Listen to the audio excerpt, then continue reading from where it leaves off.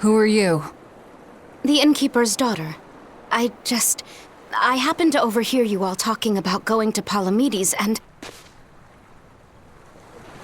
Did you report us to the Abbey? Report? But you already have an exorcist with you. If you have any business, talk with her then.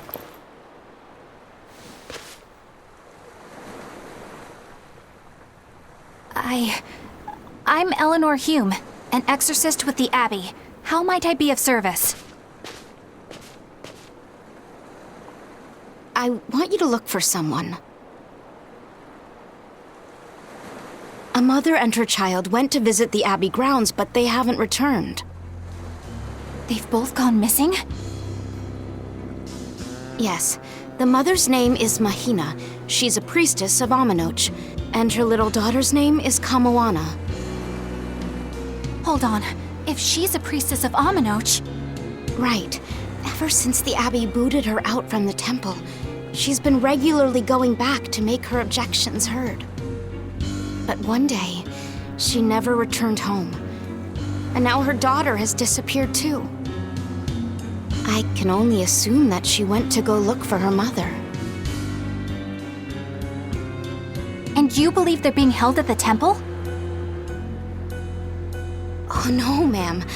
I just can't imagine Mahina would abandon her daughter like that. Kamoana is next in line to succeed her, so she's had a strict upbringing, but her mother truly loves her. Please forgive Mahina for her protests. I was just hoping you could use the Abbey's resources to track them down. I will do everything in my power to find them. Thank you. Thank you so much. Like Kamoana, I grew up with only my mother as family. I can't help but worry for them. Of course. Let's be off, Miss Exorcist. Eleanor, what's your game here? The mother and daughter, you mean? That's on me. I'll search for them myself. I don't care about that. Well, what then? Why are you actively helping us decipher the book, when we're using it to thwart the Abbey's plans? You think I might be deliberately misleading you? Laying a trap of some sort for you all? Are you? I think you're a lot of things, Demon. But foolish is not one of them. I want to know the truth. I want to know what Lord Artorias is trying to accomplish. And there's something happening in the world right now. I want to know what it is. Unfortunately, little old Eleanor has never been deemed trustworthy enough to be given such information. So, my only option is to find out for myself. You've got the soul searching down at least. The Abbey and your band of rogues follow two different paths. But something tells me either will lead me to the same destination. And so you don't see any need to lie to us? Exactly. And what'll you do if those truths don't line up cleanly with what you believe? I'm not sure yet. As honest an answer as any. Either way, it looks like you'll be working with us for the near future. Yes, for now. Hey, could I ask you something? What is it? About the Therians. I've heard you call yourself a Therian before.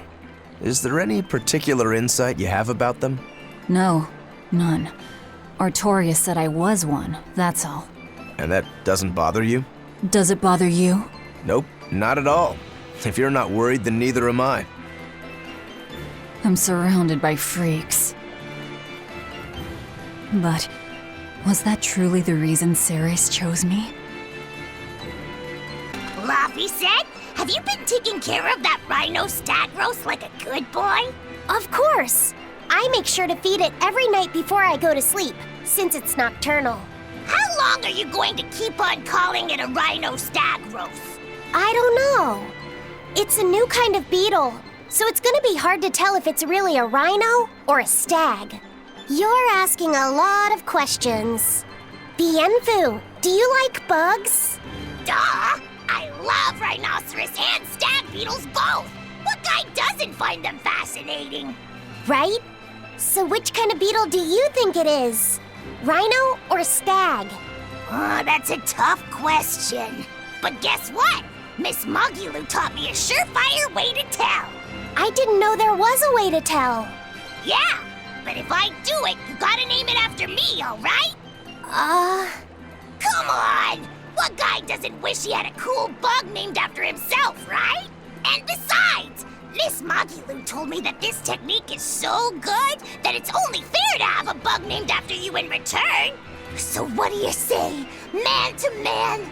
Come on, let's live the dream! Oh, all right. How can I say no to that? Besides, we all did work together to capture it anyway. Yay! Thanks, Laffy-set. All right, show me the bug and I'll tell you what it is. Miss Mogulu says you need to open up its outer wings and get a good whiff of the thin underwings. I'm pretty sure I remember rhinoceros and stag beetles smelling really nasty under their wings. Is it really that bad? Why not find out for yourself? No thanks. I think I'll pass. Maybe you shouldn't do this after all, Bienfu. You probably just want to hog the name all to yourself. Well, too bad! A real man never goes back on his word. If it packs a mean punch, then it's a rhinoceros beetle. And if it smells really zesty, then it's a stag beetle. I don't know about this. Just let him do it, Laffy-set. He's already volunteered. I can do this! Just you watch!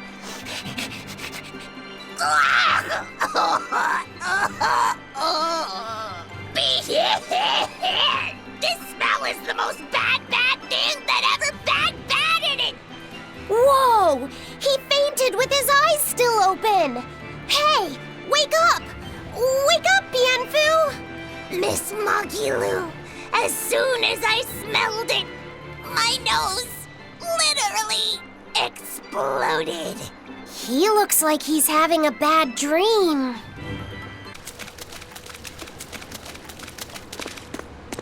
What's this?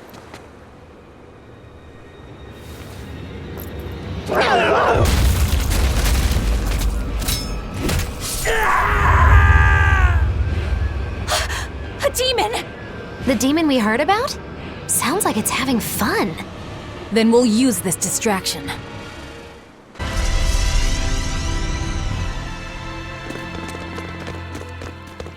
Well, it wiped out the security for us, but...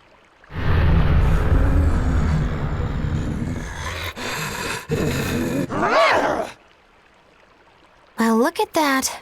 Wolfie's got the crest of Aminoch, the same pendant worn by priestesses. Then that makes this demon... Yeah, she must be the missing mother, Mahina. Can't be.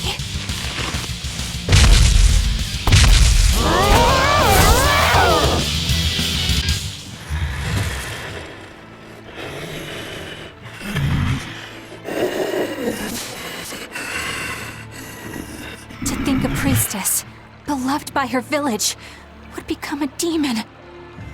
Eleanor? She's never going to be the same again. This is the least I can do for her. So says reason. Huh? That feeling!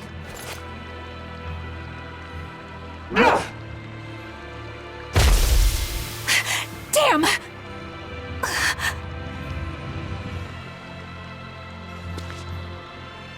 Let the demon be. We don't need it. That demon. I guess she caught demon blight when she was looking for her daughter. Yeah, that's what the girl at the inn said.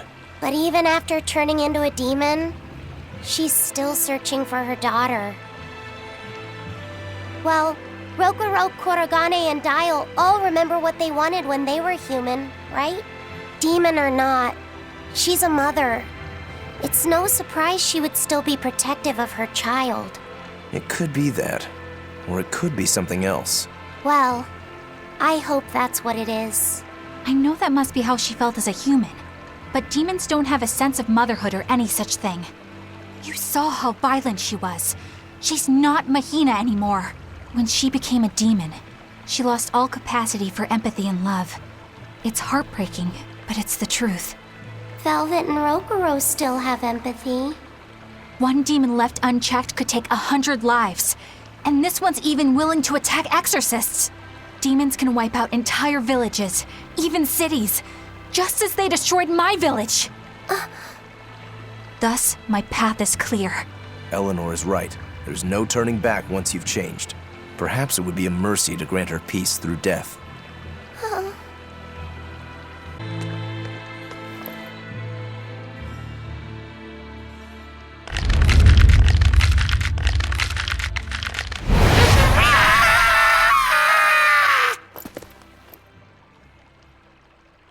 Well, there you are.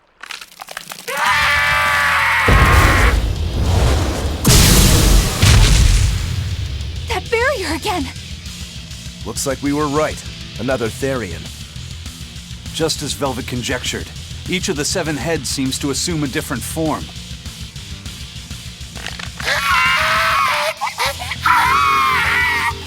The sensation! It was here! Oh, look at that. I guess your hunch panned out too, kiddo. This is just how I felt in Ward Forest. That must have been an Earth Pulse point back there, too. Oh, what are we going to do with this one? Can we get it to shrink like that bug of yours? I don't care whether it lives or dies. As long as we defeat it and take out one of Inominat's heads, that's all that matters.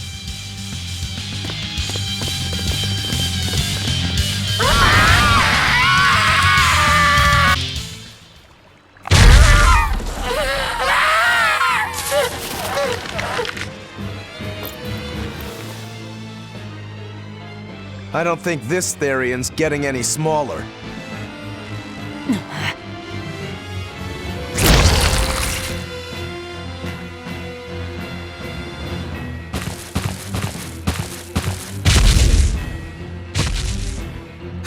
The demon again!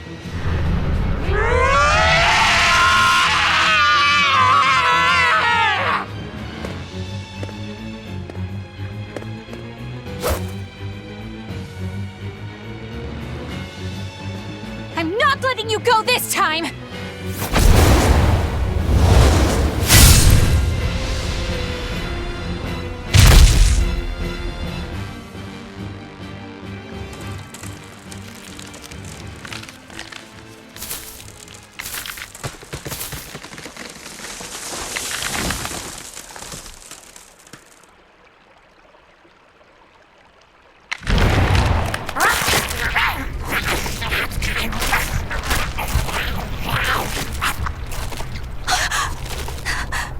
Is that Therian eating the demon?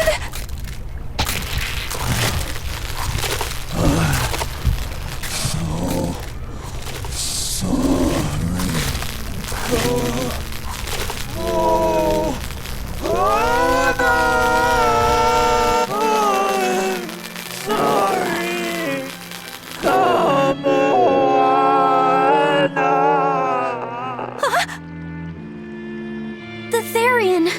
It ate her! Malevolence must refer to demons, then. Feeding on demons. I know what that's like.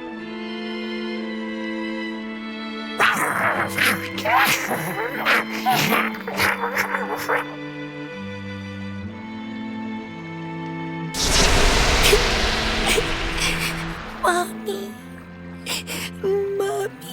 Look! It turned into a little girl! Is that Kamoana? Mommy, why? Why did you leave me all alone?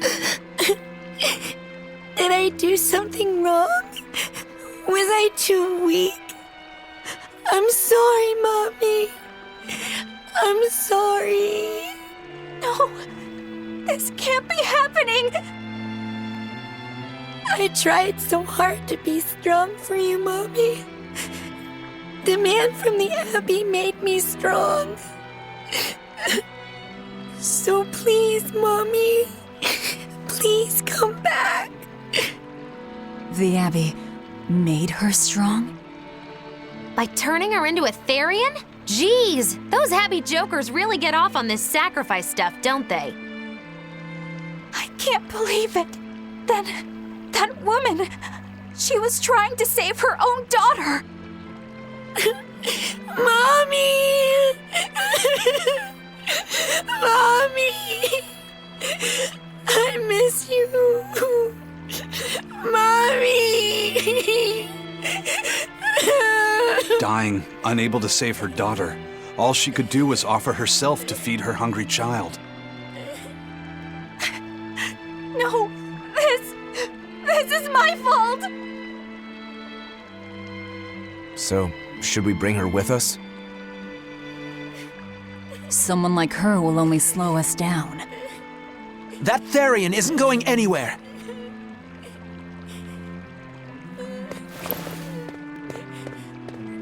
Oscar, what is the Abbey doing? Please tell me, I have to know. Eleanor, the less you know, the better. I must know. I killed her mother, and then the poor girl, she... Ah, so she must have devoured the demon. But don't let that trouble you. The demon was a necessary sacrifice to bring an end to this world's pain and suffering. It wasn't just some demon.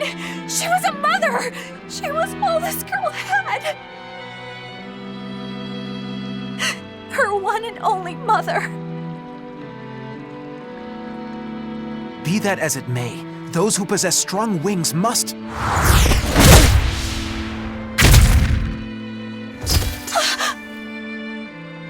It's not nice to make a girl cry.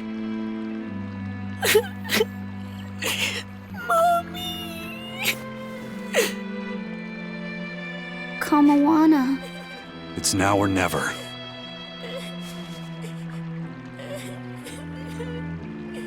Out of the way, Laphicet.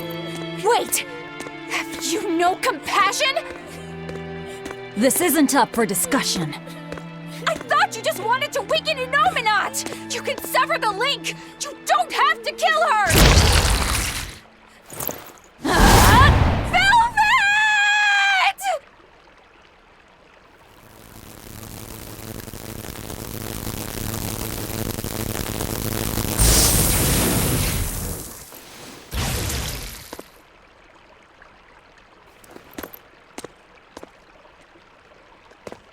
Oh, someone's had a change of heart.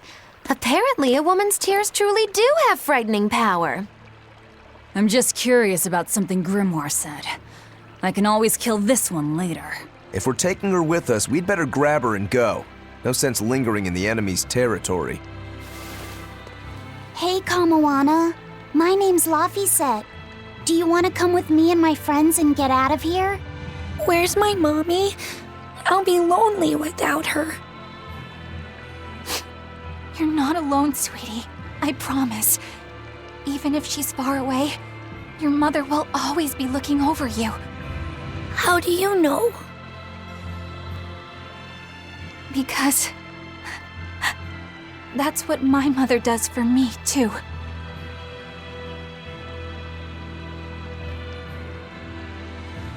Let's go, Kamawana. Okay.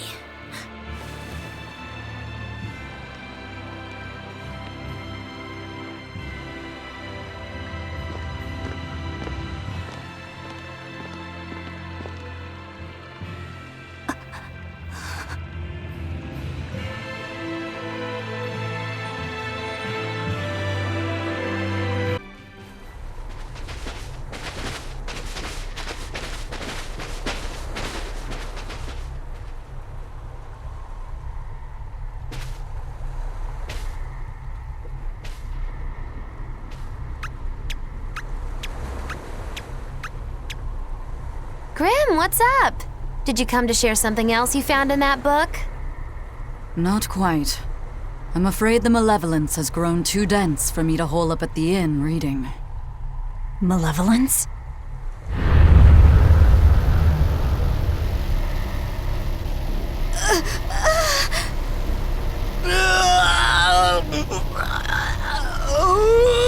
The hell?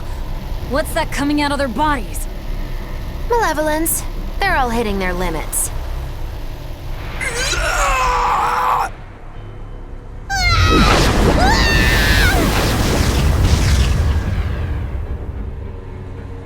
Demon Blight!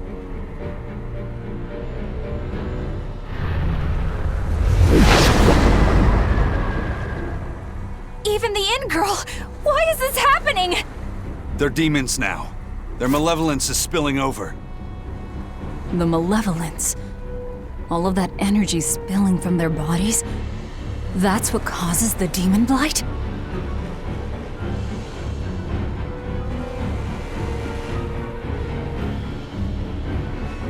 Do you know what demon blight really is? What demons are?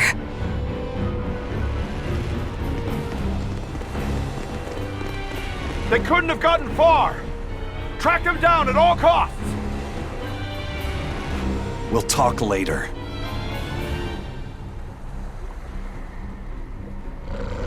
The exorcists are going to have their hands full with these demons. Let's get back to the ship while we can.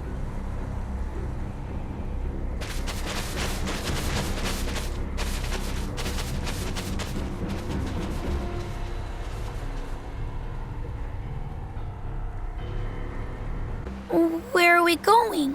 Where's my mom? Kamoana, your mother is still far away. Then I need to wait for her at home. Let's go back to Haria. Scary demons are running through the village. It's too dangerous there now. But I want to see my mom. Your mom would be sad if you got hurt by a demon. Come with us, and we'll keep you safe until she comes back. Okay, I'll go with you. I wouldn't want Mom to be sad.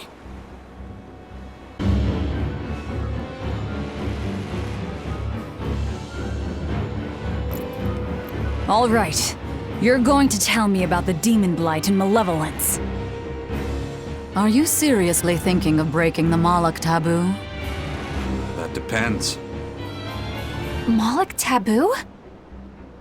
This is about more than just the demons. You could say it's the truth behind how this world really works. The knowledge can be devastating to humans, throwing into question everything they think they know.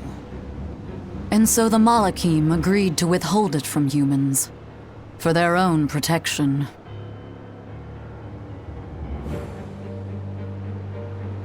Do you still want to know? It's not like I'm a human anymore. I can't keep lying to myself. I can't go on unless I know the truth. You asked for it.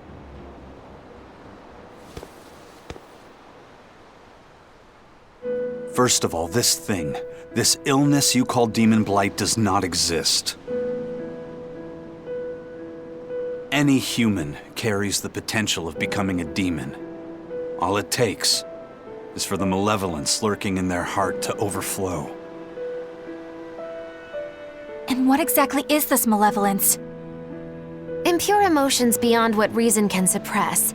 Think of it as the sin buried in men's souls. So you knew. I'm a witch. So malevolence is the darkness in all our hearts. Make any sense to you guys? Any at all? When you put it like that, yeah, it makes a lot of sense. By nature, humans are incited by negative energy. It is easy to turn them towards impurity, creating malevolence. In fact, most people are constantly generating malevolence. It might even be possible that demons are people's true selves, and what little reason they possess is all that keeps them in human form. If the masses realize this, the realm would be thrown into utter chaos. That's why the Abbey propagates the lie of demon blight. So I presume. That can't be true! You know yourselves there weren't any demons before the opening! It used to be that humans couldn't see demons, or Malachim. Not unless they possessed a unique spiritual talent we call resonance. All your average human would see was someone turning extremely violent. Unable to explain what was happening, they'd just call those people possessed or feral. Then what made people see them all of a sudden? I don't know. My guess would be that something triggered greater resonance among all of humanity. And then, on the day of the Advent, all humans gained the ability to perceive Malachim. And in the following days, the exorcist numbers swelled. This has to be Artorias' doing.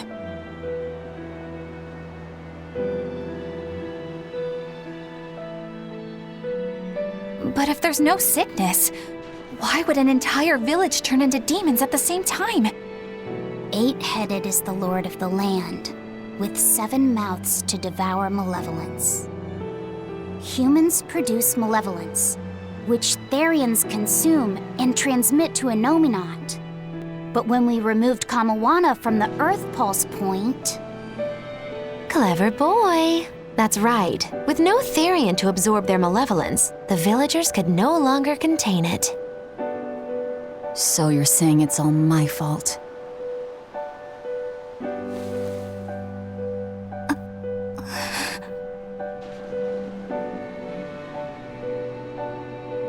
Hey, what's going on? You all look so sad. It's scaring me. On the other hand, at least now we know we can trust the contents of that ancient book. We tear the Therians away from their Earth Pulse points. Inominat's power will wane, and will prevent this awakening. But if we take away the Therians, then more and more humans will turn into demons. It's the only way to kill Artorias. Ooh, the knives come out. So even the truth won't stop you. Very well.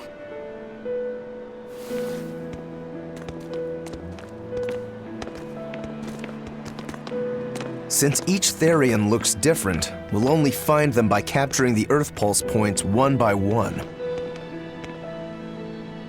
What separates humans and demons?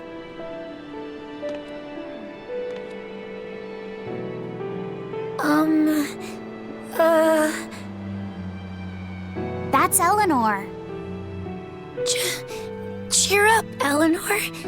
Your mommy's looking over you too, you know.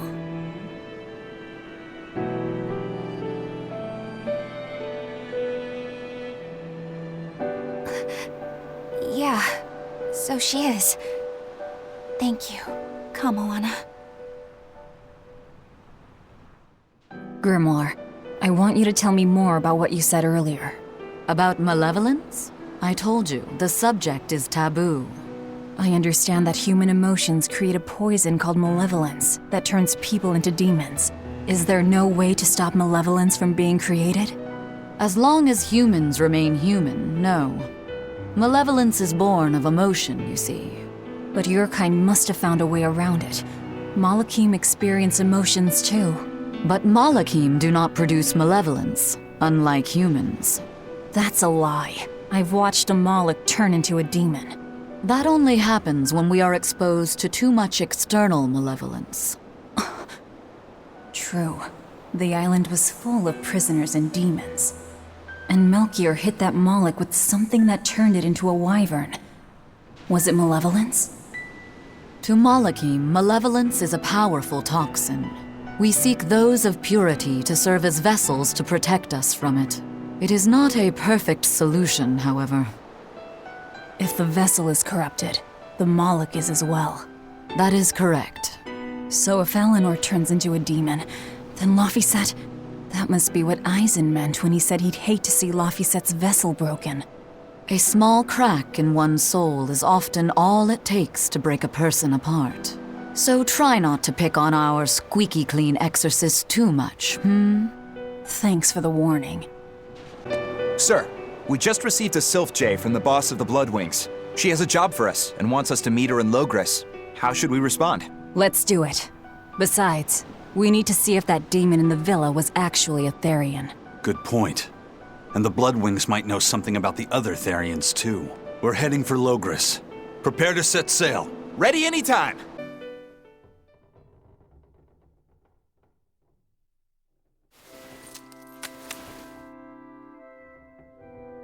lost my mother to a demon. Yet that girl's a Therian. I don't even know what I want anymore. Hey, that's pretty! You like to look at that thing, don't you? Yes, my mother... Someone very important to me gave me this. I treasure it a lot. Looking at it gives me strength. Do you want to see it? Yeah! Ah! What's wrong? My face! It's scary! I don't want to look like that! I don't want my mommy to hate me! Mommy! Mommy! When I was her age, that's just how I cried. Come, Moana. I want you to see this. That huge owie. What happened? It's big and ugly, isn't it? There are scary things about my body, too. But do you think I'm scary, Kamoana? No, not at all. But are you all right? Does that hurt? Thanks, sweetie. I'm all right, I promise. What about me? Do you think I'm scary? You're such a sweetheart, Kamoana. Nobody could ever be scared of you. Not me, not your mother, not Laphicet. You don't have to cry anymore. It'll be okay. I promise. Okay. That scar, was it from a demon? Yeah. They attacked my village when I was a girl. I was so hurt I couldn't move. But my mother lured them away from me so I could survive. What happened to her? The last thing she said to me was, "Stay strong and keep living." Oh. Come to the deck. Grimoire says she's learned something from the book. Hey, why's your face so red? It's nothing. Somehow, I doubt that. It's nothing, I swear.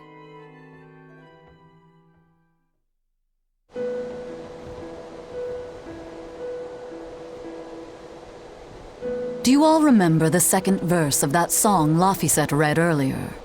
4 Empyreans may tear him asunder, but so long as there is one receptive to divine power, Therian shall be forever reborn in sight of the full crimson moon. Right. That's what I've gathered you all here to discuss. And we think that passage means that Innominat and the Therians will be revived by a chosen one, right? Yes, but the shall be forever reborn part kept bothering me. I've reconsidered my analysis. Suppose that instead of someone being chosen by Innominat to create Therians, the song means that Innominat chooses who becomes Therians. But so long as there is one receptive to divine power, Therians shall be forever reborn. What do you think that could mean? That someone receptive to Innominat's power will be reborn as a Therian. Like Kamoana. Which is to say that the Abbey figured out how to turn people into Therians, and then got right to work. That's... Are you really that surprised? Artorias has always been one to prioritize the many over the individual, as I well know. Another thing to consider is this wording about Therians being forever reborn. This could mean that one Therian will be reborn again and again, or it could mean that different Therians will be born to take their place. Meaning that even if you kill one, there are more waiting in line. They can't be wiped out. Looks like prioritizing the one over the many was the right call this time. Eh, Velvet? I never said I wouldn't kill her, if it would prevent Innominat's reawakening. But Therians can't be killed. Not truly. So, in a nutshell, if you kill one, Another person who's receptive to Inominat's power will be reborn as one. Right. But the song says that 7 mouths feed the body. So there's only so many around. If you don't kill them, the next ones won't be born. Exactly. So we remove the 7 Therians from their Earth Pulse points instead. But then, we also have to protect them so the Abbey doesn't steal them back. Or kill them. Sounds tricky. We've got to protect my bug, too. Yeah, you take real good care of that thing now. Got it? You bet I will. In that case, we should probably work on securing a proper hideout for ourselves. You got a secret base or anything, Eisen? It's every man's fantasy, but sadly, I don't. We need a hard-to-find spot. One where we can guarantee a steady supply of malevolence for the Therians. Somewhere devoid of people but full of malevolence. Real poser you got there. With the Abbey in control of the entire continent, finding a place like that will be easier said than done.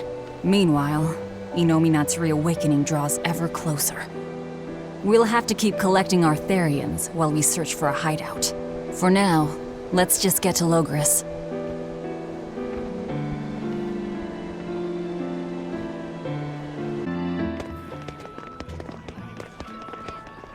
Hey, old man! Give me all the water and food you got!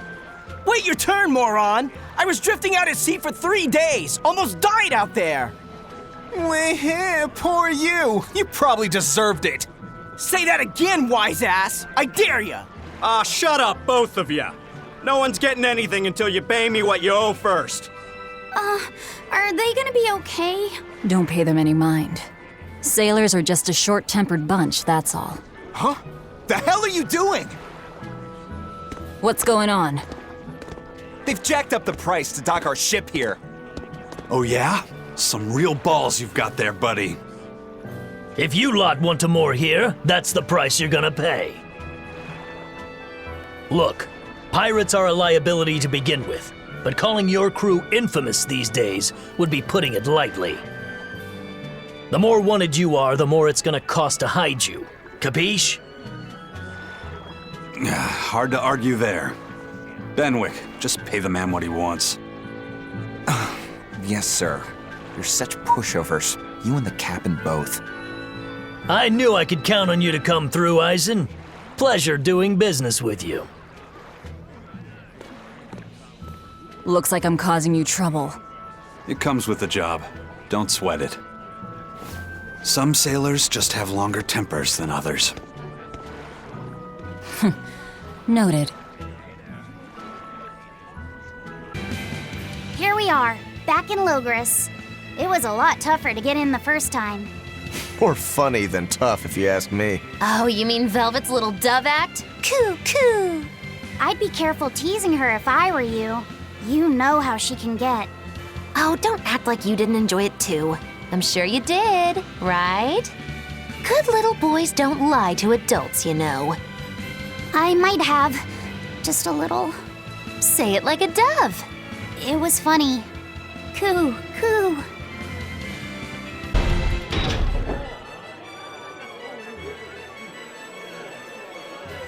Man, the capital sure is big.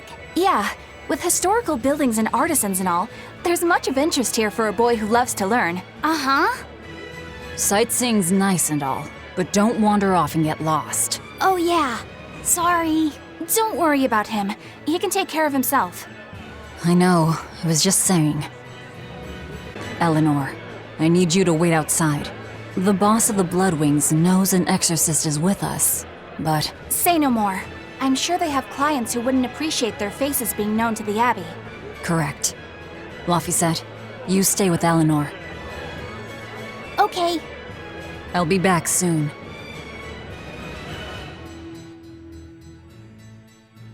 My thanks for coming all this way.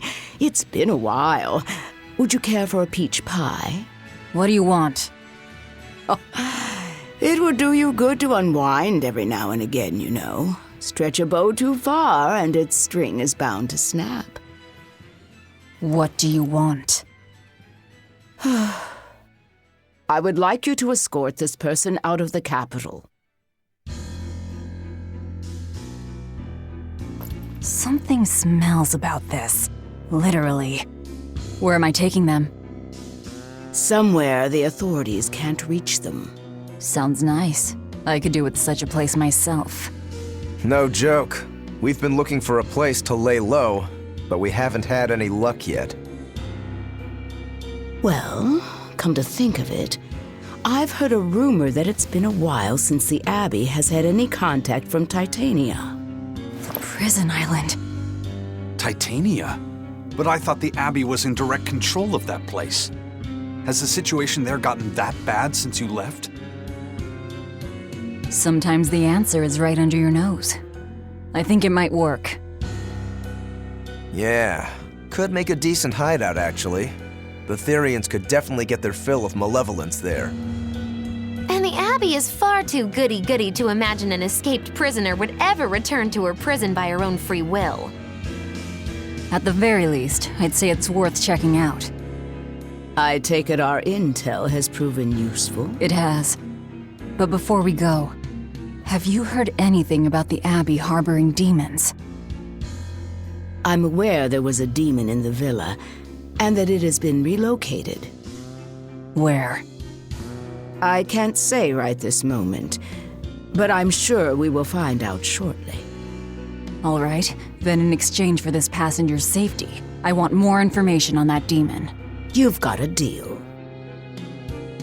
Eisen, I heard about your confrontation with Melchior.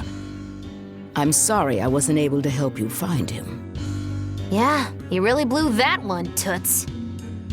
It's fine. What's done is done. Have you given up on finding Eifried? No, I haven't. The crew and I will do whatever we can to quash the Abbey's plans. We do them enough damage, and the Abbey ought to start thinking about putting their hostage to good use. They'll set him up as a trap for us, and that's when we'll steal him back. Attacking the Abbey to create an opening for his escape. Clever. It's what Eifried would do. That's all.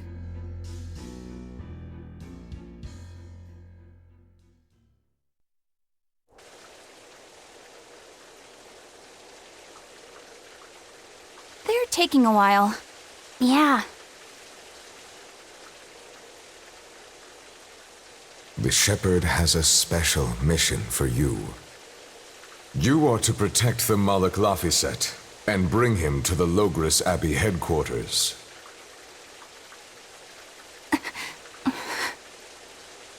What's wrong?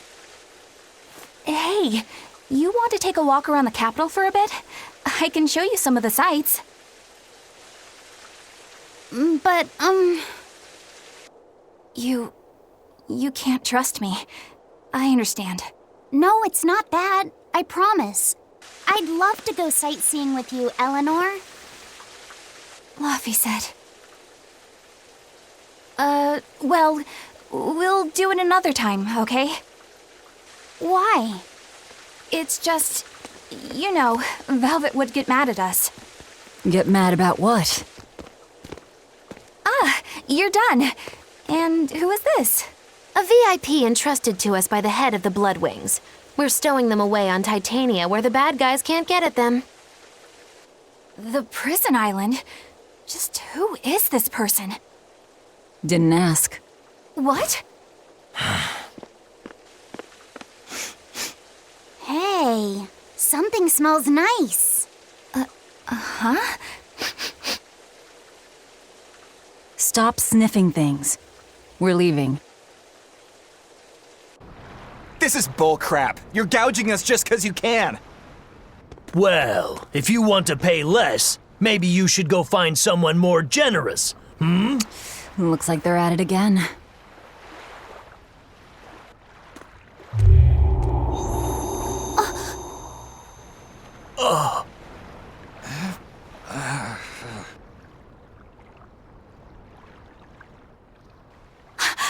Huh? What's happening? Benwick, snap out of it! Benwick! Huh? I was haggling for supplies, and... Tell you what, I'll give you a fair price. Actually, just take what you need. We should all endeavor to help contribute to the common good of humanity, rather than selfishly pursue wanton profit. What? Are you sure? No. Wait. What was I saying?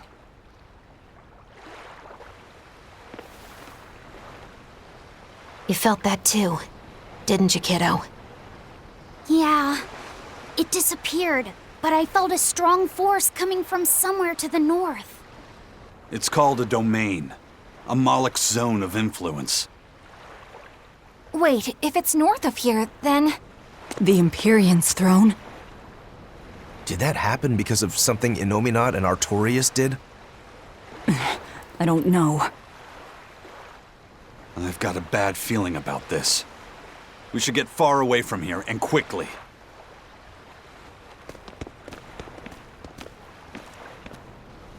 So, the suppression.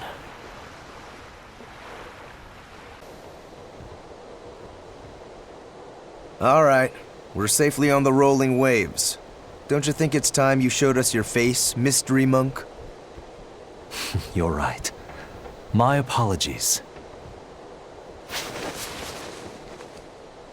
I knew it! Prince Percival! Percival Ilmid Asgard, crowned prince and heir to the throne of the Midgand Kingdom.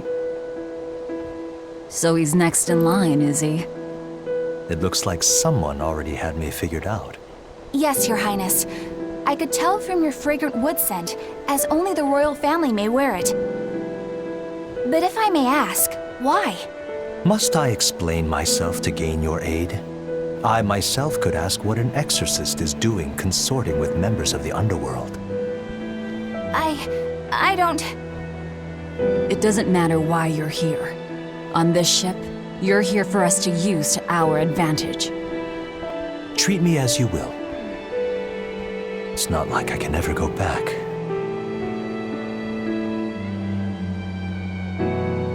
For a fellow born with silver spoons spewing out of his mouth, Princie Poo's rather laid back. Prince Percival is an upstanding man, renowned for both his intelligence and his fair, just demeanor. It's widely believed that with him on the throne, Midgand's prosperity will continue and... Look, I played dumb earlier, but I smelled that scent too. He wore it for us to notice. He wanted us to know just what sort of position he held, and how useful he could be to us. He surprised me, at least. Do you think we're being led into another trap? We definitely can't take that possibility off the table. When the time comes, he'll make a good hostage, if nothing else. Not if the ones we face are after his life too. For now, let's just make sure we keep an eye on him. The prince! He said he couldn't go back. I wonder why.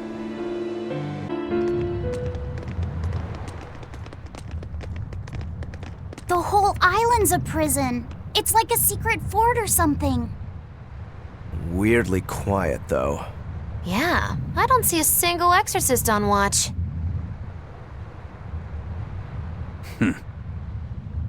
Let's scope out the inside.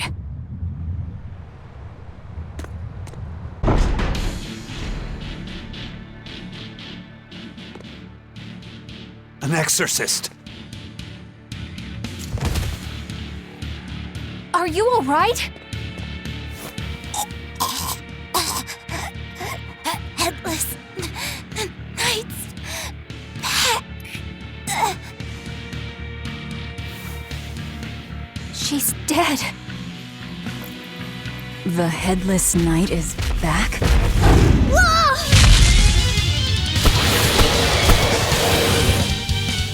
Think this is the demon that attacked her? Another prison riot?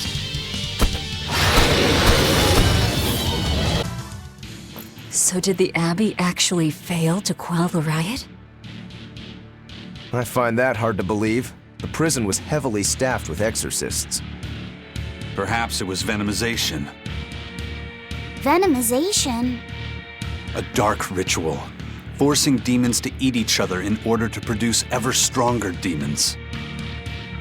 So the demons devoured each other, creating a demon too powerful for the exorcists to control? I imagine the riot didn't help. Now whose fault could that have been, I wonder? Whatever happened doesn't matter to us now. We need to focus on how to take this place for ourselves. That exorcist from before said something about a headless knight, right? That one's probably the leader. Then we hunt it down and destroy it. Until we capture the island, let's use this room for our staging ground. I'll leave the prince and Kamoana to you two. Eliminate any enemies who come in. Understood.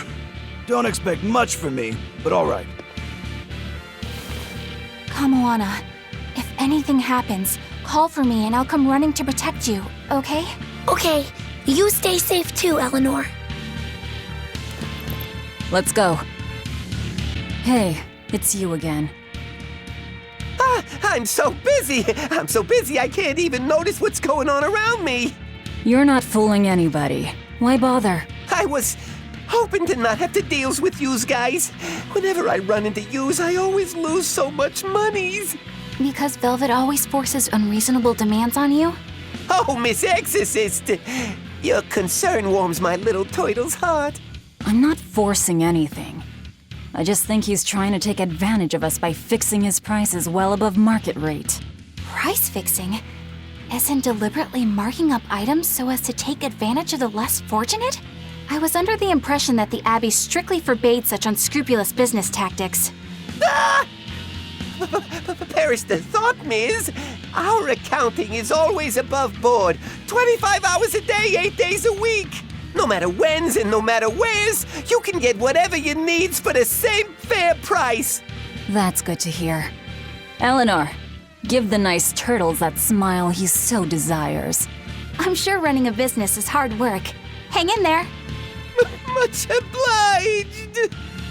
From the way you were talking, it seemed like you had an idea of who was behind the riot. What happened here? I'd think someone in your position would know. There were reports of a large riot, but I was caught up in chasing you, so I heard little else. It was a small affair, really. Velvet Rokurou and I were being held on this island. Velvet instigated the other prisoners to riot so that we could escape. She used the prisoners? Yeah. You'd expect different from me? How did it end? We didn't stay to see, but the prisoners were losing badly. Or at least, that's what it looked like. But if that was the case, then where did all the exorcists go? I know Oscar left to report the incident, but the other guards should have remained at their posts. Well, if they didn't flee, we have to assume they were all killed. By this headless knight, perhaps? Well, no sense losing our heads, I suppose. But it looks like we're in for a heck of a fight. All we have to do is mop up anyone who's left. The Headless Knight! He must be the product of the venomization. Well, he definitely looks vicious enough. Not as vicious as our Velvet, though. Well, that takes care of that. Yeah. I feel something again. More malevolence? No, another Earth Pulse point. It must be on this island. I sense it too. It's very close. Directly underneath us, I would guess.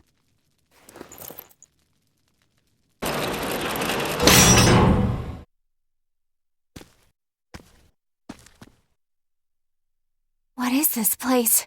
Welcome to the most secure cell in the entire complex. The darkest hole in Titania. Feel anything, Laphicet? Yeah, I think this is the Earth Pulse point. If this cell is where the Earth Pulse point is, then does that mean it housed a Therian? Yeah, and a real hungry one at that. Every day, they would toss demons into its cell. It would devour its fill, then wipe the blood from its lips.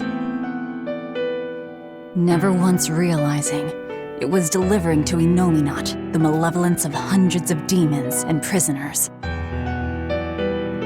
And then one day, there appeared before it a female Moloch, who shattered the barrier and freed the Therian from its cage. But the Therian knew no mercy, and it devoured its liberator. And it was then...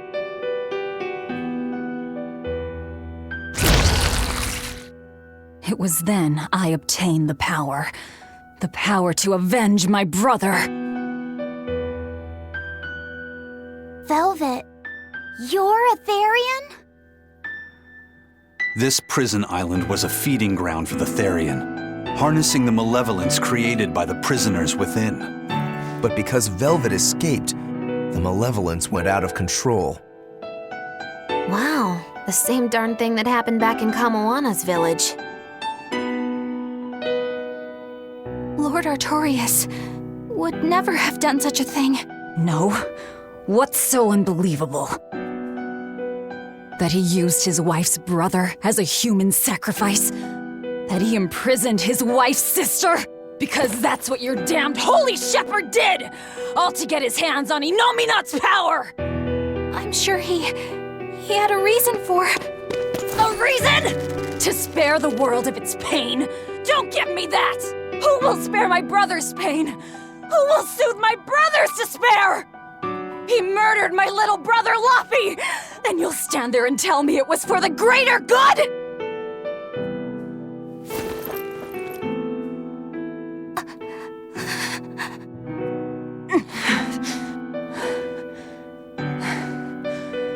At any rate, that's one less Therian for us to track down.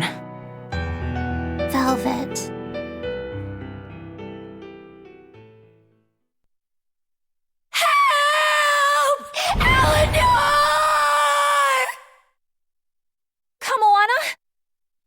What? Did Velvet yell at you so hard you're starting to hear voices now? I have a feeling something's wrong. Kamoana could be in danger.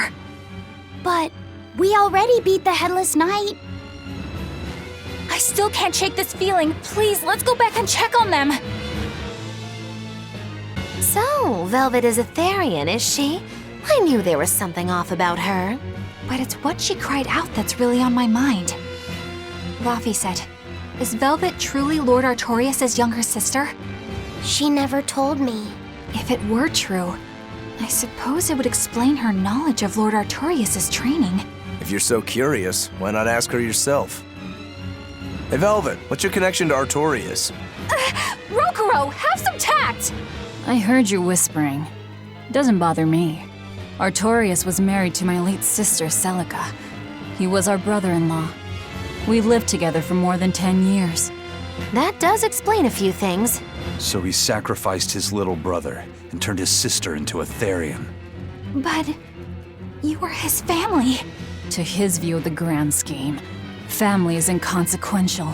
The needs of the many outweigh the needs of the few. All he did was act according to his ideal logic. Well, enough chit-chat. Let's get moving. So it turns out that Velvet is a Therian who consumes malevolence. And too much malevolence is what changes people into demons. Strong enough malevolence can persist after the person who created it dies, turning their corpse or spirit into a raging monster. That's how undead and phantom demons come about. Then the demons Velvet killed turned back into humans because she devoured their malevolence. Yeah, and consequently, they avoided becoming undead or anything like that. So she saved them. Well, I mean, a corpse is a corpse, of course. Do you think she could devour only the malevolence and turn a living demon human again? Unfortunately, that's impossible due to malevolence's self-reinforcing nature. When Therians are connected to Inominat through an Earth Pulse point, they seem to be able to absorb small concentrations of malevolence from the surrounding area and inhibit the creation of new demons. But any human who builds up enough malevolence to turn into a demon will keep producing malevolence as long as they live. That's right. To devour any malevolence, I need to cut it off at the source. That's how my powers work. Velvet, I'm sorry. I don't mind it. Actually, I find it convenient. This way, I'll never forget my hatred for Artorias. Plus, as long as you stay away from an Earth Pulse point, you get to keep the power of any malevolence you consume. Fuel for my hatred, yes.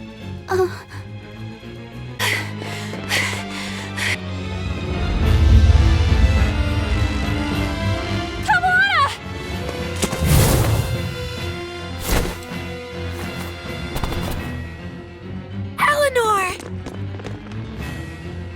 You really came back for me. A promise is a promise, sweetheart. A headless knight and a horse demon. It's giving off a ton of malevolence. This must be the true survivor of the venomization process. Oh, I get it! The dying exorcist lady wasn't saying Headless Knight is back. She was going for Headless Knight on horseback. Whatever the case, we'll fight whoever we have to claim this island.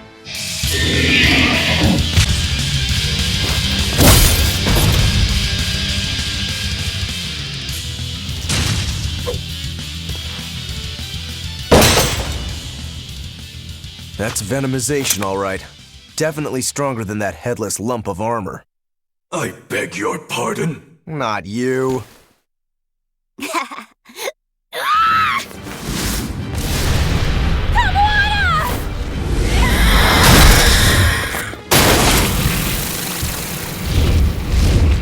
demon from the villa? No, look! It's absorbing the malevolence. It's a Therian. Actually, that hawk is Griffin, my one and only friend. A damned Therian. So that's what Tabitha meant when she said we'd find out shortly. But Your Highness, why do you have a Therian? It's like I said, Griffin has been my dear friend ever since I was a child. Even if he's a Therian now, that hasn't changed. So you knew you were helping a Therian escape. What are you plotting? I have no plots or schemes. I just want Griffin to be free. I guess we shouldn't be surprised. The Crown Prince and future king, he's gonna do whatever he likes. I suppose I am at that. But if I am, it's the first time I've ever been allowed a choice of my own. When you're a prince, you're not a person. You're an institution, one designed to serve the state and its people. Say, for instance, you're doing your law studies and your back suddenly itches. What do? I mean, I'd scratch it. Who wouldn't? When I did that, my tutor gave me a whipping so hard the blood ran down my back. The reason being that I prioritized a personal feeling, that is to say my itch, over my studies in service of the state. Seeing Griffin lay claim to the skies let me imagine my own freedom. It was my lone solace over the years. But then, he turned out to be responsive to Innominat's power. I take it the Midgand royal family is well aware that the Abbey is creating Therians. Of course. How could we not? The kingdom offers unequivocal support to Shepherd Artorias' vision of reason and will. Even so, if there was one thing I could never permit, it was seeing Griffin locked up and unable to fly. Never. I tricked the exorcist on guard and disabled the barrier. But then Griffin attacked the exorcist and killed him. That's why you said you could never go back. They can overlook a single dead exorcist, but with a Therian removed, malevolence will engulf the capital. I knew full well what I was doing. And yet, I couldn't watch my friend's life be stripped away. Your Highness. He chose a single bird over the world. Why do you think that birds fly? That's what Lord Artorias asked me. My anatomy book says birds can fly because their bones are light and their wing muscles are enormously strong. Birds fly because a bird that cannot fly is no bird at all. That's what I think.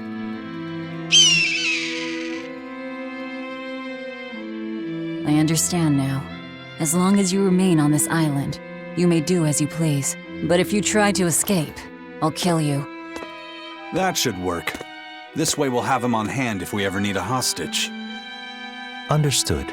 I appreciate you letting Griffin and me stay here. Well, now that that's taken care of, let's build ourselves a hideout.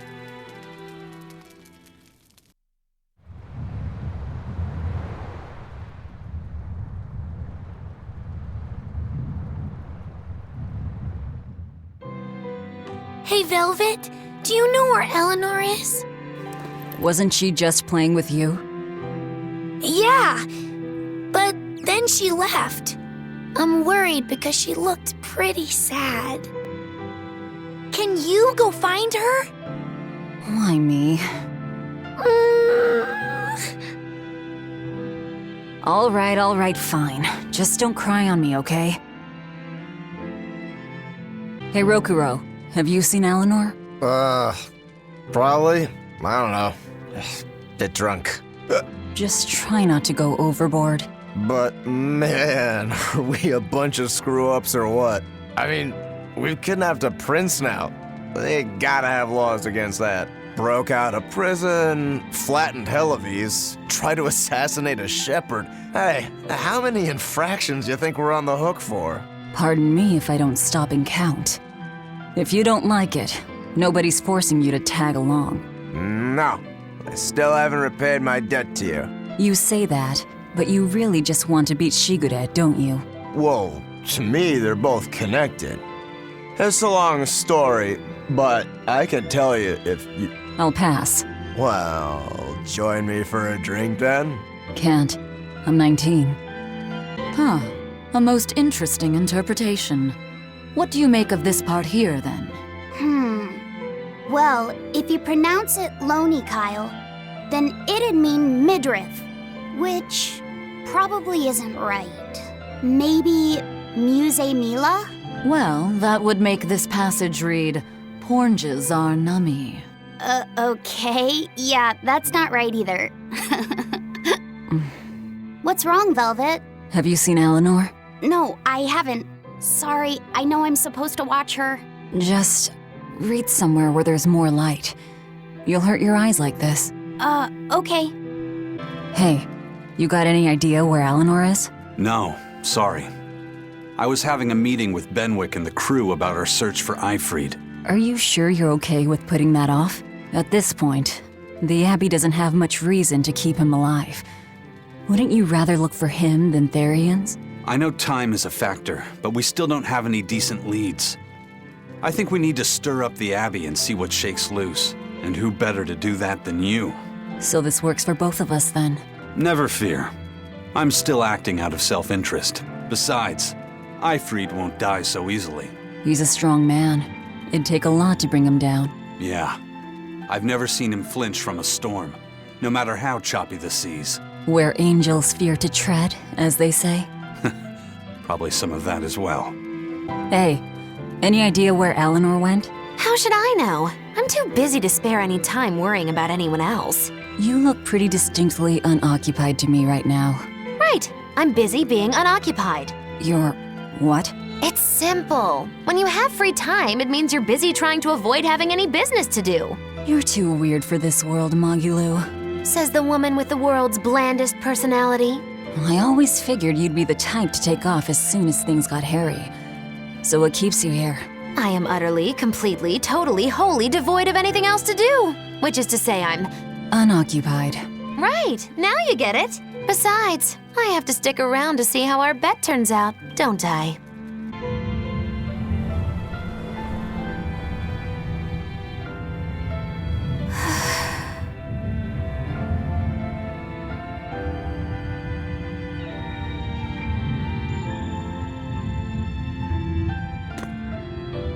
There you are, Eleanor. Kamoana's worried about you. You actually came looking for me? Can't say no to a crying child. Indeed. She may be a Therian now, but deep down, she's still a lonely little girl. That's something I've come to realize in traveling with you all.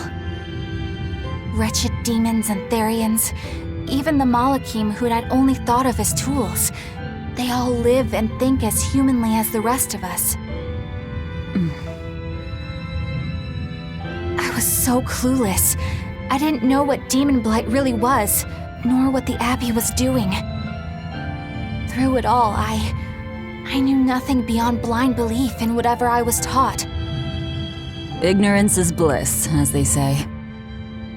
The coward's path is not that of an exorcist. They may say, I didn't know anything, so I can't be blamed. I can't live like that.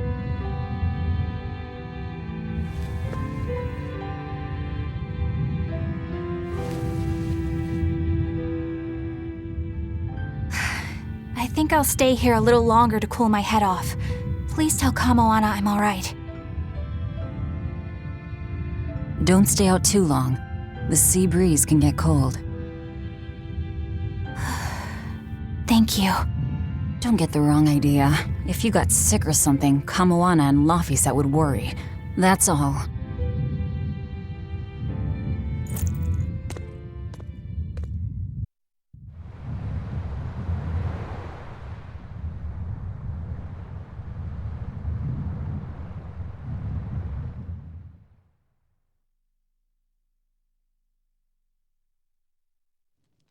I have something to say. There's something I've been hiding, until now. I've been acting undercover on a special mission for Lord Artorias. I was to watch over the Malak Laphicet and bring him to Abbey headquarters. So vital was the mission, I was to do whatever it took, even kill my fellow exorcists. You were gonna take me to them. I'm sorry for deceiving you, Laphicet. Originally, I was going to get you to lower your guard, then take you in. However, I no longer intend on following the Abbey's orders. You're turning your back on Artorias? No. I still believe in the sincerity of Lord Artorias. That the world he seeks is one that will benefit all humankind. But nevertheless, I simply cannot bring myself to condone the methods he has chosen to achieve that vision, so...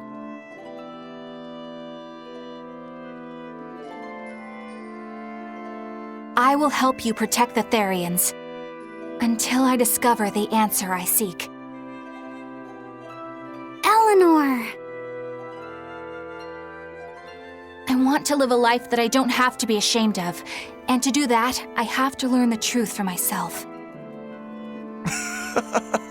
So, you live by your emotions after all. Maybe you found your own creed. Welcome to our wonderful world of wickedness.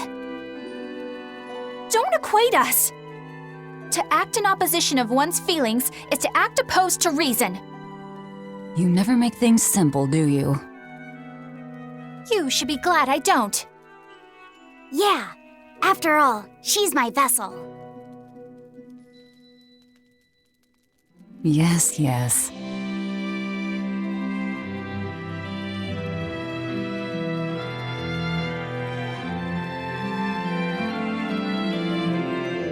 So, I think our next order of business is to find ourselves another Therian.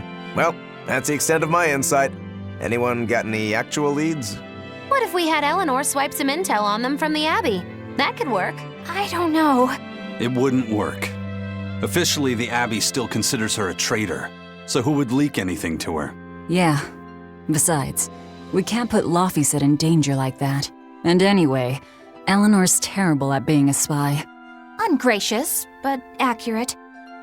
You know that special underground cell from yesterday? I want to go back there. There's something I want to try out. All right, let's go.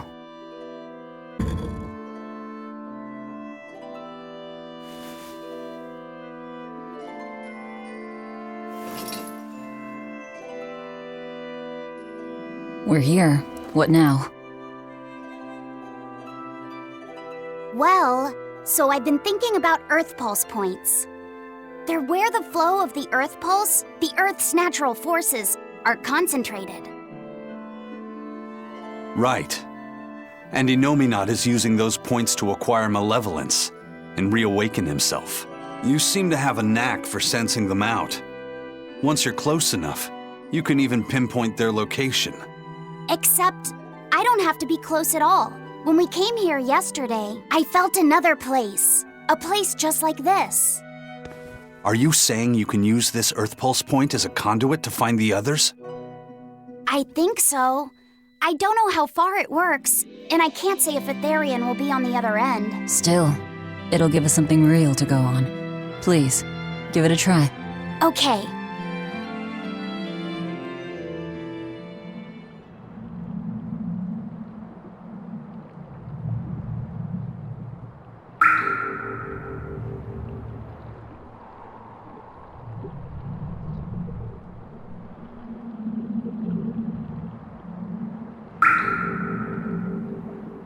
Anything? Yes, I felt it. There are dozens of Earth Pulse points scattered around, but I sensed a few big ones that stood out. So you can even detect their size. Yeah, at least I think I can. This island is one of the big ones. There are 2 more like it somewhere to the east and the southeast. But I think those are the Warg Forest and the Temple of Palamedes. Still, that suggests we're more likely to find Therians at the larger Earth Pulse points. We've got 3 Therians to go. Anything that helps us narrow down our choices is a boon. Yeah, you've done great work today, Laphicet. That's for sure. Thank goodness you're here. You're a marvel. One of the wonders of the world, kiddo. It's not that big of a deal, really.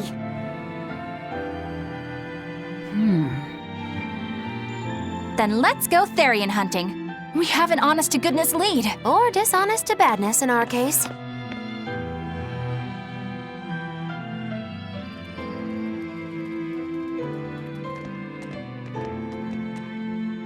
Broke again. Still not good enough. You think it's your swords that are weak. You don't think maybe your body's just stupid tough? No. If it can't cut me, it's just not good enough. I need stronger materials to make a better sword. I'd love to try orichalcum, but getting that stuff is next to impossible. Orichalcum. That's the strongest metal in the world, right? A rare metal that's only been found in ancient ruins, and seldom at that. I've seen fragments of the metal myself, but I've never even heard of a piece large enough to forge into a weapon. I have. I heard a rumor that a block of orichalcum was discovered in an ancient ruin some 200 years ago. Unfortunately, the boat carrying it sank in a storm. From the depths of the earth to the depths of the sea. A sunken ship. Treasure at the bottom of the sea. That would stir any sailor's heart. If we knew where to find it, could it be salvaged? The ship's crew drowned, so nobody knows where she sank. Besides, it's a centuries-old rumor. Who's to say it's even true? Right. No sense in wishing for what can't be gotten. I'm sure there's other material you can use. Even Dial makes a good point sometimes. Hey, what do you mean, even Dial? Even Dial's getting angry. Saying it like that's just weird, Kamoana. Even Komoana's getting weird.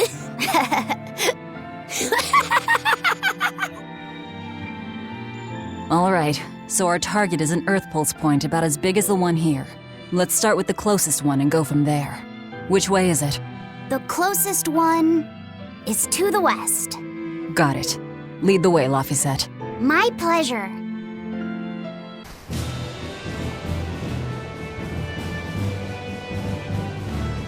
It's here! This is the Earth Pulse point! Nothing but open water as far as the eye can see. Is your Earth Pulse point down below?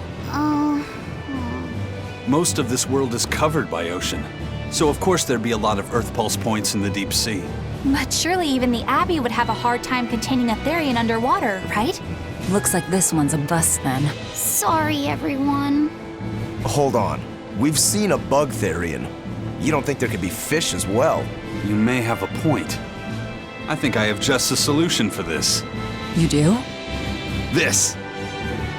What? Don't give me that look. I'll have you know this is Fujibayashi's rod. This baby's 9 feet long, made from a single piece of the finest bamboo aged 5 years, with a slow 60-40 action that almost feels alive when it bends. Its exquisitely wrapped handle feels like an extension of your own arm. And just look at that elegant black lacquer finish. It's as perfect a fishing rod as there can be. I'm sure it's a lovely fishing pole, but fishing? Are you sure? This is a Therian we're talking about. All the more reason. Remember who you travel with. Okay? All right, if no one else will, I'm going to veto this fishing idea. Aw, come on, let's give it a shot. Besides, I'm hungry. Even if all we catch is fish, at least we'll have dinner. I'd love to have me some koi or sockeye salmon. Don't encourage them. How do you attach the hook to the line? Like this? You don't go fishing much, do you? It's just been a while. I used to go fishing with my brother sometimes. This is my first time. Then we can try it together. I'll teach you how it's done. I didn't know you could fish, Eleanor. Yeah, when I was little, Old Man Tenny taught me. He was from my village. I've caught at least 100 triot loaches over the years. Wow, that's a lot of fish. Those two really get along. If I didn't know better, I think she's his sister, not his vessel. Eleanor certainly got Laphicette's number. Better watch out, Velvet, or she'll steal him away. Laphicette. Let's get the line set up properly. First, you take it and thread it through the hook, like so. That looks hard. Hey. Once you get the hang of it, you'll be able to do it with your eyes shut. Okay, I'll give it a shot.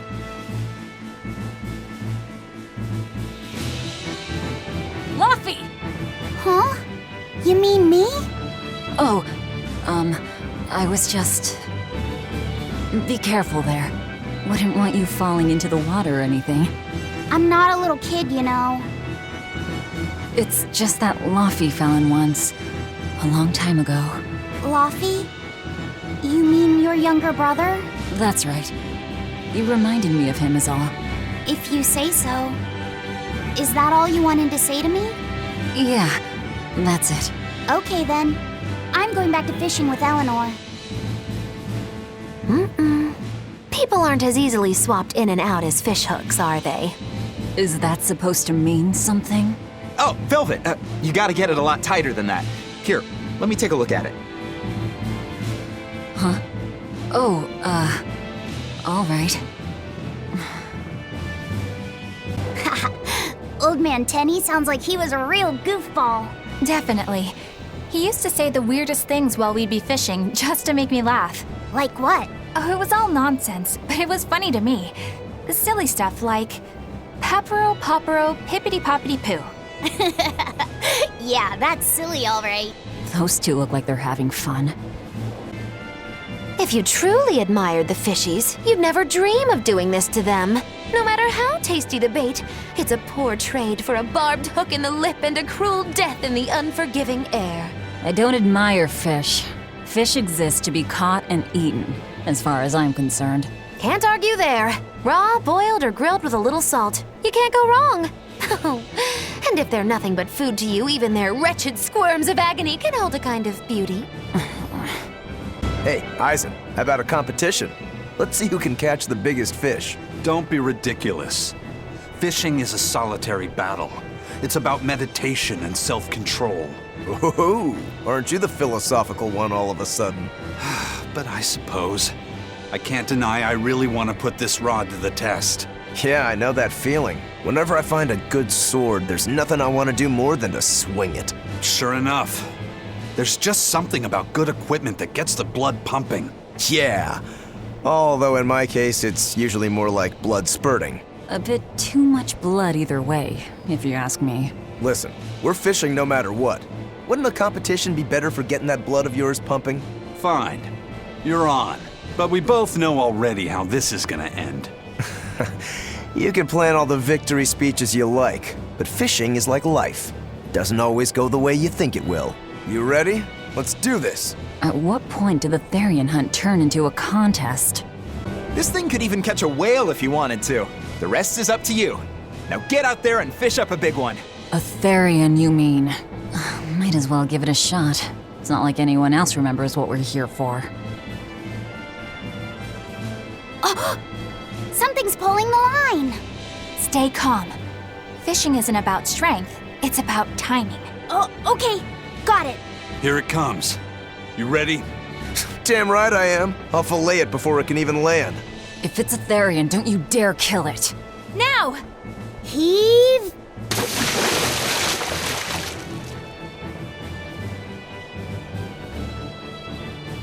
Well, what do you know? Neither a fish nor a Therian.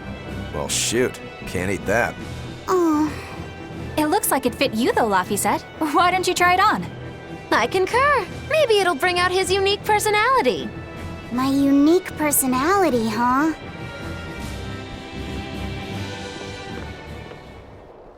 See? What did I tell you? It looks great on you, Laphicet.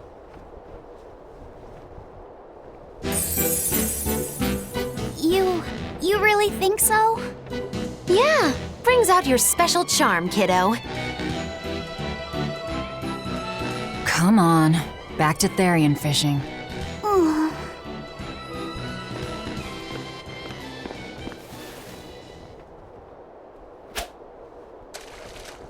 Hey, you don't need to take it so seriously. I have to catch the Therian. Maybe then Velvet will see me for who I am. Not a bite. Oh, quit your grumbling. Who was it who said fishing doesn't always go how you think it will? Spoken like a true, heartless pirate. Oh, hey! I've got something!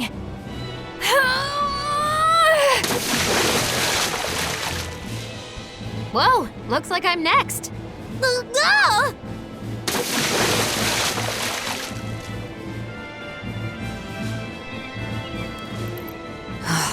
Not a single decent catch. I think it's decent. Huh?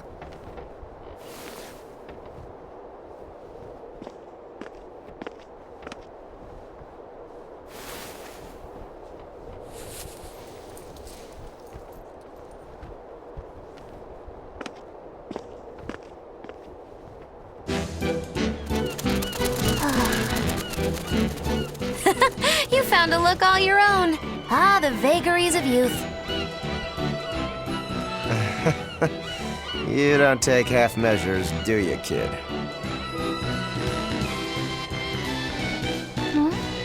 What's wrong, Laphicet? You look ridiculous. Take that off.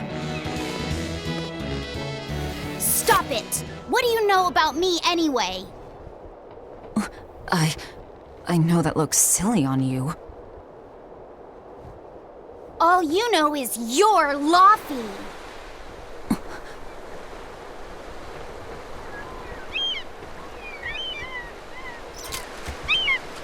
Hey, Velvet! Something's pulling on your rod. Huh? Oh! It's a big one! Give it everything you've got! I know what I'm doing!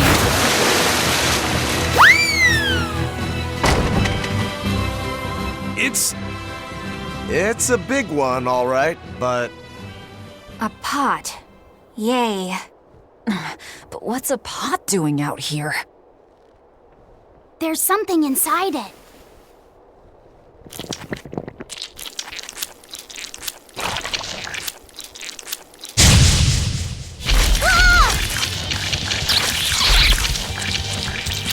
An octopod? Phew, that was scary. Be more careful before you approach a suspicious object. You think Laffy would have stayed back? That has nothing to do with this! Hold on. There's something else inside.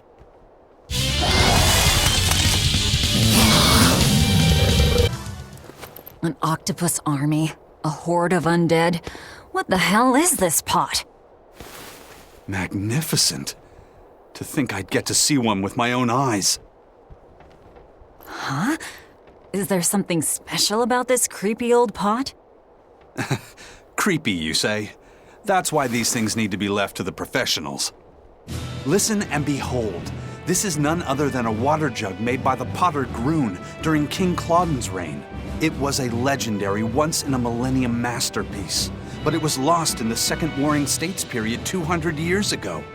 Assertive yet not ostentatious, the piece draws you in with its stately curves and the subtle shimmer of its colors, which belie a hidden savagery. 2 lectures in one day.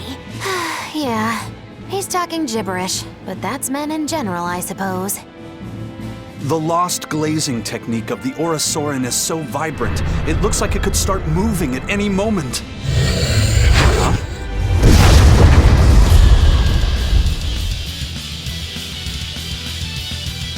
Oh, and start moving it did. Look out! The pot's a demon! It's finally decided to behave itself. Wait, Velvet! Don't eat it!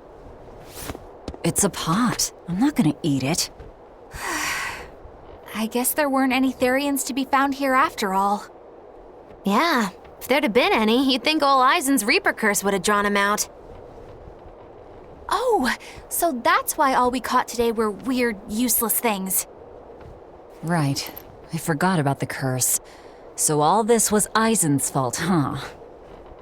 Funny how quickly you get used to it. Oh, my power didn't end up helping us out at all. Nope. But I know you're not the type to give up after a little setback.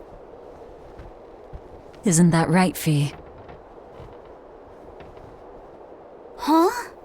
Fee? It's your nickname. Not a whole lot of thought put into it, but... You're you. You're Fee. Velvet. Fee. I like it. It has personality. Thanks. Of course, if you still feel like giving up. No, I'm gonna find us the next Earth Pulse point. Oh, hey. There's something else inside the pot.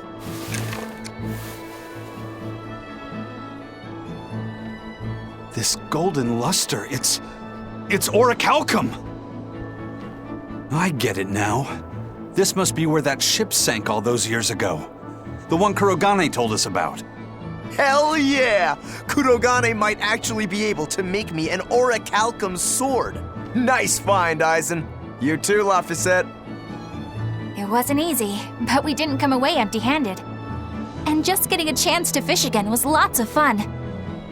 Yeah, I had a really good time too. Even I was entertained, especially your little costume show, kiddo.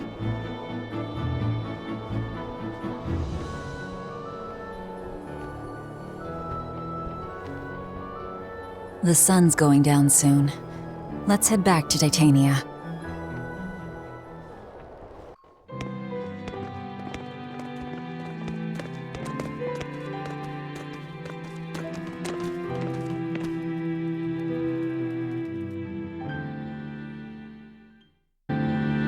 Have you been practicing your dove impression, Velvet? What?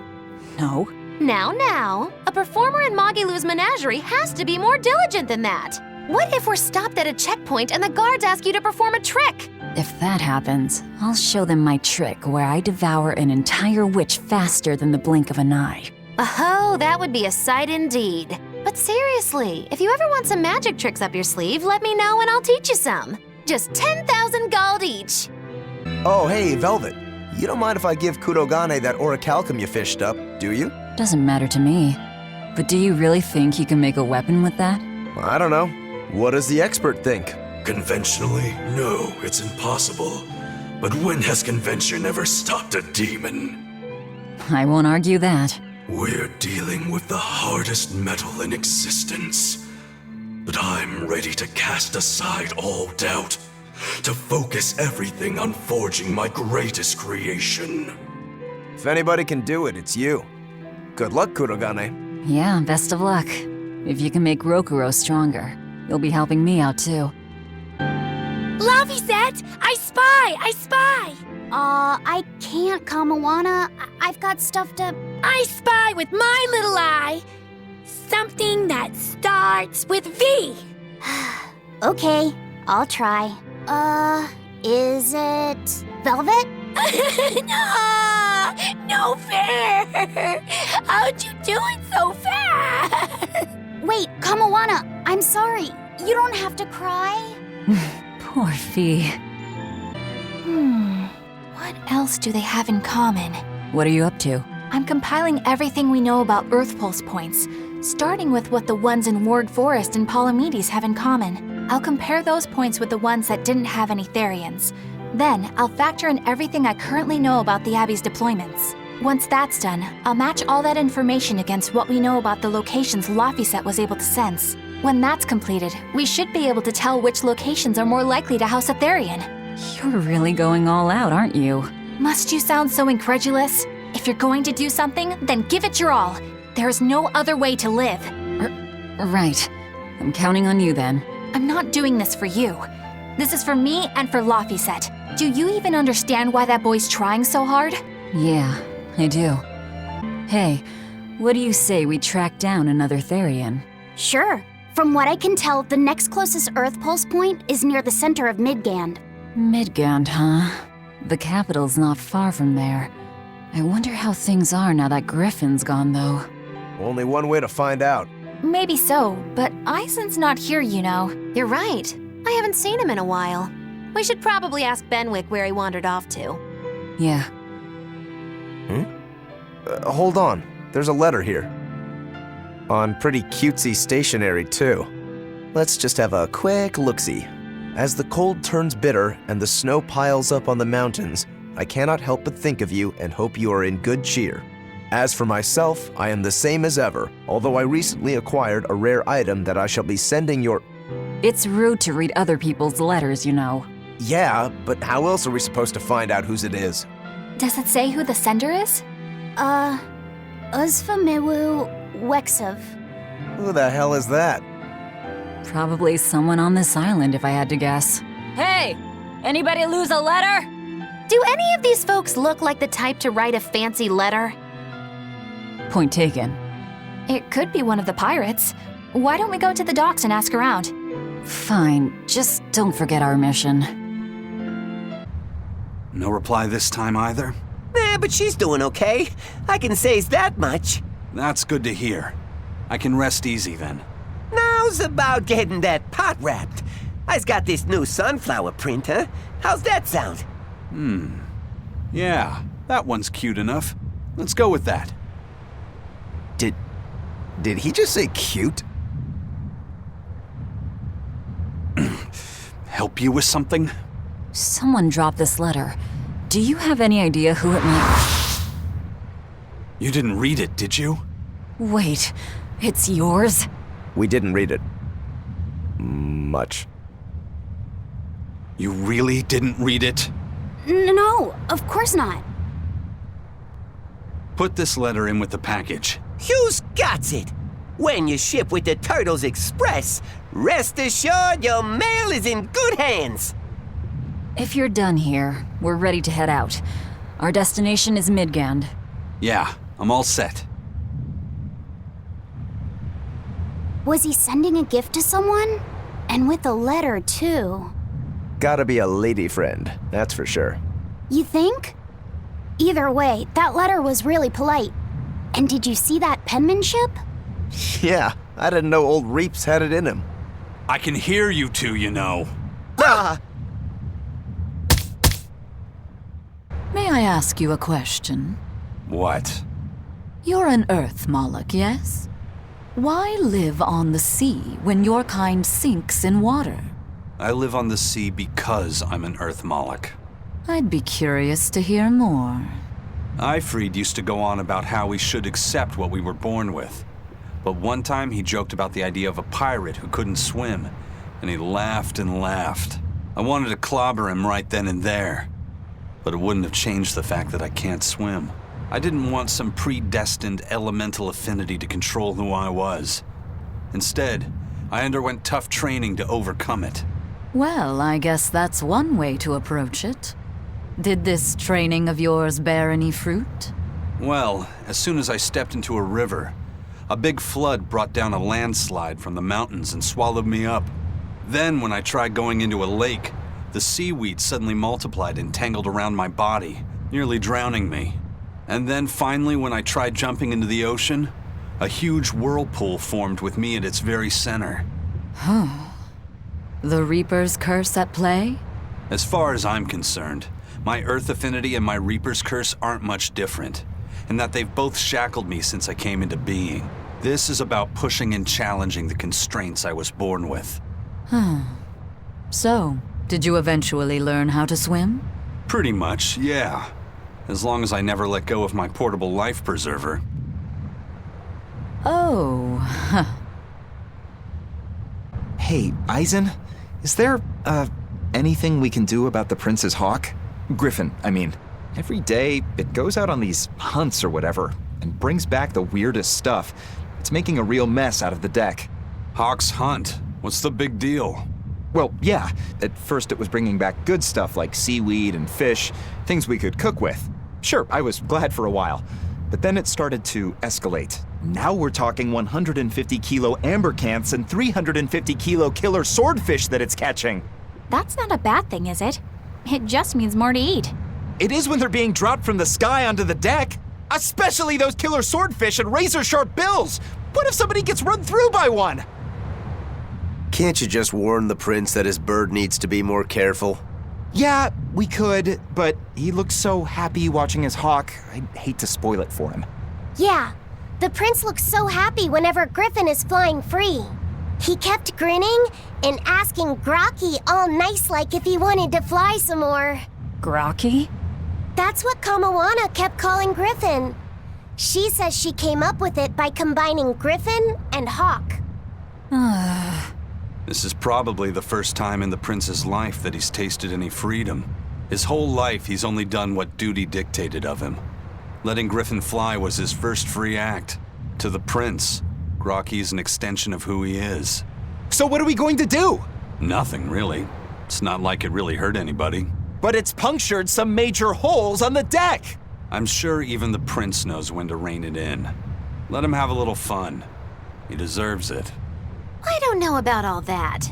I'd say the prince is letting his newfound freedom get the better of him. Hey, I was just up on deck and it looks like Griffin's caught an elephant tuna this time. An elephant tuna? That's the really big tuna that can swallow a killer whale whole, right?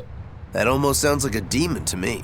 Yep, huge fish, gills like elephant ears. I saw it myself. From the looks of it, I wouldn't be surprised if it was a demon. It's crazy valuable. On a good day, it can fetch 20 million gold on the market. But there's something ominous about seeing it hovering in the air above the ship. 20 million gold? I take back everything I said. The prince and Griffin can do whatever they want. Did she say above the ship? Oh, hell. Benwick, we need to stop Prince Percival. Aye, aye, sir. Hey! Don't drop that on the deck! Are you listening to me?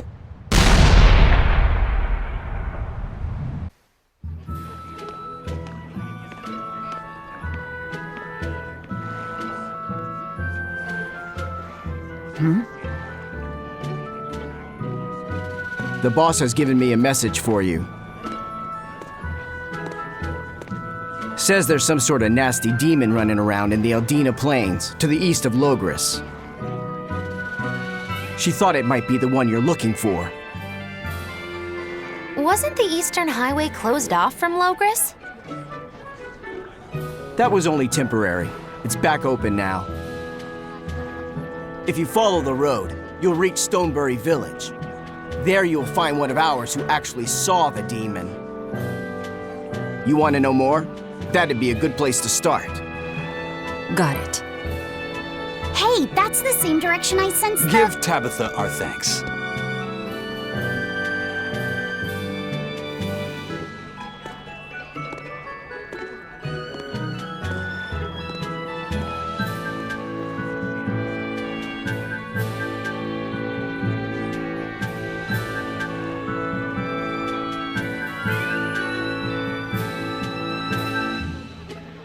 It's looking more and more like we're on the right track.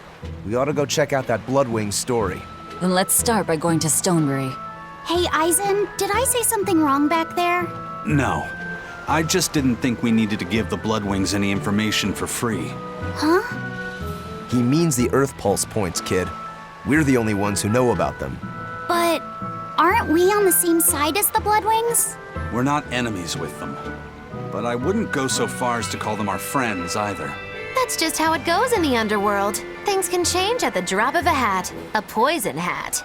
But how are they supposed to trust us if we don't show them trust in kind? That messenger knew our faces, even though we'd never met. He was here waiting for us, even though we hadn't told anyone where we were going. You're right! We hardly know the first thing about them, and yet they seem to know every move we make. They could easily sell us out if it struck their fancy. They'll work with us as long as we're a useful ally in their resistance against the Abbey. But the more tricks we can keep up our sleeve, the better. We've got each other's back, but only as long as we hold a knife up our sleeve. That's what counts as trust in the underworld. That sounds terrible. But at least you can trust that Tabitha's cooking will be tasty. Can't argue that. I think I've finally gotten used to it. Used to what? Your powers.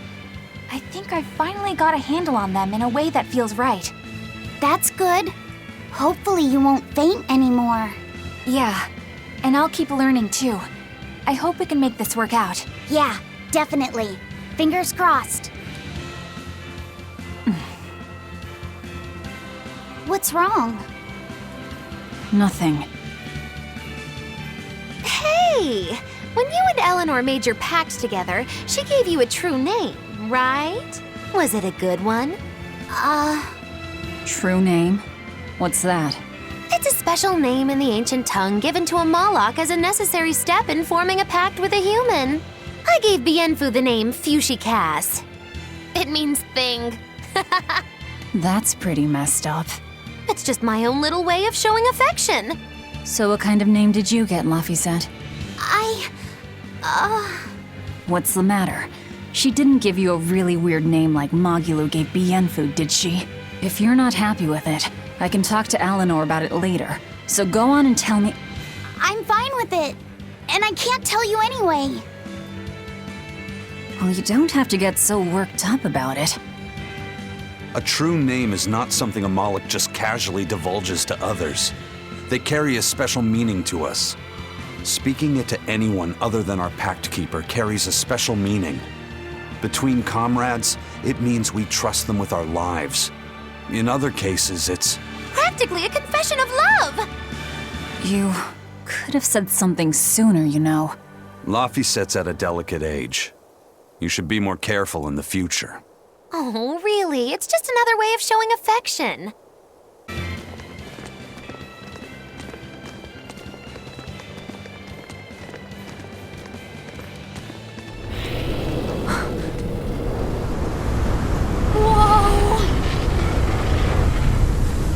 Dragon.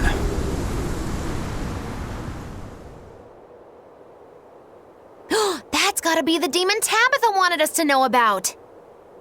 It's flying free, but could it still be a Therian? I just felt an Earth Pulse point. It's that way, somewhere near the top of that mountain. Let's check it out. Here!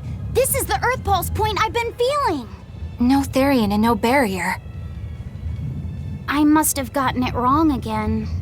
I wouldn't be so sure of that. That dragon could well have broken its barrier. Or it might have been too powerful for the Abbey to subdue. You could be right. After all, dragons make for the strongest demons. The problem is, we don't know if it's a Therian or not. Yeah. Let's stick with the plan and head to Stonebury to gather more information. Am I the only only one here who thinks the real problem is how we're supposed to fight a frickin' dragon?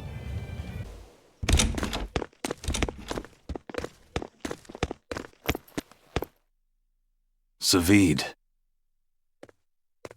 Well, hello, sailor.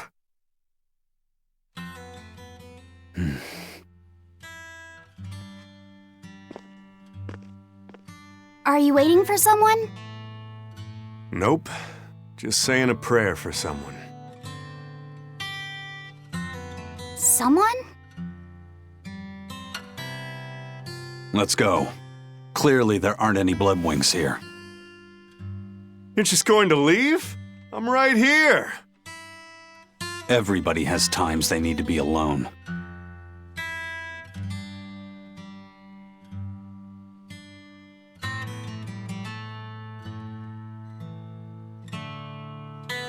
Fee. Right. Coming.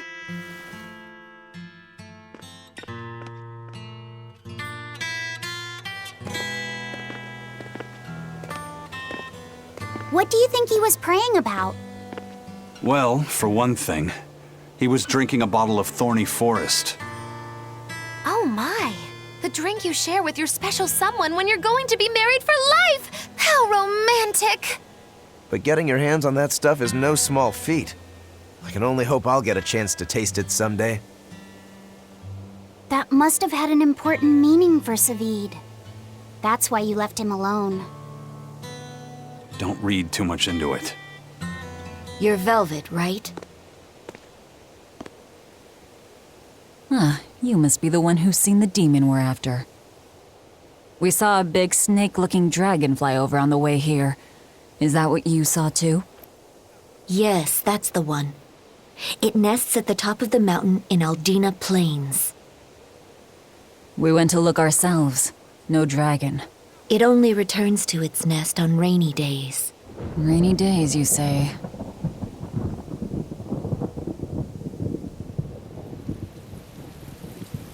Oh, just look at what you went and made the weather gods do! This doesn't bode well. Not at all! Thanks. We'll give it another shot. Hey there. Our meeting like this must be Providence, meow. We're in a hurry. Save it, cats. All the better, meow. I've just stumbled upon a perfectly nifty piece of stone just for you. What's it for?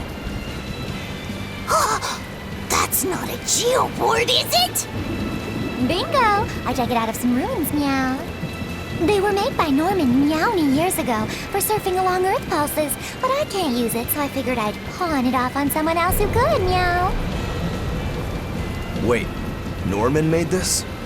That doesn't exactly inspire confidence. Don't be so mean! We're capable of exceptional things! Sometimes. When a Norman speaks their own name, the board springs to life and whisks its masters away at top speed. They'll even plow right through weak demons. You can say it's our masterwork, even if we sorta stumbled on it by accident. Huh. Well, then I apologize. So we can ride this as long as we have Bienfu with us, right? Well, kind of. Do you have to use your true name to activate it? Not my true name, no. My Norman name. Wouldn't that just be Bienfu? No. Norman have a separate name that goes something like Norman so-and-so. It's almost more a title than a name. Often the name has something to do with what they're good at. Something like attack, or chain, or aqua. Right. You could say names like Bienfu and Grimoire are more like stage names. I actually don't know Bienfu's Norman name, but I can't wait to find out. What is your name, Bienfu? Come on, out with it. We're in a hurry. Norman Brave. Whoa, look at that! Wait, Bienfu. Your Norman name is Brave? That is so deliciously absurd! Why do you think I've never told you before, Bien? At least the board works, meow. And if we get on this board, it'll move us around? Well, about that. The board propels itself by pushing against Earth pulse flows. To do that, the board needs information on the flows, but this one here's a completely blank slate, meow. First, you need to find the geotrees in each area. They serve as a conduit between the surface land and the Earth pulses, meow. Once you've actually located a geotree, you can record that area's Earth pulse data into your geoboard, meow. Got it. This area's geotree is right over there, meow. All right then. So long as we find more geotrees, we'll be able to use the geoboard to travel much more quickly.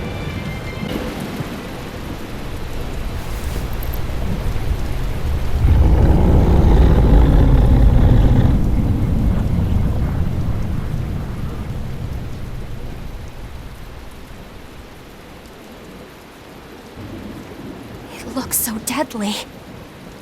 And just check out how much malevolence it's putting out. Which means it's not a Therian. Let's retreat. We've got no reason to pick a fight with something we can't handle. I do. Oh, you're up for it? What are you doing? She's right. Fighting this creature is a good way to end up dead. Oh, sorry.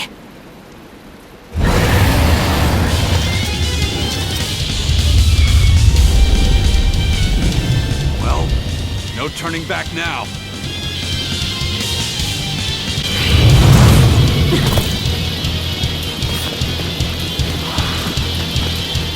Yep. This one definitely puts up a better fight than your average demon. Is there any hope of actually defeating this thing? I'll do whatever it takes. That's my way.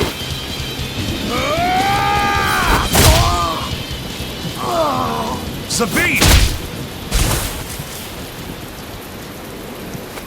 Yeah. I see you're out for blood, as usual.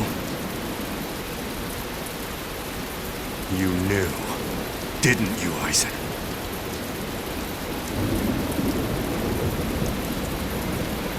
Out of my way.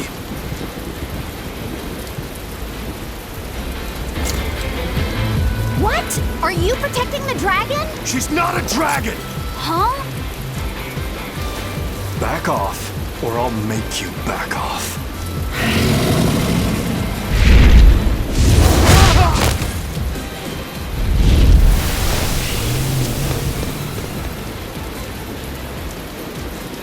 Damn! It got away! That hurts, babe. And here we hadn't seen each other in so long.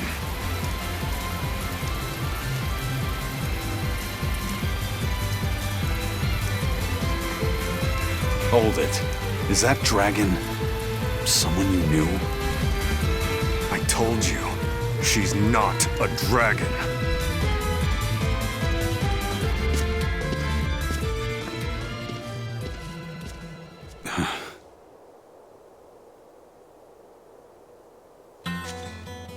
So, it seems old Check Out My Pecs and the dragon have some kind of close ties. Did I hear you right? We're talking about a dragon here. I know what I said. But how could that be? When Malachim are tainted by malevolence, a dragon is what ultimately results. So you're saying that dragon was a Malak Zavid once knew? She must be who he was praying for back in town. Yeah, most likely. But do Malachim put out malevolence like humans do? No, not by themselves they don't. But if one remains in contact with humans or demons who do, it will eventually taint her, and she will become a dragon. What about you, kiddo? You feel anything weird after you got thrown into the Earth Pulse at the Empyrean's throne? I did, yeah. Can't say I'm surprised. The air there was thick with malevolence being sent on its way to Enominat. If I'd stayed there, I might be a dragon too. Is having a vessel not enough to prevent a Malak from transforming? A vessel can reduce the effect, but not eliminate it. By stripping their Malachim of consciousness, the Abbey exorcists seem to be able to inhibit the transformation. But nothing in this world is guaranteed. Can a dragon ever be changed back into a Malak? Nope. Just like with demons, there's no going back. Do they still hold on to some part of who they were? You saw that dragon. What do you think? Well, that's... But Zavid still won't kill it. Must be his creed at work. Eisen, listen. Whatever business you and Zavid have with that dragon, I don't care. Do what you have to. But I won't tolerate you getting the rest of us involved in it again. Do I make myself clear? You've got it. Good. Now, let's get back to the Therian hunt. We'll regroup in Titania.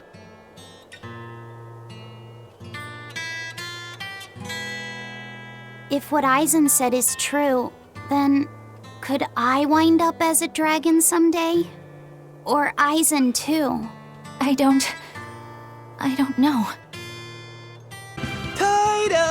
Toidles, keeping tight circles. Oh, perfect timing, Eisen. I's got a letter for yous. A letter? Did you get a reply to that letter you sent? What's it say? What's it say?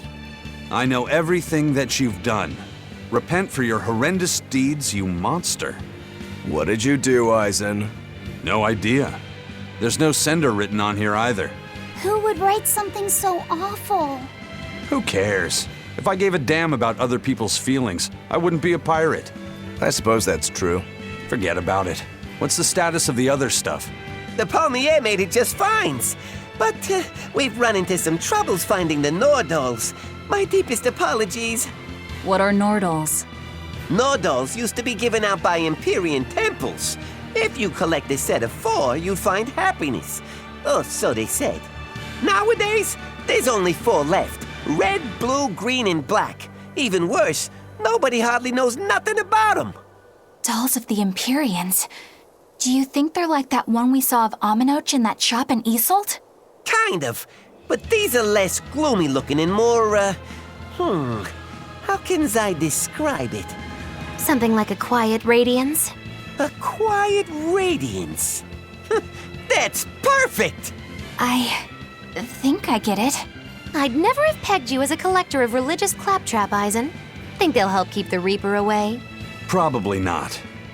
But in the off chance they actually work, they'll keep her safe. Her? Hey, that letter Eisen sent off earlier was addressed to a woman, wasn't it? Our little Laphicet is growing up. No, I wasn't implying she was his girlfriend. Her writing just seemed more mature, and...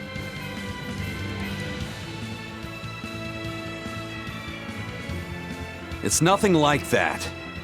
She's my younger sister. I didn't know you had a sister. She's the only family I have left. She and I live apart for various reasons. I'm guessing your death curse is one of them, huh? Mogiloo!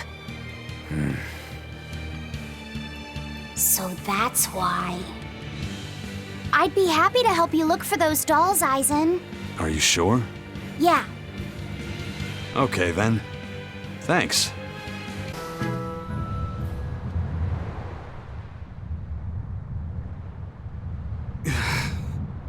I guess a dragon was a bit much to take on, even for the Reaper. You should get some rest. We all should. I'll just get the crew started on readying the ship for our next departure. All right, you go do that. Laphicet, you should get some rest too. I'm fine. It's more important that I focus on finding an actual Therian this time. I'm going to take another try at sensing the Earth Pulse points. I told everyone I could find the Therians, but I've only sent us to the wrong places. Eisen, is there any way to boost a Malak's powers? I guess it's okay for me to tell you this. The majority of Malakim today have their consciousnesses sealed away to be used as mere tools for the exorcists. But originally, Malakim were beings who received prayers from people, and in return bestowed their blessings upon nature and mankind. So you're saying that when humans pray to a Malak, the Malak receives great strength? Yes, in general at least. Some Malakim, like me, buck the system and bring about misfortune rather than divine grace. Oh, that's unfortunate. But who would ever pray to me? Maybe you didn't lead us to any Therians, Fee. But it's not like we came back empty-handed. We found orichalcum to use against Shigure, and we also learned we can hold our own against a dragon. Velvet. So where should we go next, Fee? Northgand! There's a big Earth Pulse point north of Helivis. Works for me. Eisen? We can leave whenever you want. Doesn't matter to me. And I'm all set. Let's make our way to the harbor. When I say prayers, I don't mean outright worshipping. All I'm talking about are earnest thoughts and feelings directed at you. I see. So I'm already receiving prayers then.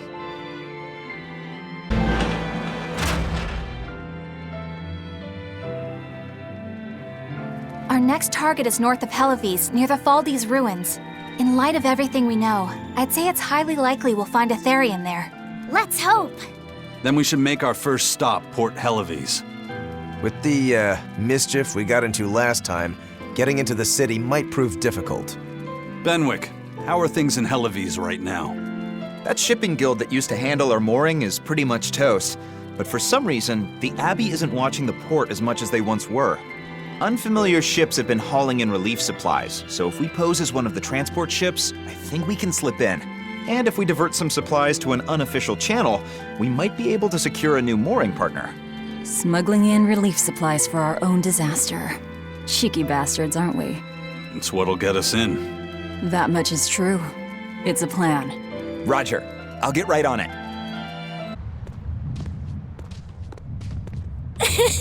Eleanor! Oh, what's wrong, Kamoana? She said she had a dream about her mom. When Mommy saw me, she said I looked scary. That she didn't want a scary little girl like me. Your mother would never say that, sweetheart. But how can you be sure? Well, how do I put it? I know because I know. You're just lying to make me feel better.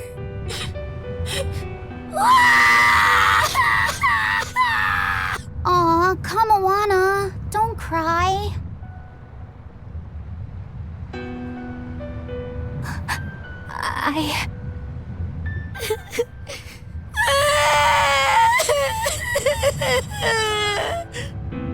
Oh, this is the part I hate about little kids.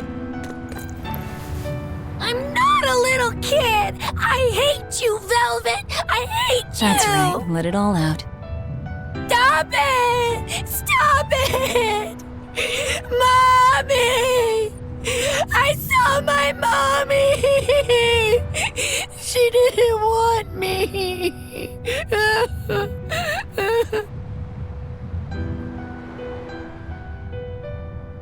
She managed to cry herself to sleep. They're not rational creatures. Sometimes you just gotta let them cry it out. You seem used to it.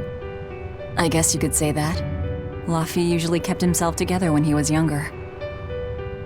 But when he was really little, he had times like this every now and then. And on that note, let's take off all we can.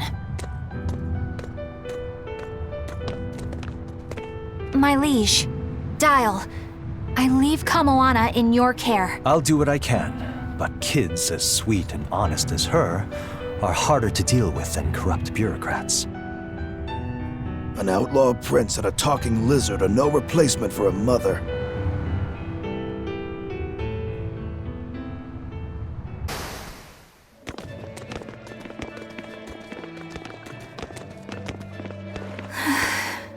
I do hope Kamoana isn't crying anymore. Yeah. Shush. How long is it going to be before you send in another exorcist to replace Lady Teresa? With these demons clamoring at our gates, none of us feel safe anymore. You have our deepest sympathies, but we were sent here on a different mission. That's what the last exorcist who came here said before leaving for the north. What could be up there that's worth all that attention? Surely we're not all being punished by the Abbey for what happened with Medusa, are we? That is not the case. Now, if you'll excuse us, we have business to attend to.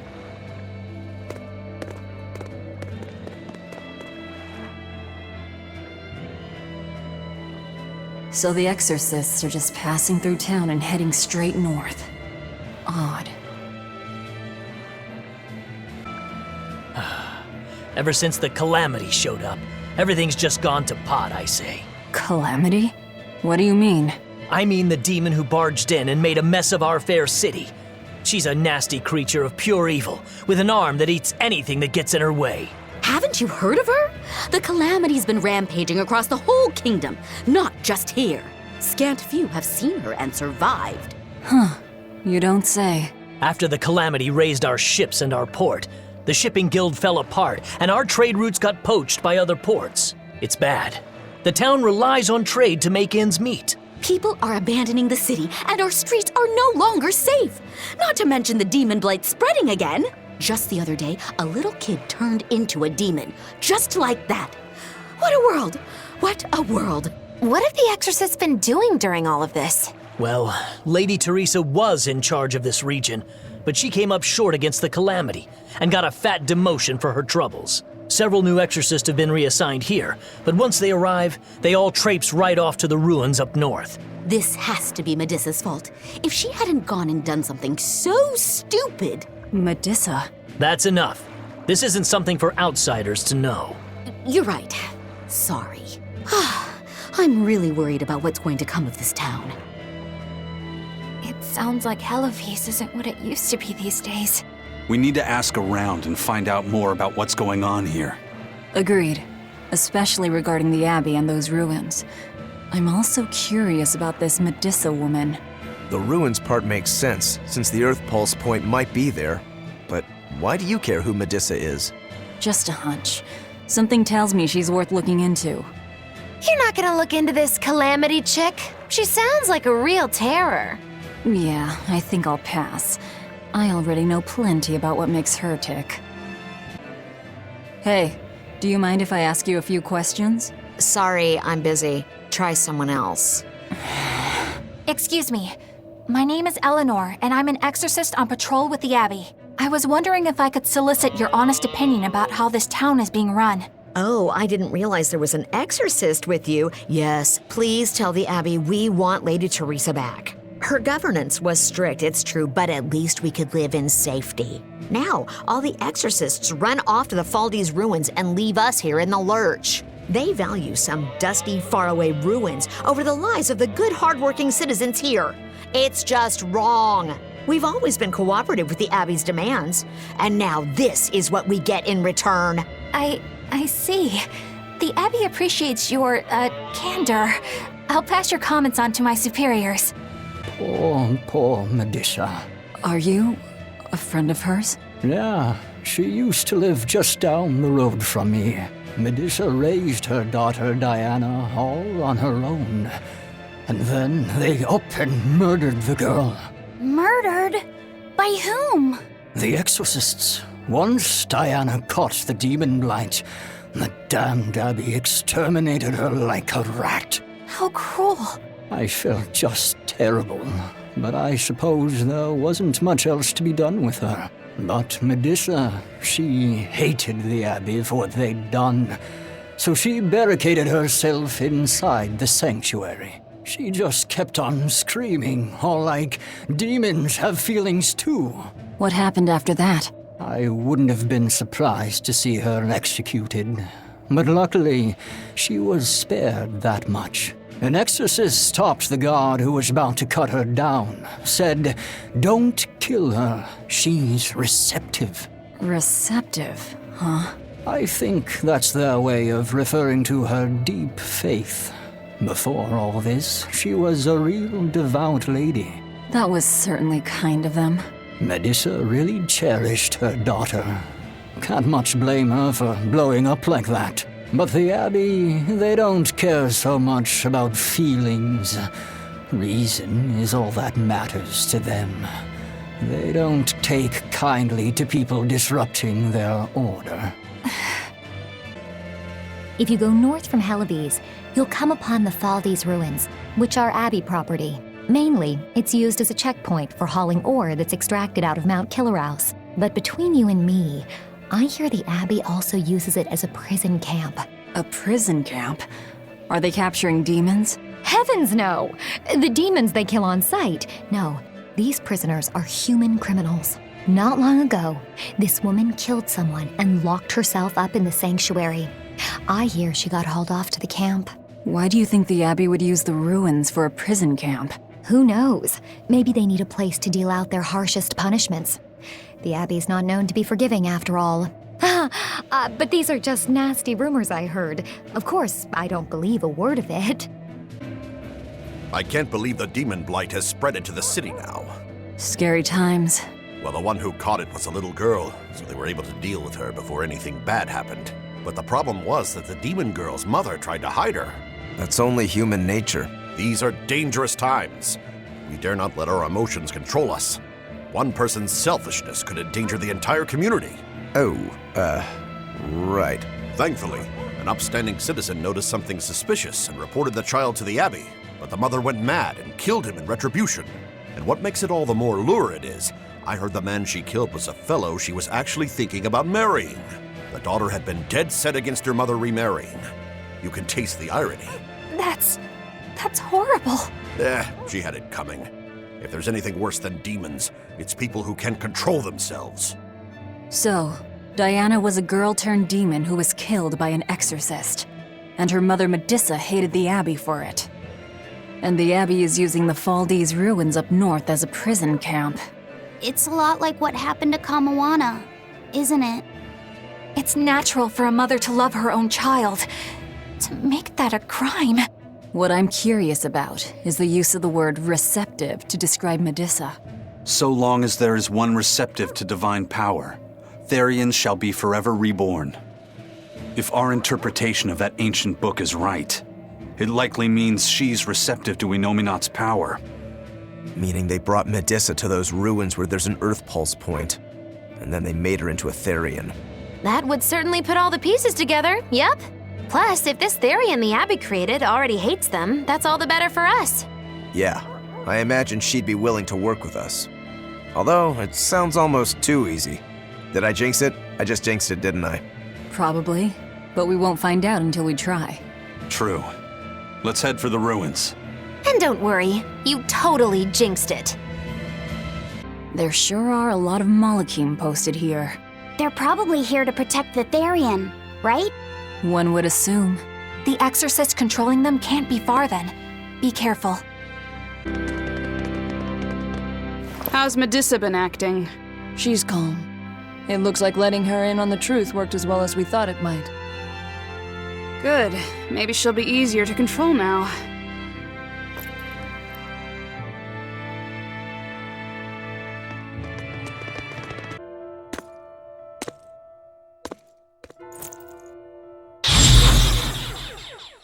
A barrier! She's a Therian! Third time's the charm, eh, kid? Yeah.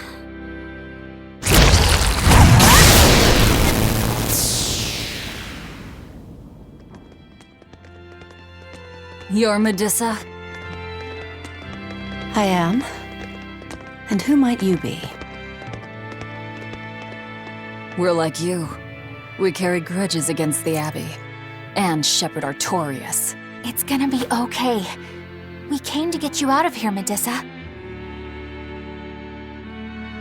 There's no escape. What? Please, don't give up. I can— No, you don't understand. There's no escape for you.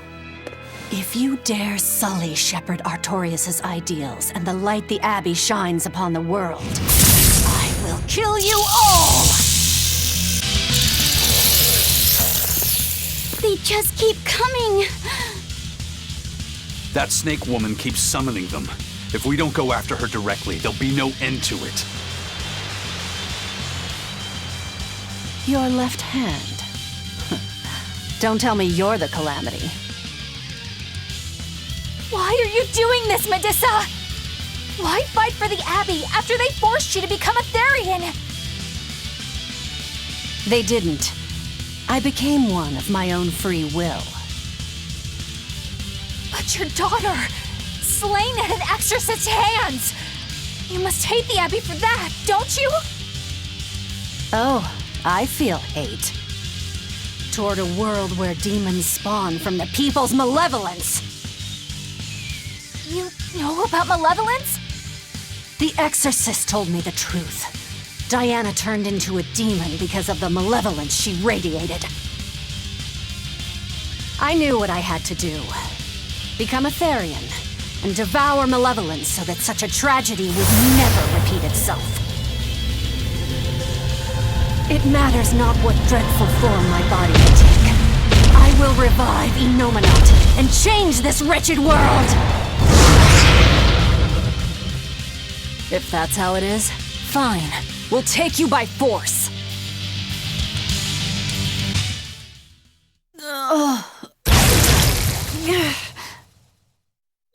It's over. Curse you, Lord of Calamity. Lord of Calamity?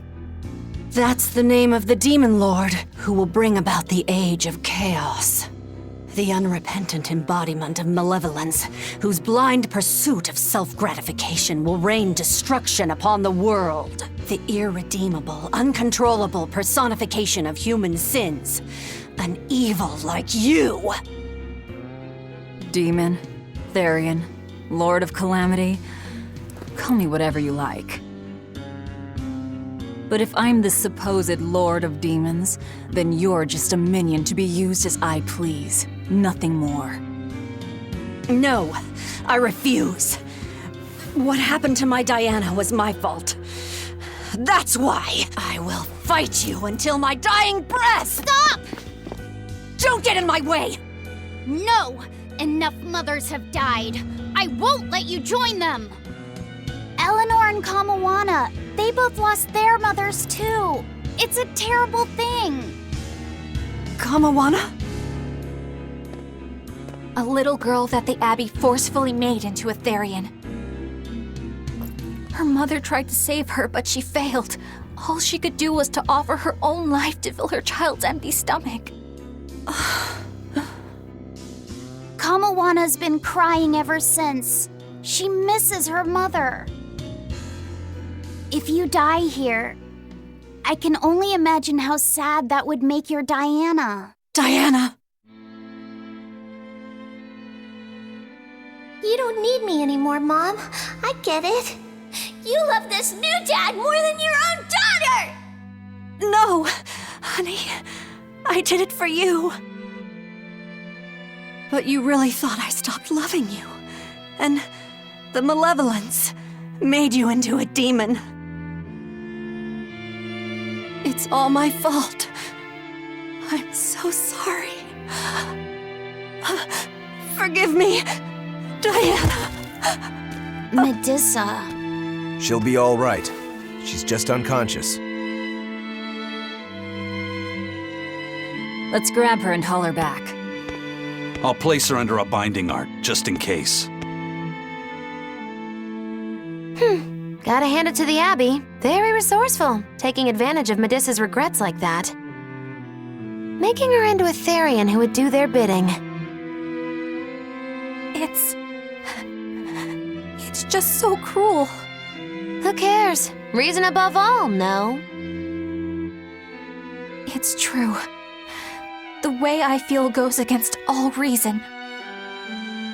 There's no telling what'll happen to Heliphys once we take Medissa out of here. And yet I'm doing exactly that, all on account of my own hang-ups.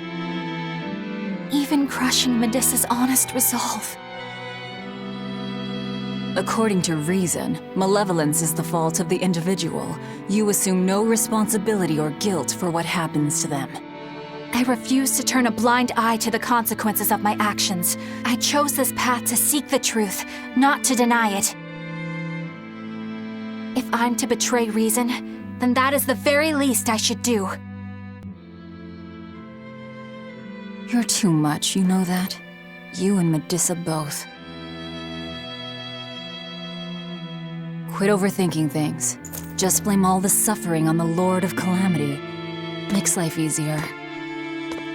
Velvet, I'm not trying to cheer you up. I'm just saying it doesn't bother me. Whatever's coming, I can handle it.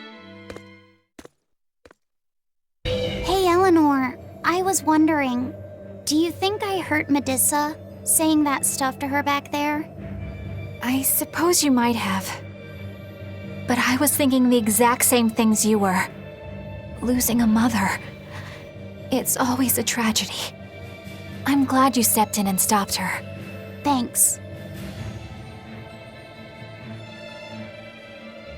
That Eleanor, I swear she feels way more responsibility for everything than she needs to.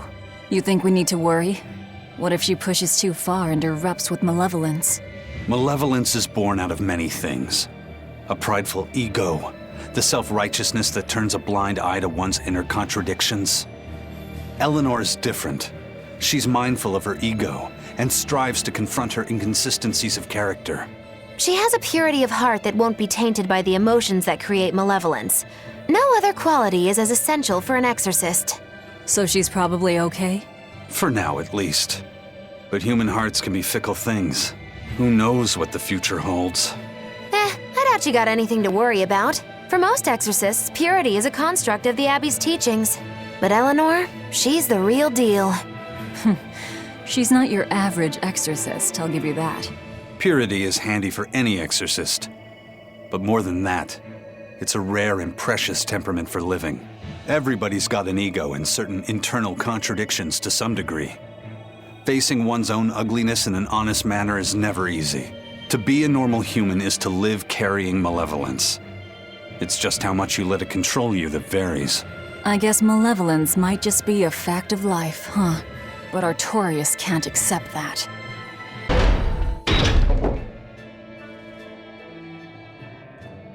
Well, I don't see anything out of the ordinary.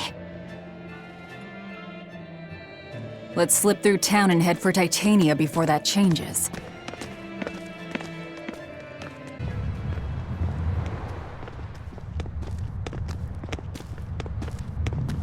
So this is your secret hideout. Once I get free, you won't stand a chance. You all had better sleep with one eye open. Look how worried I am. Welcome back! That's Kamoana. She's the same age as Diana. Did the Abbey really turn someone so young into a Therian?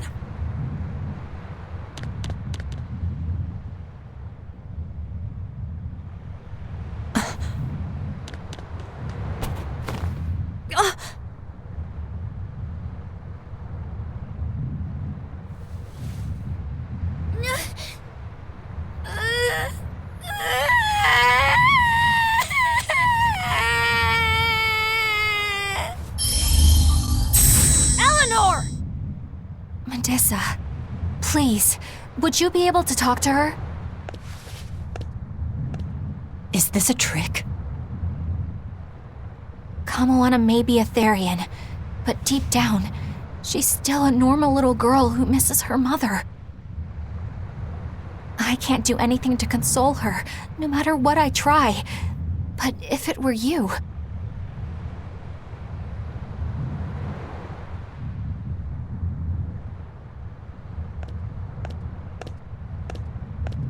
You okay? You can call me Medusa, all right? Do I scare you, honey? A little, but not as much as Velvet and Dial.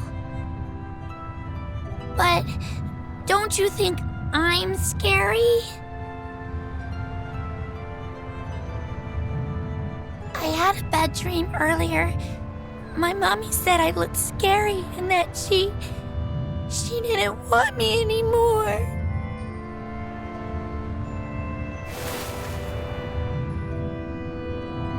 She would never. Your mother would never think that about her daughter. But how do you know? Because I'm a mother too. Mothers always love their children, no matter what.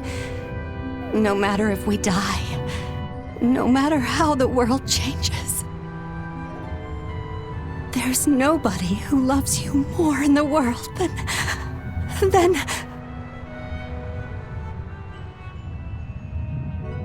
It's okay. You don't have to cry.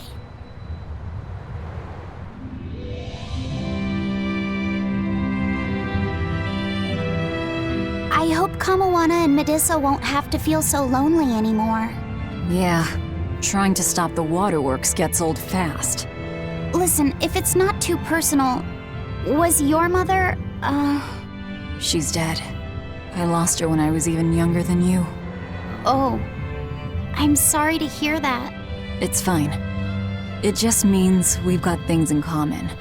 So no feeling sad and alone, okay? Oh no, I'm fine. I don't feel lonely or anything, I swear. What's gotten into you? You're so strange sometimes. No, I'm not. Eleanor, I'll have you watch over Kamawana and Medusa. Yes, of course. I'd be honored. Thank you. Are exorcists supposed to be so polite to a grand poobah of calamity or whatever? Sure, why not? Besides, the Demon Lord ought to not trouble herself over such trivialities.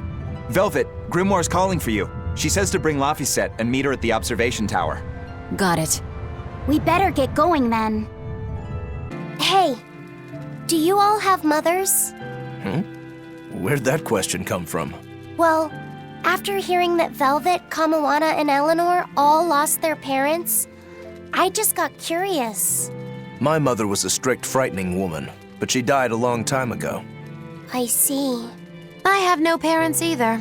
But the wicked witch who took me in said I was born from a peach that floated down the river. Coming from you, I'd almost believe that.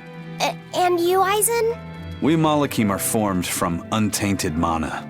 Sometimes humans are reborn as Malakim, but they retain no memory of their previous lives. In other words, we don't have blood relations like humans do. I see. By the time I was aware of anything around me, I was already tethered and being called number 2. I suppose having no mother means I don't have any memories before that. I told Medusa that losing a mother is painful, but I can't know how painful it is. Go easy on him, Aizen. He's just a kid. I'm just telling it like it is. But listen to me, Laphicet. You can share deep connections with other people, even if you don't have a biological family. Malakim, too, can form precious bonds. True friendships, even family. That's right. Your words wouldn't have stopped Medusa if they weren't true in your heart. You really think so? I'm sure of it. It's far better than being a witch born from a peach. Nonsense! There's no nobler way to be born! I have an everlasting friendship with a dog, a monkey, a pheasant, and Bienfu. I hope he's right. You said that Malakim can have familial ties, but what makes you and your sister siblings if you're not related by blood? Well, a very long time ago, I was born into this world from an Earth Pulse point up on a sacred mountain. I remained in that place for a long while, and then one day, she was born from the very same Earth Pulse point. Before we knew it, we had wound up living together under the same roof. Are 2 Malakim always siblings if they come from the same Earth Pulse point? No. The other Malakim were born there, but I never felt like they were my family. But something, I don't know what, was different with her. If she was sad, I'd feel sad. And if I was happy, she'd be happy too. She can be abrasive, but when she smiles, it's like nothing else. I swore to myself that whatever happened, I would protect her. I made a pendant from a stone on that sacred mountain and gave it to her as a lucky charm. Of course, she just wears it as a necklace. And your pendant? Did she give that to you? She had the same idea I had. She made the pendant herself and gave it to me as a good luck charm. Without either of us having mentioned a word of it beforehand, we each gave each other pendants in the same shape on the very same day. That's when I really knew that what I had felt all along was true. We were brother and sister. Is that her in the picture? Yeah. It's a self-portrait she drew for me on the day I left home. Did you draw her a picture of yourself? No. I don't exactly have an artistic side.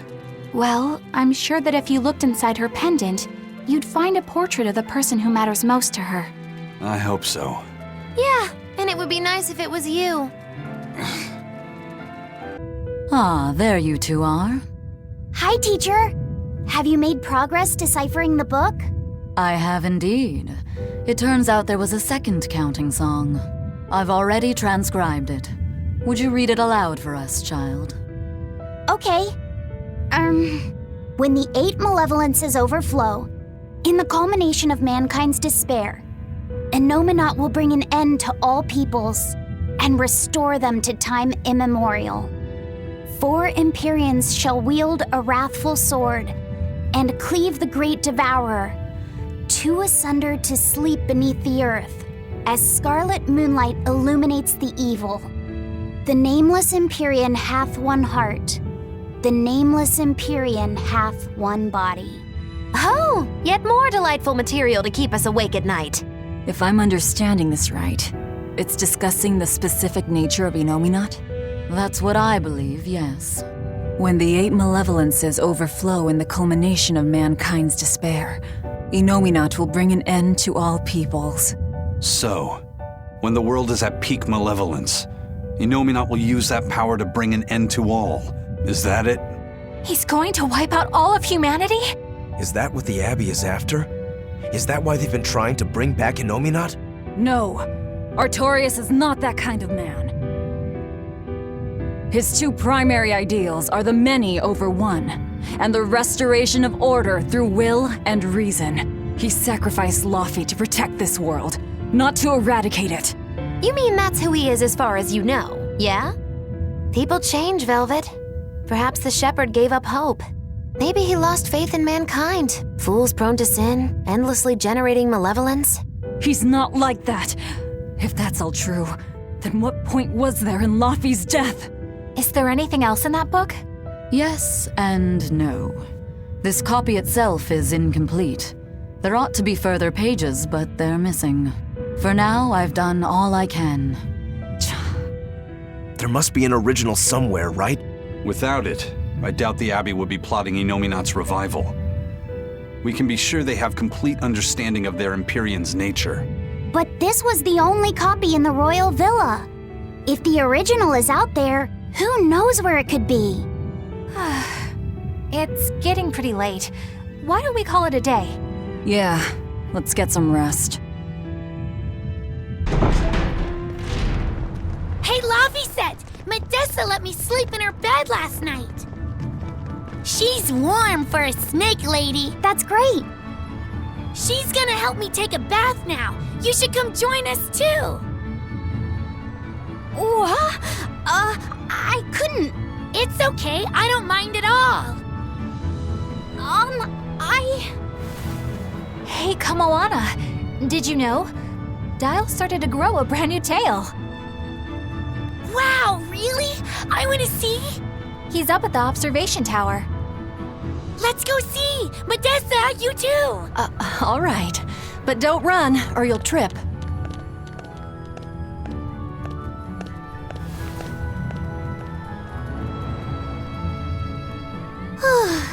Thanks, Eleanor.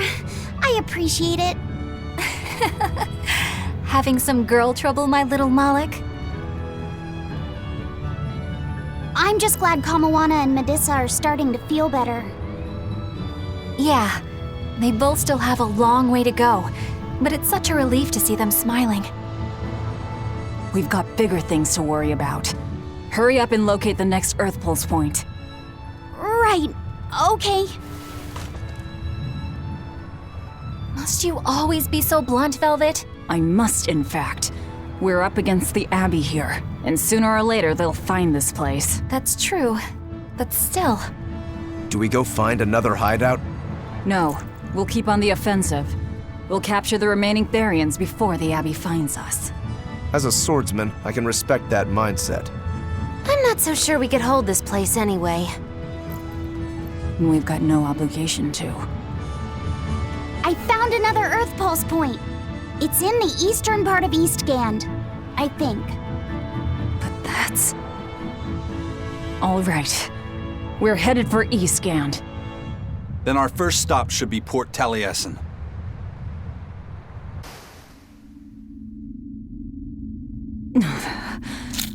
It's sour. So you've kept your sense of taste? In my dreams I have. Nowhere else. Does that make this a dream? It would have to be, wouldn't it? After all. I devoured you. That's right. Don't you go forgetting it. How could I ever forget it? The taste of your...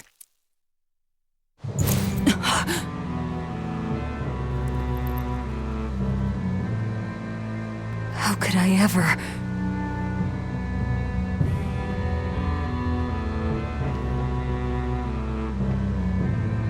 Looks like the fog's rolling in. Yep. Eleanor, there's something I want to be sure we get perfectly clear. All right. What is it? Laphicet is not your little Moloch. What? That's all you wanted to say? You realize he doesn't belong to you either, right? Indeed I do. Laphicet's his own person, and not anyone else's. You're right. Malachim aren't just tools to be used by exorcists as they pleased. I'll be more careful not to forget that. Good, as long as we're on the same page. Since we're on the subject of reminders, you haven't forgotten our little bet, have you, Velvet? You mean the 100 gold on whether I'd break? No, I haven't forgotten. A word of caution. People can fight against pain, but they can't fight against happiness. If you're keen on winning our bet, I'd steer clear of ill-fitting dreams. Sorry to break it to you, but all I have anymore are nightmares.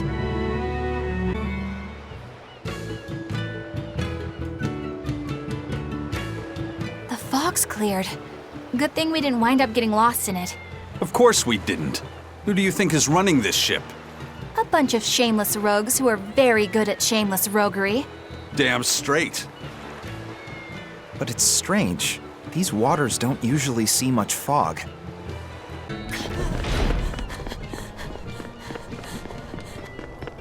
Whoa! It's like a castle. This used to be the base of operations for a rich trading family. When trouble came knocking, they were ready for it, to say the least. Wow! They must have had a lot of enemies. But that was a long time ago. Nowadays, it's just another town in the middle of nowhere. But even so, to us, it was the big city of our dreams. You know this area well. I grew up near here. Keep on going, and you'll run into a ball. My home village. Then, the Therian is... Yeah, somewhere in my village. Is that okay? No one will know me there. Everyone I knew, I already devoured. Ah, damn! I forgot today was the day Nico was coming. I missed out on buying that special quiche. That's too bad. I wish she'd just open up a shop here. You'd think it would be easier than always having to make the long trek from a ball. I heard she doesn't want to leave the village because she's waiting for her missing friend to return. What are you talking about? A ball's nothing but a ruin! What? Well, you're a morbid young woman. Sure, the place was hit pretty bad by a demon a few years ago, but it's not like it's abandoned. Many of the villagers were hurt, but thanks to Lord Artorius, nearly all of them survived in the end. That can't be! It certainly is. In fact, there's a girl from there, Nico, who comes here once a week to sell things. Just yesterday, my husband sent medicine to the general store there and got some juicy prickle boar meat in return. That can't be right. With my own hand, Velvet? Say, do you know why Velvet was sent to that prison island in the first place? It had to be To funnel the other prisoners' malevolence to Innominat, right? There's an Earth Pulse point near a ball, right? Wouldn't it have been easier just to leave her there?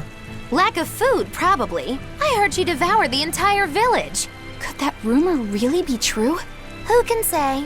Let's ask Eisen's coin. You know it doesn't work like that. All right, let's think. Why else would Artorias move Velvet to the island? If she was the first Therian he captured... He needed a guinea pig to test out what was written in the ancient book. Precisely. He made a special cage for her in the island prison, where Earth Pulse Point and Malevolence met. Then he used Velvet to test how Therians work. Huh. I could see him doing that. But turning his own family into an experiment. I'm just offering a theory. But a man willing to sacrifice his brother's life wouldn't likely show mercy to his sister either. How could he be capable of such things? Perhaps that's just how badly he wants to save this world. Or perhaps there's no other way it could be saved. Huh?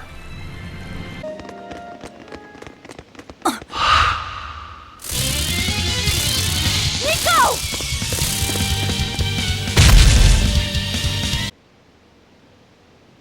I can't believe it. Is it really you?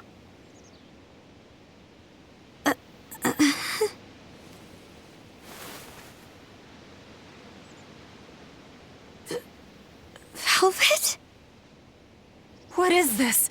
How are you alive? I could ask you the same question. Where have you been this whole time? You just up and disappeared. Everyone thinks that you were eaten by a demon. But I knew it couldn't be true. You're too strong to let some crummy demon take you down. You're alive.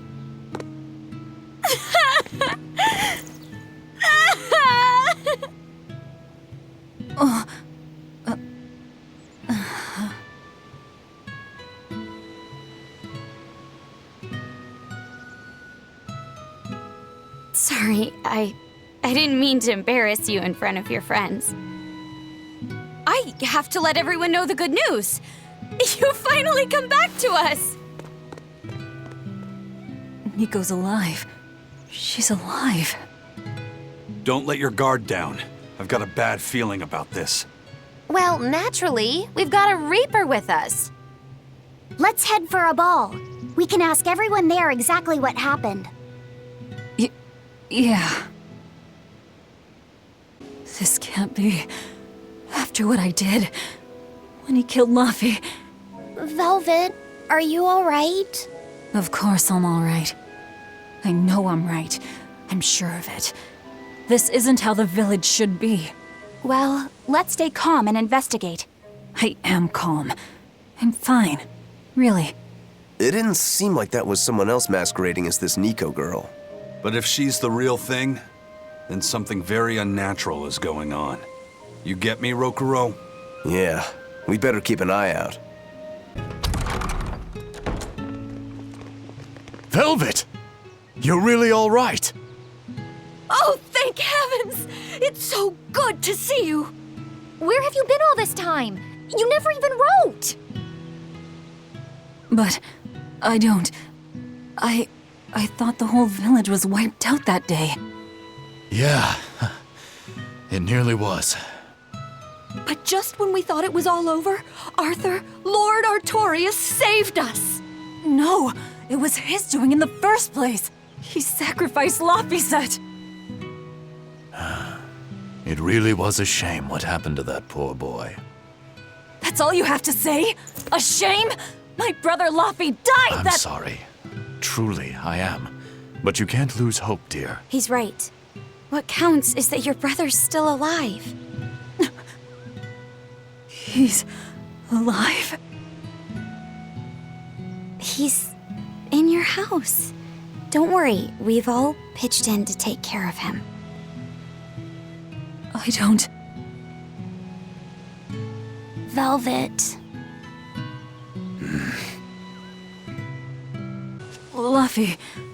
Laffy's alive?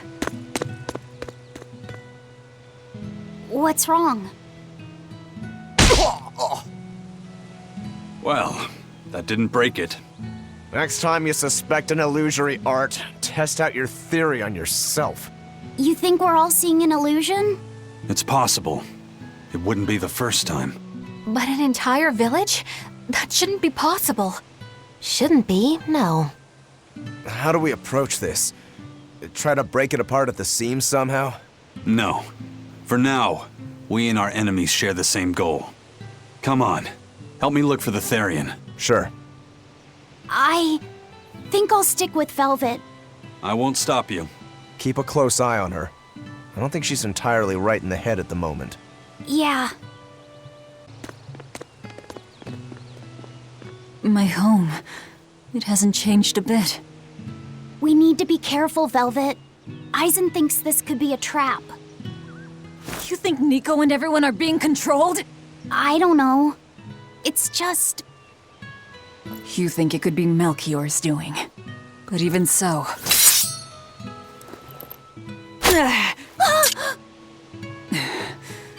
not going to work on me. You're insane. People can fight against pain, but...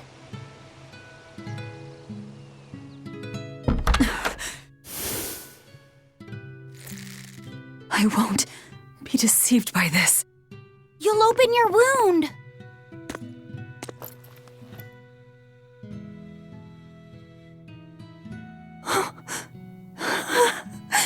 You're warm. Luffy, you're really alive. Luffy? He's been asleep. Ever since that day. I found him at the shrine. Collapsed on the ground. His wounds healed, but he's never woken up. If he's still alive, that's all that matters. I'll find a way to wake you again, Luffy. I swear I will. We'll be together.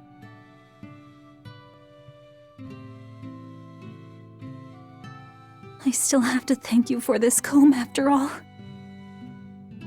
So that's where Velvet's comb came from.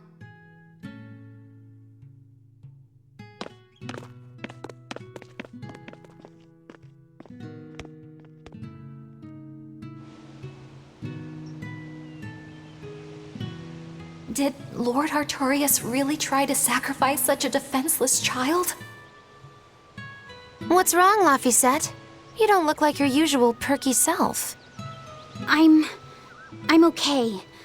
I'm just glad Velvet's all right. What? Your name is Laphicet too? What a weird coincidence! Yeah. Hey, sorry about all that, you guys. Don't worry about it. What are we going to do now? If it were me, I'd make Laphicet something he really likes for dinner tonight. He can handle soup. Maybe he'll notice the smell of your cooking and it'll wake him up. Yeah, maybe I should. Would you watch after him while I go buy what I need? Of course. I am at your beck and call. Is there anything I can do to help too? Yes, please. I'll need you to be my taste tester. Hey, could I get some eggs, milk, spinach, and tomatoes? And I'd love to know what cheese you'd recommend too. You got it. And in celebration of your homecoming, I won't even charge. With you cooking up a feast like that, I'm sure Laphicet will wake up straight away. Thanks. I really appreciate it. You're getting spinach?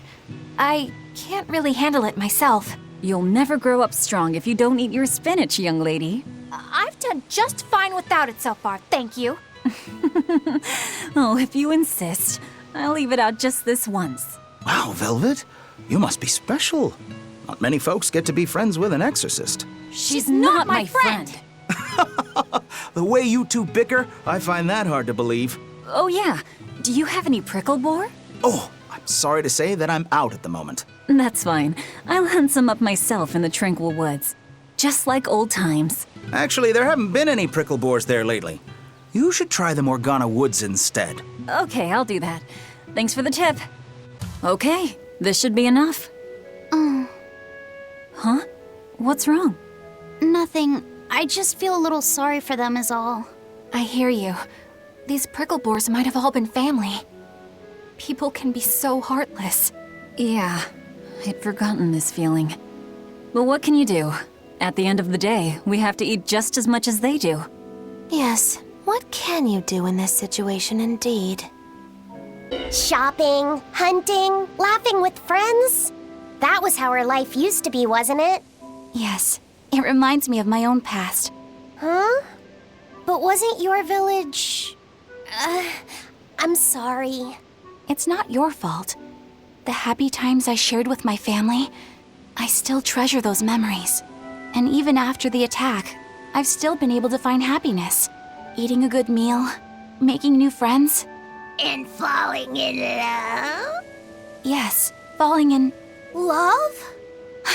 Look what you made me say, Bienfu! There's nothing to be ashamed of. Most every girl's happiest memories are of her first love, after all. Don't you think there was someone special out there Velvet had feelings for? A first love. Do you really think so? That's enough of that talk, Bienfu. You sound like an old man. No! I'm only 150 years old and already being treated like an old man! But still, I would like to meet the guy Velvet first fell for. I wouldn't. I see. You're a guy. Heard the news about your brother. I'm happy for you. So, what's your plan now? You guys were snooping around the village. Yeah, we wanted to check out that shrine too, but we got stopped. Apparently, the Abbey's designated it off-limits. If there's a Therian around, it's probably there. I'm going to draw it out. If this is a trap, things may turn violent. Either way, this place is about to get a lot less tranquil. The same as everywhere else I've been. You can quit here if you like, but I'm going to keep on fighting the Abbey. And if I try to stop you, you'll insist, I presume. Velvet, no! I'll give you 1 day. Once you've made up your mind, come meet me at the Cape. I'm with him. How tomorrow shakes out depends on what you decide, Velvet.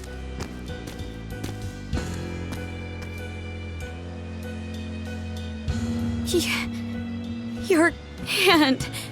It's... As you can see, I'm a demon. 3 years ago, I was the one who attacked this village and... I don't want to hear it! Demon, or no demon, you're still you! Okay, so you're scary! I'll get used to it.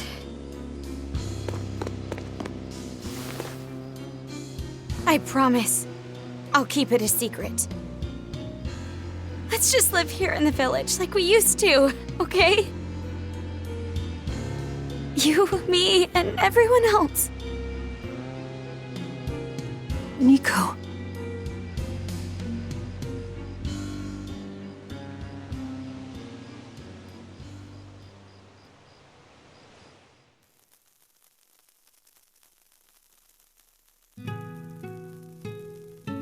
That was rather good, Velvet. Yeah, Laphicet gets a gold star for being such a good taste tester, too! Tomorrow, I'll fix you up a nice stew.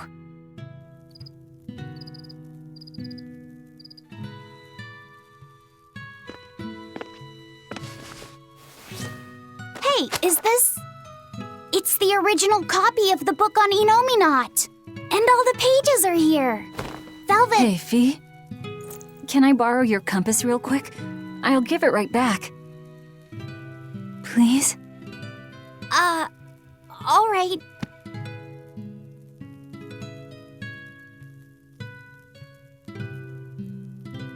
He really wanted a compass, more than anything else.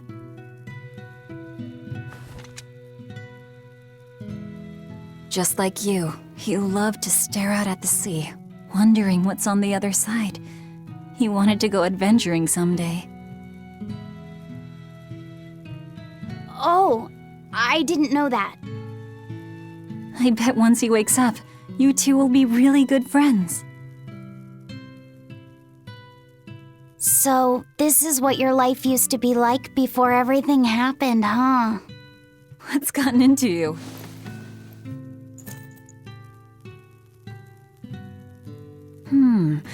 Maybe I made the pudding a little too sweet. Velvet, how do you know what it tastes like?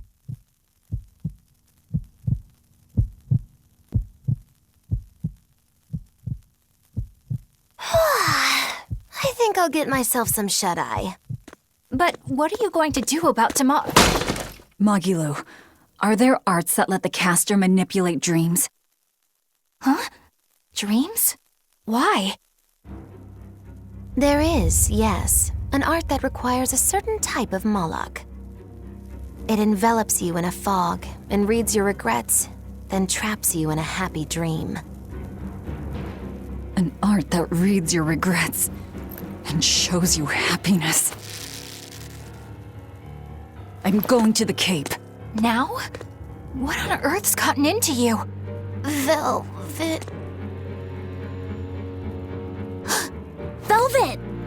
Don't go. Stay here. Stay with me. This is Fee's compass.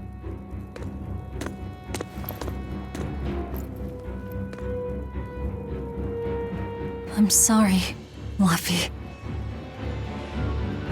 No, don't. Wait.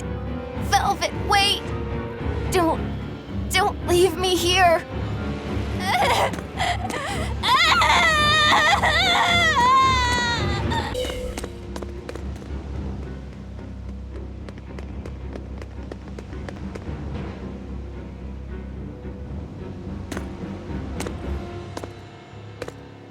Velvet! There you are. Velvet, you have to stop your friends. They keep saying they're going to the Cape, and they just won't listen. The Abbey's forbidden anyone from going inside. We'll all be punished if anyone breaks the rules. I hate to say it, Nico, but I think I'm a terrible person. I really thought I could have my old life back again, and I could forget everything else. I tried to act like I was doing it for Laffy, but it was all for myself. But I can't forget. I shouldn't forget. Laffy is dead. He was murdered without even knowing why. I will never forgive that. Ever! So get out of my way. If you don't, I'll devour you again! Velvet. Why?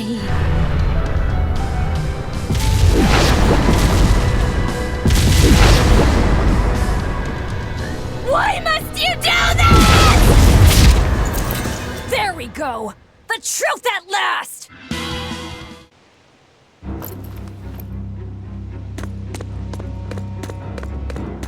This way! The shrine's through these woods!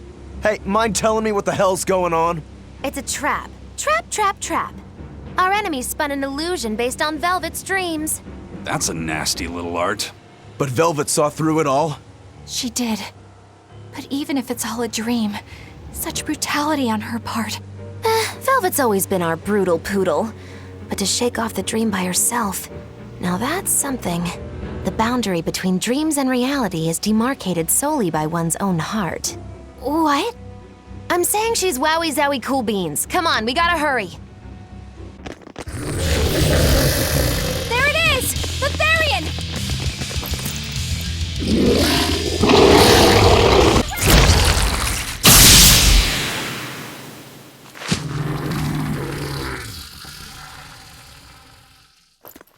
Sorry, pups. You're coming with me. Velvet! It's okay. I killed their owner. I deserve all their hate. And then some. But not now. Understand? Once I get my revenge, you can tear me apart if you like. I promise. Until then, I'll need your help.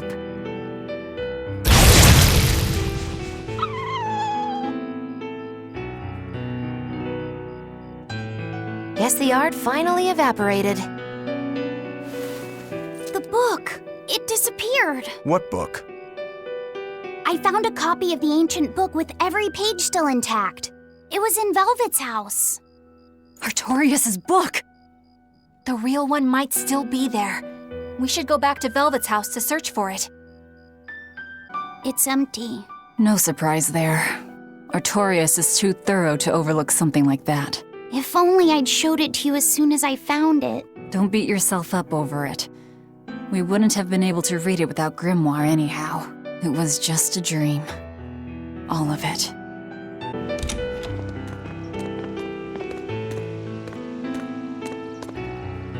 Those are the graves of my sister and her son. He died before he was even born.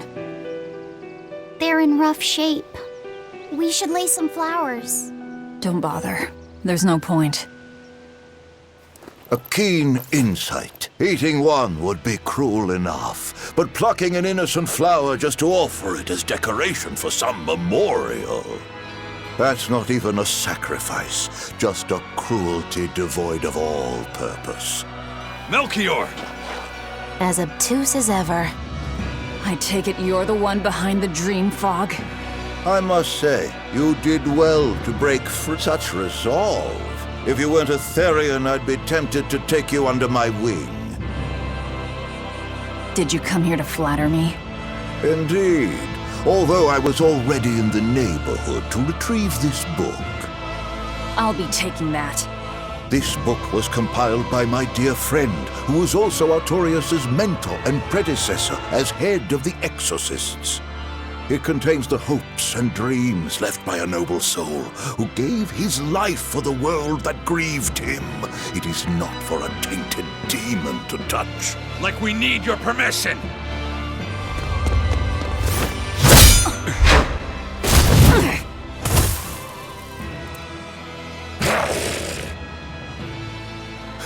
Look who obeyed me for once. Is that... You didn't! Be patient. You'll know everything before long. What we seek is the realization of a perfect order, as tranquil and beautiful as a wildflower in bloom. A perfect order? Let's go. There's nothing left for us here.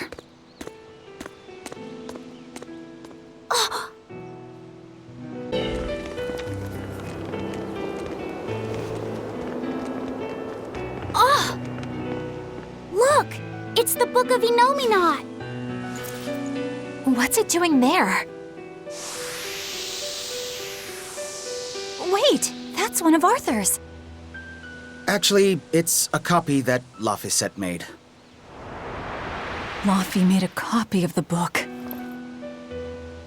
He transcribed it all by hand, and then he sold it, just to buy me that comb. There was something here for us after all.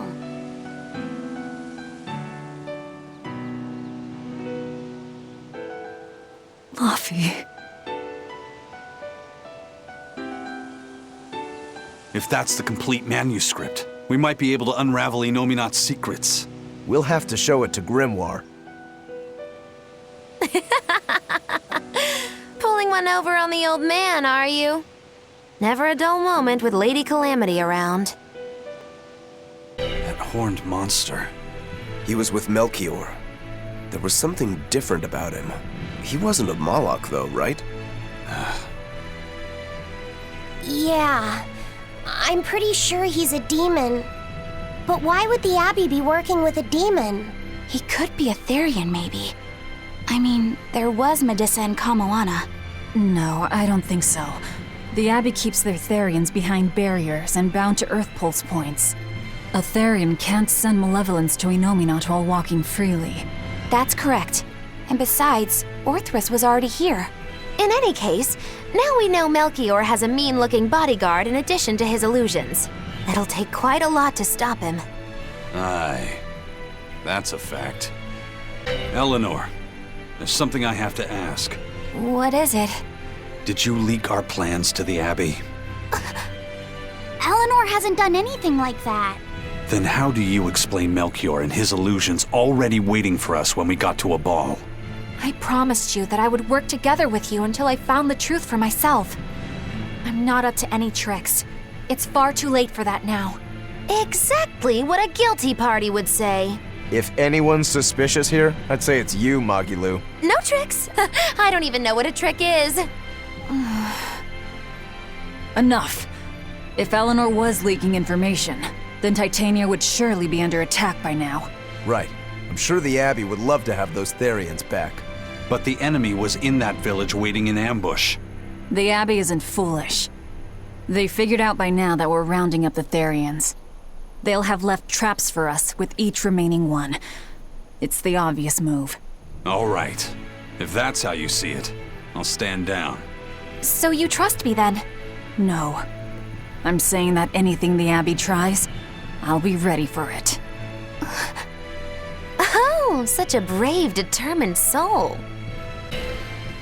Listen, Eleanor really isn't spying on us. I was with her almost every minute, and when I wasn't, Velvet was watching her. And she's a woman who keeps her promises. She wouldn't lie to... Laphicet. We understand, Laphicet. It's Eleanor. If she were lying to herself to somehow keep spying on us, the guilt would fill her with malevolence. I see. You're right. The fact that I haven't turned into a dragon proves that. Thank you. Both of you. I didn't think you were giving them information intentionally. But there are illusionists like Melchior out there. That means we can't rule out someone recording your thoughts in secret. I don't think we need to worry about that either. Not with you and Laphicet always near. Now that that's settled, it's time for you all to testify to my innocence. That could be difficult. What? Well, okay. Why don't you start off by telling us all about the time you sold us out to Teresa back in Helives? Oh, why bring up that old yam? You're a very vindictive man, do you know that? You're just figuring that out? Well, there's your proof at least. You wouldn't make much of a spy. She really wouldn't. Hey, that's not what I meant. You were mean. Welcome back. Did you find the Therian? Yeah. We're bringing these two back to Titania. Dogs? Look, lizards, no problem. Walking hunks of armor I can deal with, but dogs on my ship? You're not a dog person. I was, bit by one when I was a kid. Then you've got nothing to worry about. If they're biting anyone on this ship, it'll be me. Are you okay, Velvet? Oh, sure. They're just dogs. No, I mean, in general. Fine, they can come aboard. I'll take us back to Titania.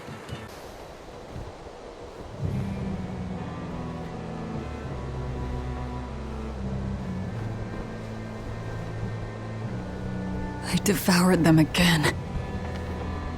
No, don't.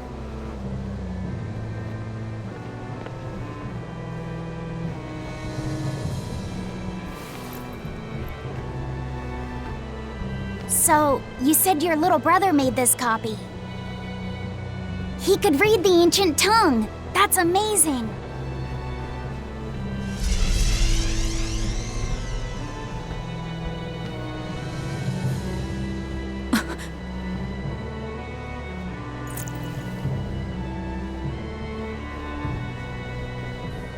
Laffy was different from most other kids.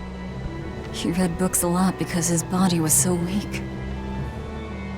He studied all the time so that he could be ready to travel the world one day. Which was kind of funny, considering he'd hide in my bed whenever he had a nightmare. Really?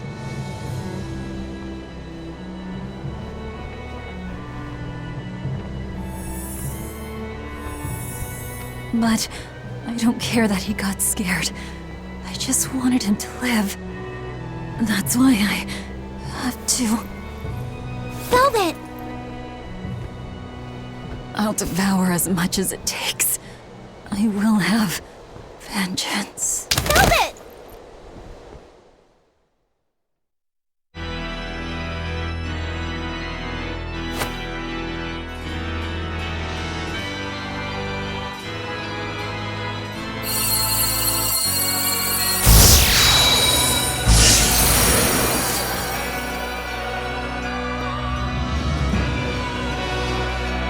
Done. The art is attuned to you. Thank you. This time I'll make sure to finish what I set out to do. I've gotta say, I didn't think you had it in you, Oscar. I don't believe I asked for your opinion. Lord Artorias! Go back outside, Teresa. We'll see you when we're done. Are the rumors true? Are you using that experimental art on Oscar? It is true.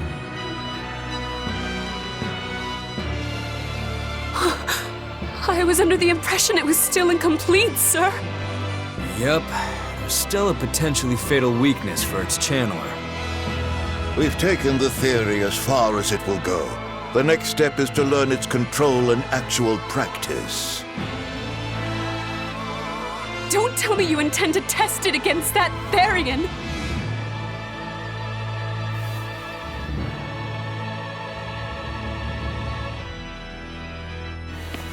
Please, let me do it. I should be the one, not him! You are not strong enough. Then, at least let me back him up! So you can take the enemy out before Oscar uses the art? A noble plan, but I'm afraid it'd mess everything up.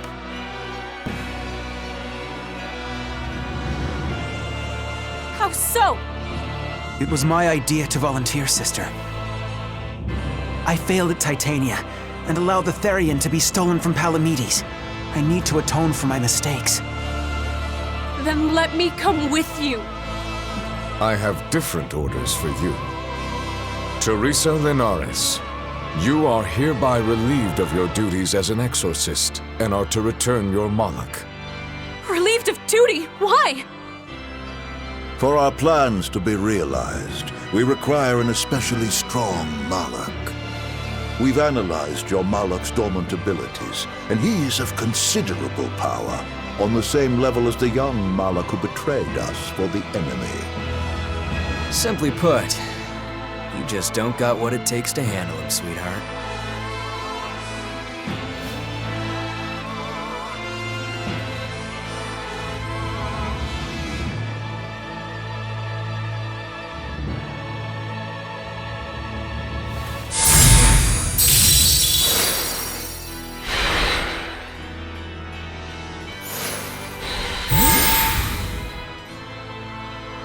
How could you?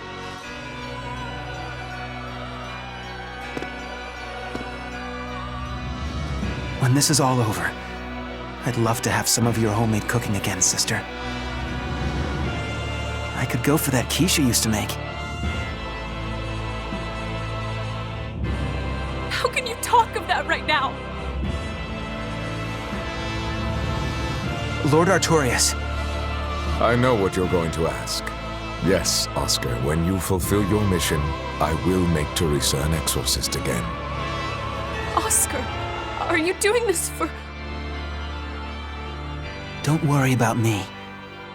I'd go to the ends of the earth and back for a plate of your delicious quiche.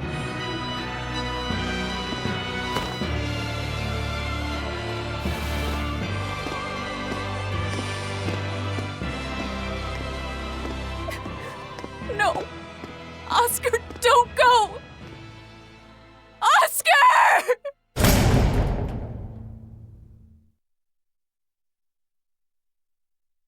What should I do? If I don't do something, he'll...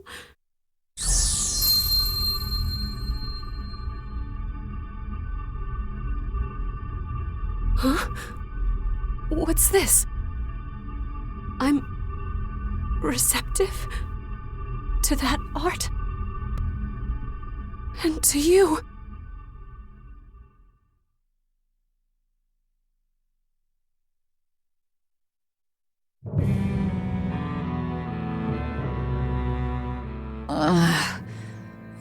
my. Take it easy, Velvet. You've been out for 3 days. Then that's 3 days wasted. What's the situation? Well, let's see. For one thing, Grimoire's been deciphering that ancient book. She says that this new copy is complete. All the pages we were missing are there. As for the dogs, Kamawana's taken a real shine to them. All right then. Now we just need to find that last Therian. Velvet, no! I said take it easy. Seriously.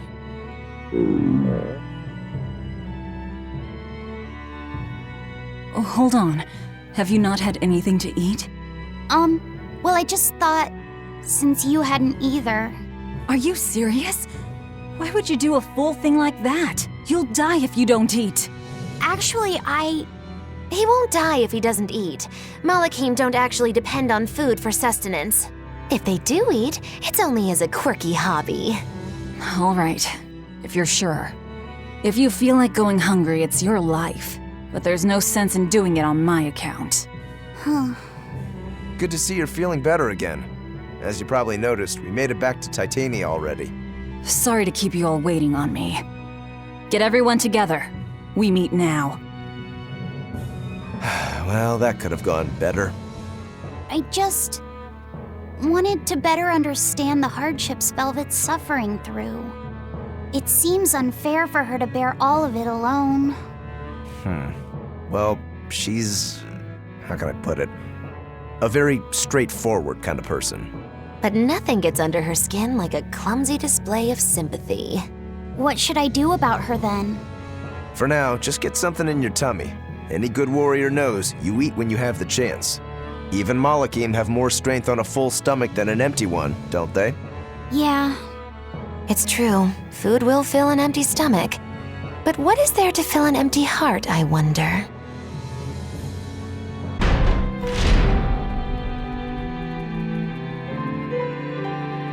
Okay, Fee. I need you to find us our next Earth Pulse point. I found one, but it's really, really far. Way up in the northeast. If it's that far out, it has to be in Engand. Endgand is a collection of small islands. There's a comparatively bigger one called Lionel Island, but that's the exception. Yeah, I think the Earth Pulse point's probably out there. Endgand, huh?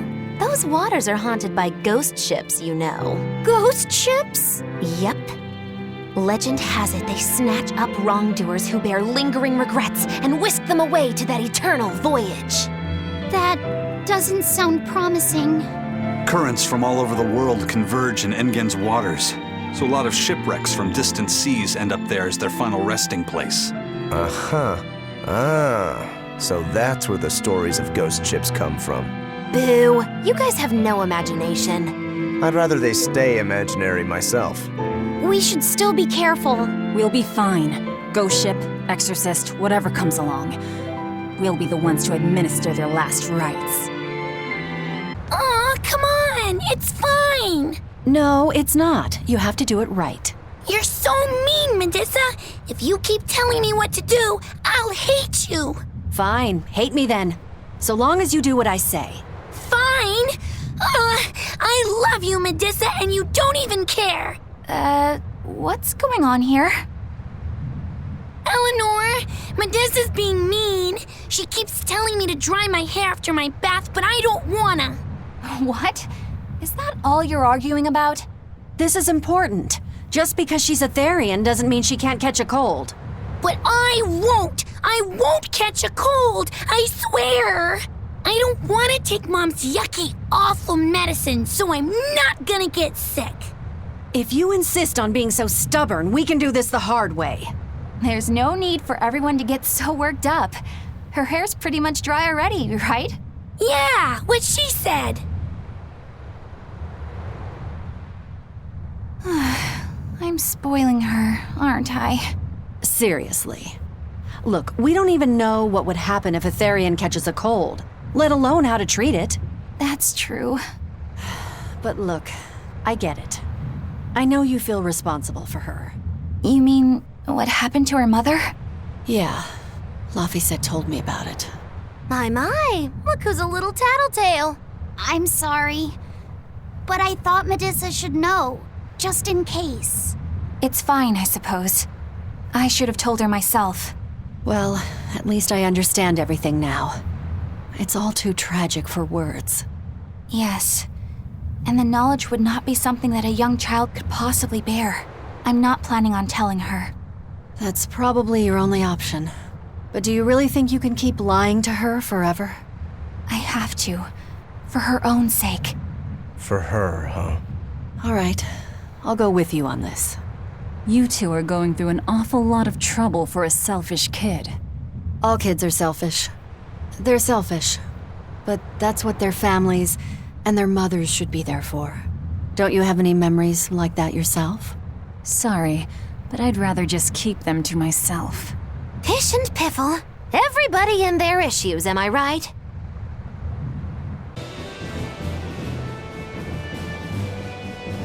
We're coming up on Lionel Island. So much for the ghost ships. Should we expect another welcome party waiting for us again? No. I had the Bloodwings spread a rumor that we were raiding an Abbey compound far, far from here. As far as plans go, that's better than nothing. All this cloak and dagger. Give me a good old frontal assault any day. First mate, sir. There's a ship drifting ahead of us. A ghost ship?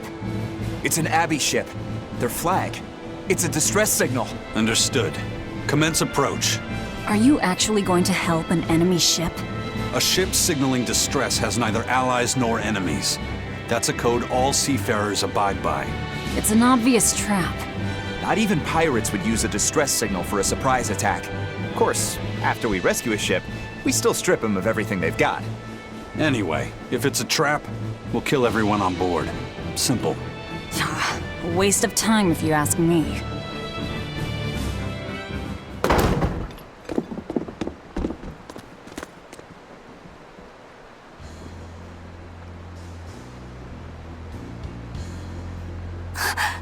Is this... The Corsair Scourge! Benwick, do we still have any Salatoma left?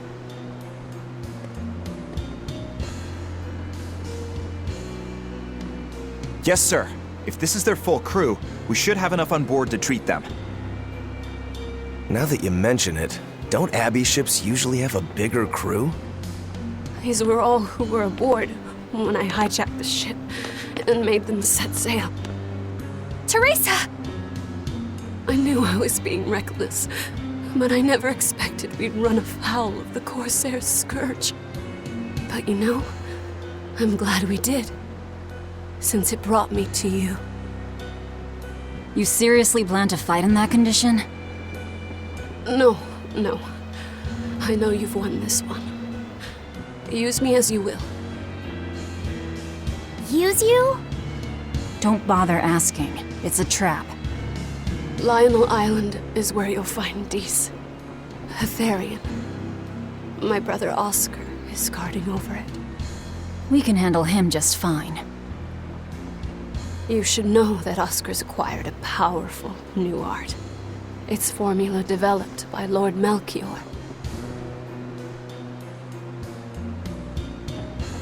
The art heightens a Moloch's power far beyond its normal limits. The effect is incredible. Normal arts don't even compare. Even were you to win, you wouldn't come away unscathed. Why are you telling us this? The art is still untested and imperfect. There's no guarantee its caster will survive the effects. I don't want anything to happen to Oscar. If I'm your hostage, Oscar won't move against you. This will afford you a window to snatch the Therian and make your escape. You're willing to betray the Abbey? There's nothing in this world that could ever replace Oscar.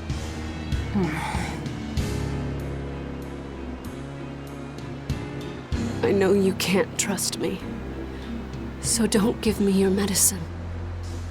I'll place my life in your hands. Just save Oscar. Lady Teresa! If true, this information will be of use to us. For now, let's bring her aboard and give her the medicine.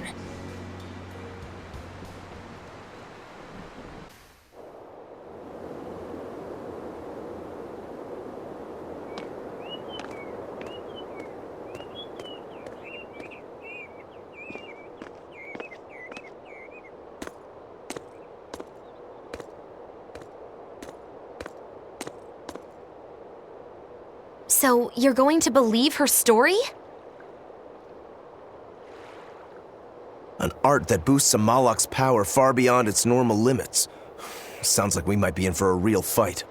And she said that Melchior developed it too. Maybe this explains why he was so intent on acquiring that Siegfried relic. If this is all true, a frontal assault might not be the best idea. But why do you think Teresa is willing to go so far to protect Oscar? Oscar is the second son of the Dragonia family, aristocrats with ancestral ties to the Asgard royal lineage. From what I understand, he was sent to the Abbey in the hopes of strengthening his family's ties to the group. For the good of the bloodline. Happens all the time. Teresa followed him to the Abbey, where she's been his constant savior, even if she's kept it from him. So she's another noble too. Could have had an easy life if she just kept in her place. No, Teresa was conceived, outside of formal matrimony, and her mother was not of what you'd call high standing. It happens more often than you might think. My mother died, and my father's wife never cared for me. So I merely served the Dragonia family as a maid. Those were dark, lonely times for me. But Oscar was the only one who called me his sister and embraced me as family. Does a sister need any other reason to want to save her brother? So you're back on your feet. My sincere thanks for the medicine. I can't use you as a hostage if you're dead. Where's the Therian?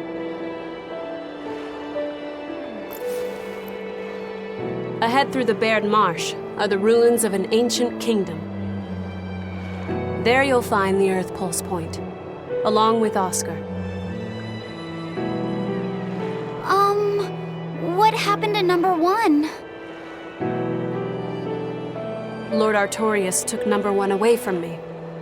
As it stands, I'm without the powers of an exorcist. As such, whether I live or die is for you people to decide. Once Oscar is safe, you can do whatever you like to me. We'll do as you wish. All of it. Teresa, it's been a while. We haven't seen each other since the throne. But that doesn't seem like so long ago to me. Not when I keep hearing so much about you. Eleanor Hume, the traitor. What of the Corsair Scourge? Nothing to worry about. I've had my dose of Salatoma. Was it as bad as you remembered it? Brings you back to when you were an initiate, doesn't it? Why did you betray us, Eleanor? When the Abbey made you a patrolling inspector, they placed great responsibility upon you. Oscar should have been the one to take on that role. He had already been selected for it. But you wanted it so very badly, and that sweet, naive man that he is, he let you take it. I had no idea. Oscar had already been chosen? Yes, and after he passed on it, he was stationed on that dangerous island where he sustained that awful wound. And now, you accompany the monster that nearly killed him. I feel I have a right to some answers. My desire to save humanity has not changed.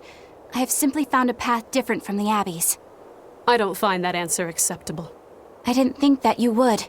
I know very well that you offer no compromises when it comes to Oscar. You're right. I don't. Be sure to inform your new friends of that fact. In order for me to protect Oscar, I'm going to need you all to trust me.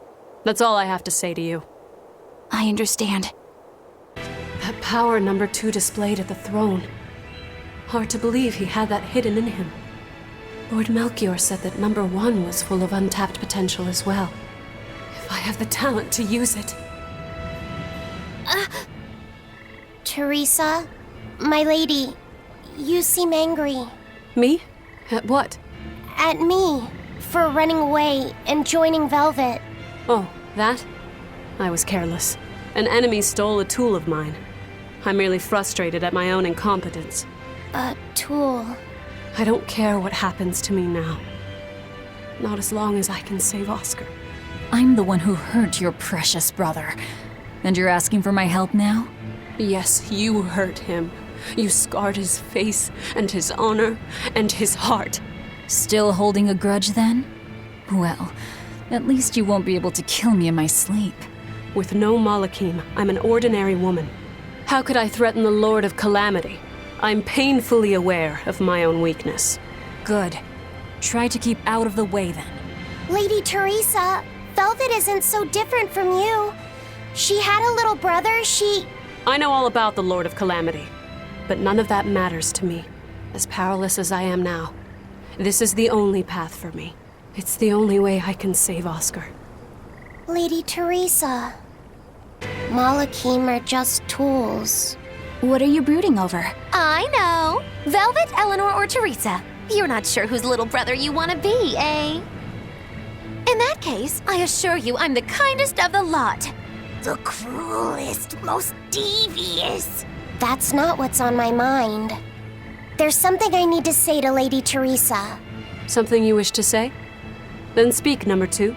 That's just it. I'm not number 2. I'm Laphicet. Laphicet? It's the name Velvet gave me. It's very important to me. Something can be important to you? Yes, I have feelings. You see, Malachim are not tools. Very well. I shall call you Laphicet from now on. Thank you, Lady Teresa. You're kinder than you look, my dear Teresa. Thank you, Teresa. You misunderstand. With so much at stake, I don't want to rock the boat.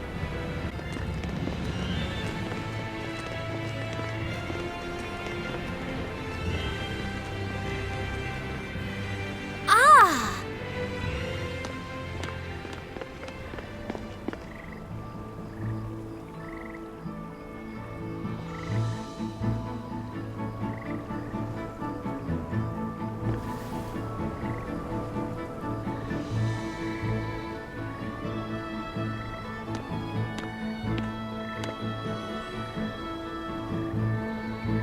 Oh, it's a beetle.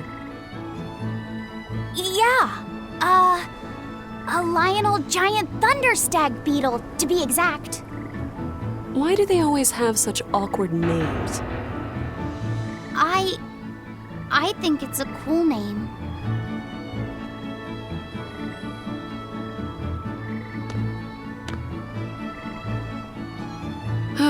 I've never been able to figure out why boys are so drawn to these things.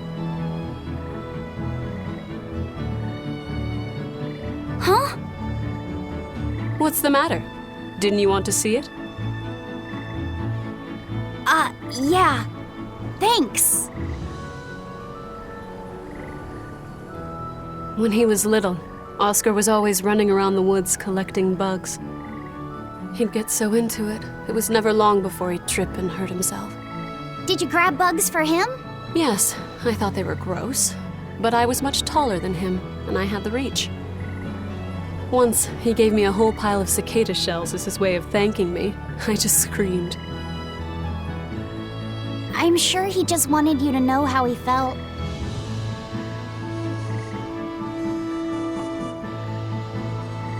I can relate to that. Rather unusual for a Malak like you to contemplate such things. Well, I try to. It's just really hard sometimes.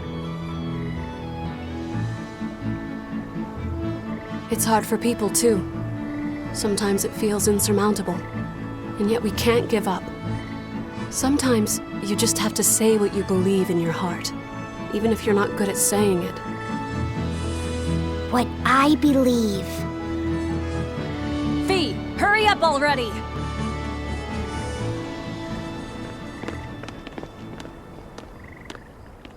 Hey, Laphicet. Found a new stag beetle, did you? Yeah, Lady Teresa caught it for me.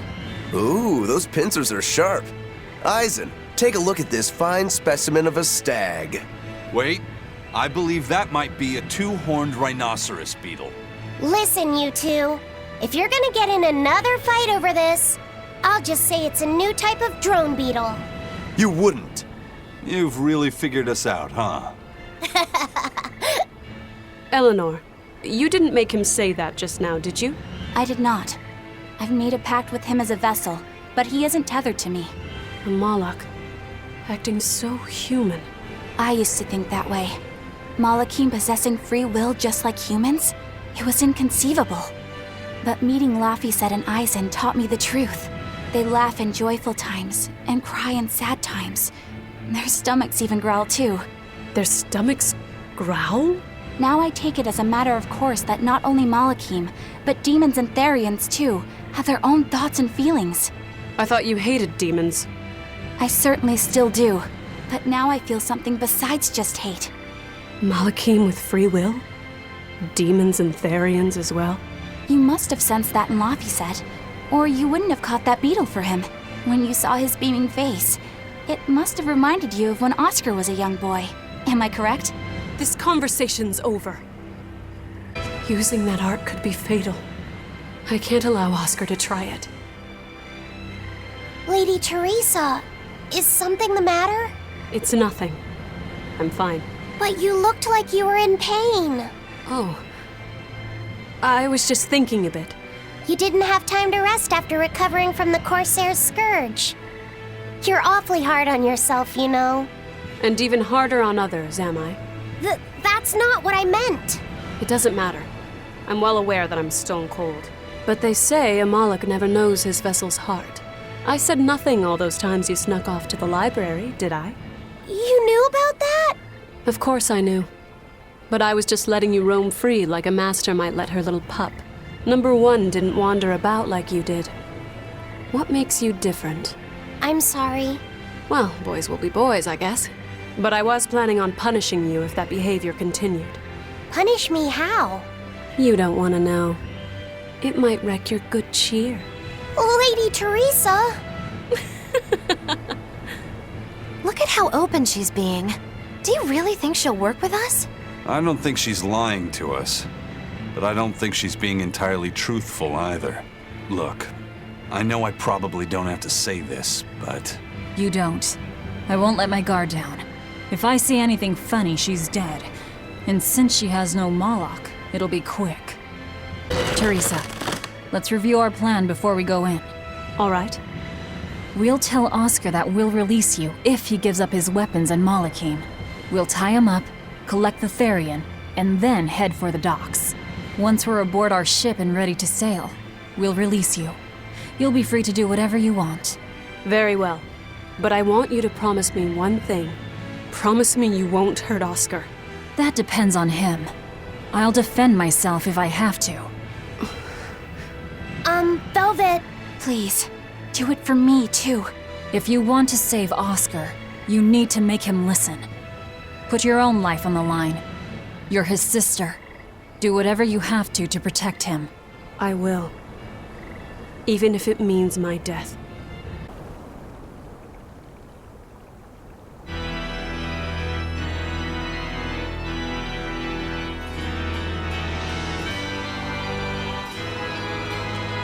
I knew you'd come, Velvet. Sister! As plain as day. Now put down your sword and let go of my Theri. If you don't, I'll kill her. You coward! I'm sorry to do this, Oscar! I'm searching for the truth behind the Abbey's talk of so-called reason. And your idea of reason is to threaten my dear sister's life? I'm sorry, Oscar. I've become nothing but a burden. Teresa, no. It's not like that. All right. I'll put down my arms.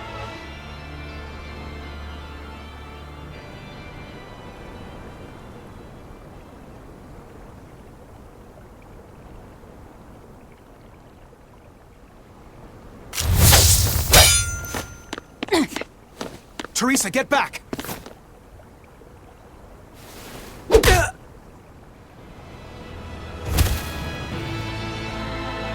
Forgive me, Oscar. This is the only way I can protect you. We've kept our end of the bargain. Take him and get out of here. I can't do that. It will reflect poorly upon him. Lady Teresa? Have you forgotten? You're just a powerless human. You're right. I am a weak, worthless human. But he has shown me the light, and it shines. My body is receptive to Inominat's power. And with it, I can protect everything I care about.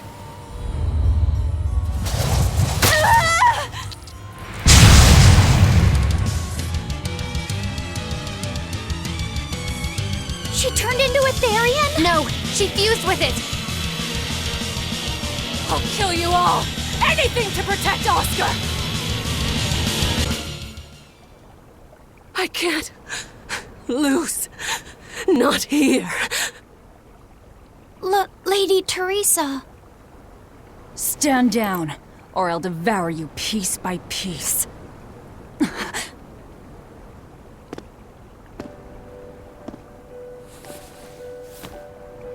It's okay, sister. You've done enough. No, don't look at me! I'm so hideous!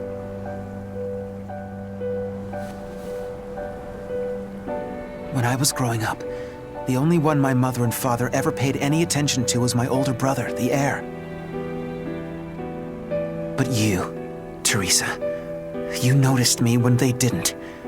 You looked after me, supported me, smiled for me.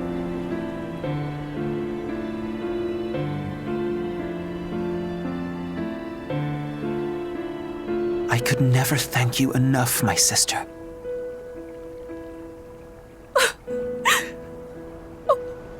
Oscar. Now, keep watching over me, Teresa. As long as you're looking after me, I can vanquish even the Lord of Demons.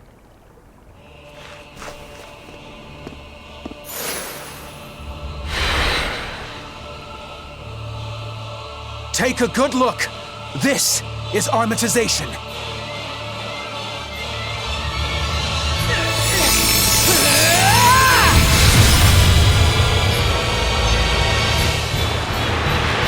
I come!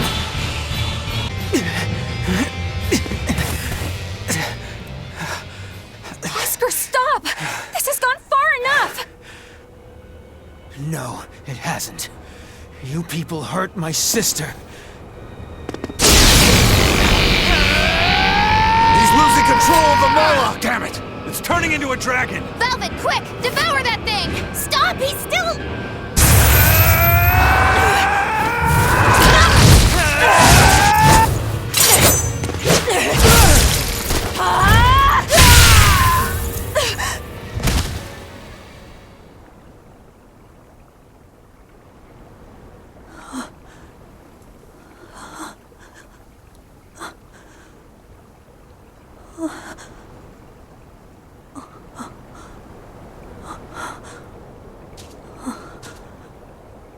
You killed him. No, He was a good kid. He gave me this pair of earrings for my birthday.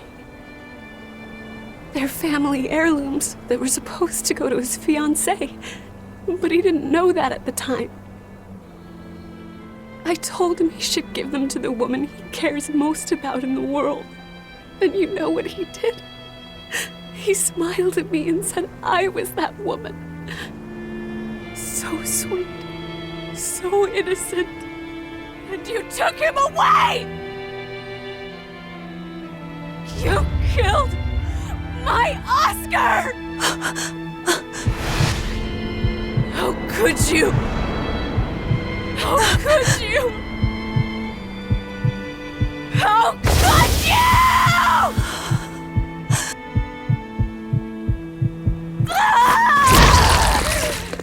No! Don't do it!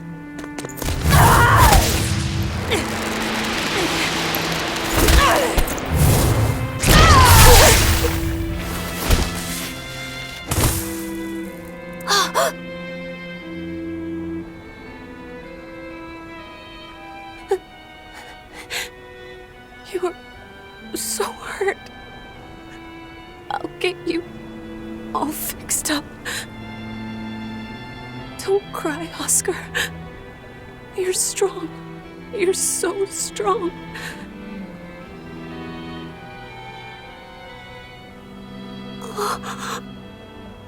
Oscar.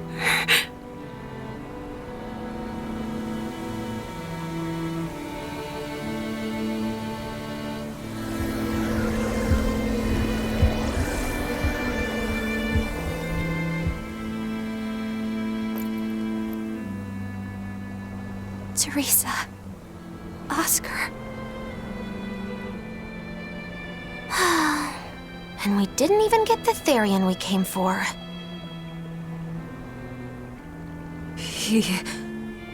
Oscar came at him first. I had to. It was for Luffy. For my little brother.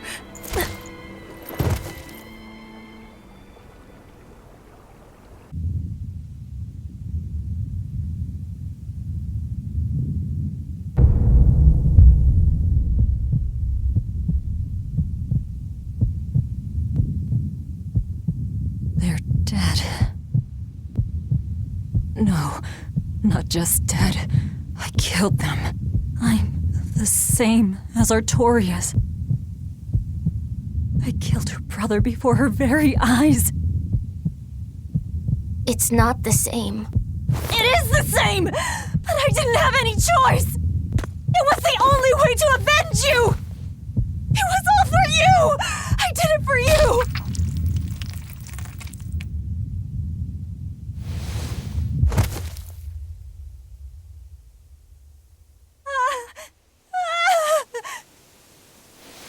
I didn't want this!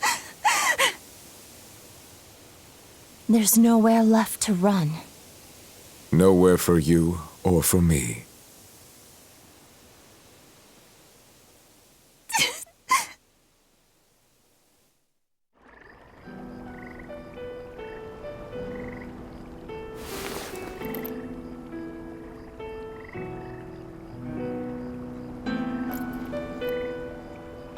Nowhere left.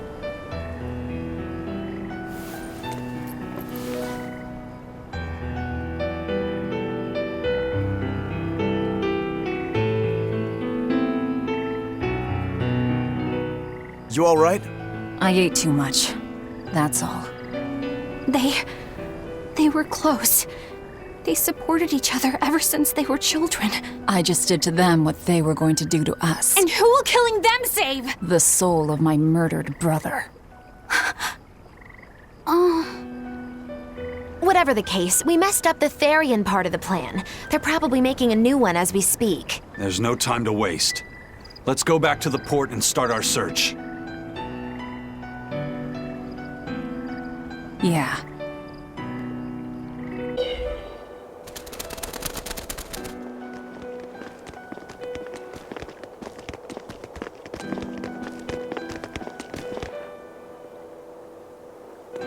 First mate, there's trouble. We got an emergency message from Port Zexon. A ship carrying dozens of exorcists just set sail for Titania. They have orders to eliminate the Lord of Calamity. Yeesh. Looks like the hideout's not so hidden after all. It wasn't me. I didn't tell them anything. Then you won't have any problem helping us. We're rescuing the Therians. Of course not. I won't let them take Kamoana again. Wait. That information came from the Bloodwings? No, from a peddler I often do business with. Exorcist operations like this are usually kept a closely guarded secret. And you're telling me a regular civilian knew about it? You think it's a trap? Trap or not, we don't have a choice. Our enemies know the odds. If they've set a trap for us, that means they think they can win. The Armatus! Yes, they're likely to throw armatized exorcists at us. Even your demon arm can't eat Armati. You might just have a real problem on your hands. If I can't devour them, then we kill them. Yeah, if we overcome the Armati, we can win. Like with Oscar. But his Armatus was still incomplete. From what I could gather, if the exorcist remains armatized for too long, their Moloch will turn into a dragon. But to prevent these dragons from running wild, Melchior embedded a self-destruction art in both Exorcist and Moloch. To think they would go that far. This is all just conjecture, of course, but we should prepare ourselves as best we can. Just make sure not to leave any regrets behind.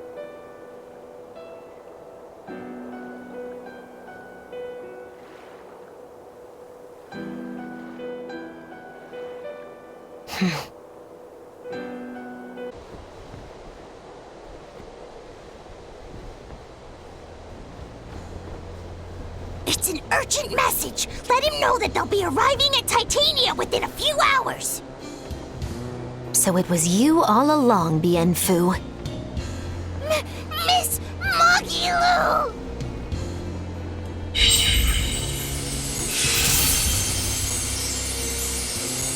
I'm surprised I didn't sense it. There is a gesh on you, interfering with our pact. Well played, Melchior.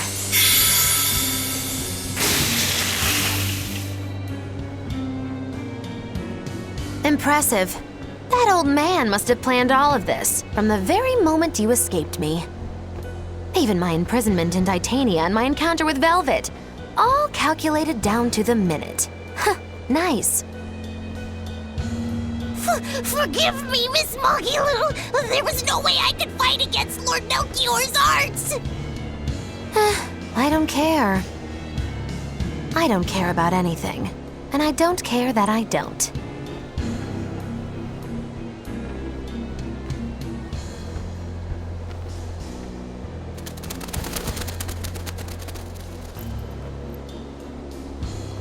Oh no! You've caught me red-handed!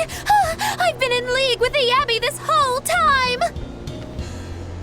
That's not true! I'm the one you want! We were listening. We heard it all. Oh, boring. Fine then, do with us what you will. It's not like I trusted you to begin with. Spy or no spy, this was inevitable. Besides, you're not sorry. Make yourself useful and fight for us. You're good at this cruelty that's also compassion thing, aren't you? I just don't have the time to deal with you two. After this whole business is over with, I'll devour you, if that's what you want. Hey, Velvet, tell me, what does it feel like to hate? Does it torment you? Is it agony? Does the searing fire of your hatred empower you to feel? Does it give your life meaning where there was none?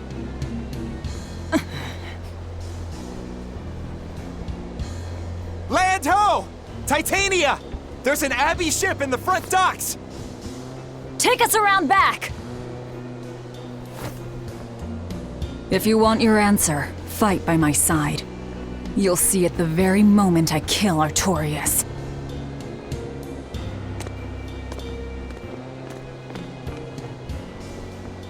In the face of doom, still the crow caws defiantly. You really know how to vex me.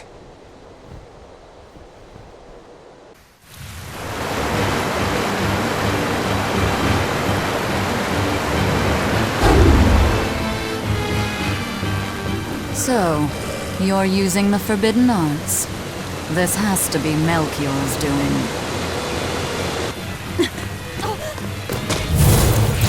Stop! I'm the one you want! The Lord of Calamity. That again? What a melodramatic name. It's what you're called by the scores of citizens whose lives you've ruined. Face the enormity of your sins. What idiocy. We'll carve the weight of your sin from your flesh. We are the wings of the divine will.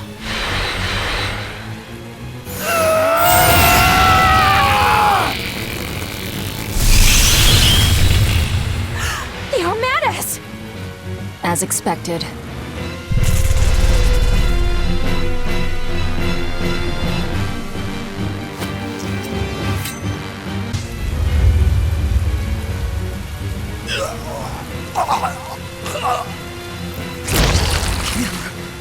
Them.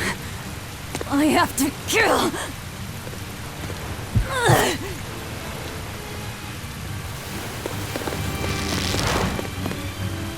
Velvet!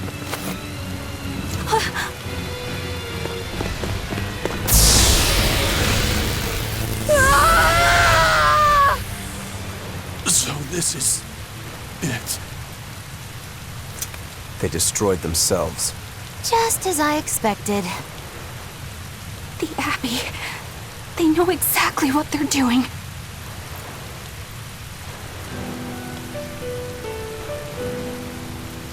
Grimoire, where are the Therians? Couldn't tell you. They came out of nowhere, and before I knew it, we were all split up. How's the book?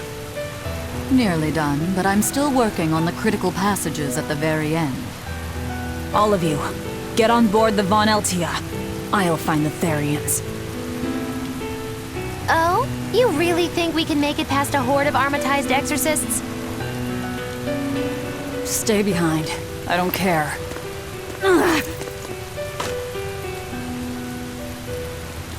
Don't touch that!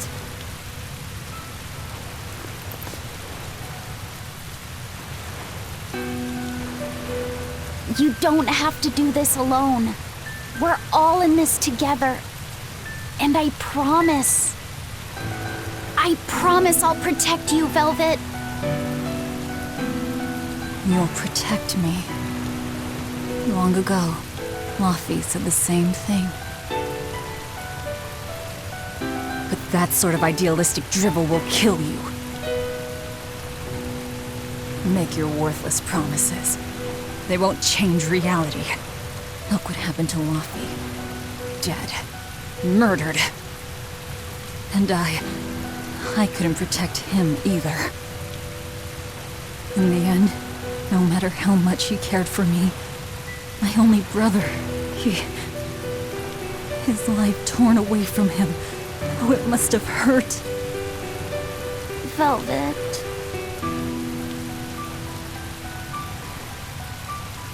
You worry about yourself, Laffy said. That's an order. An order.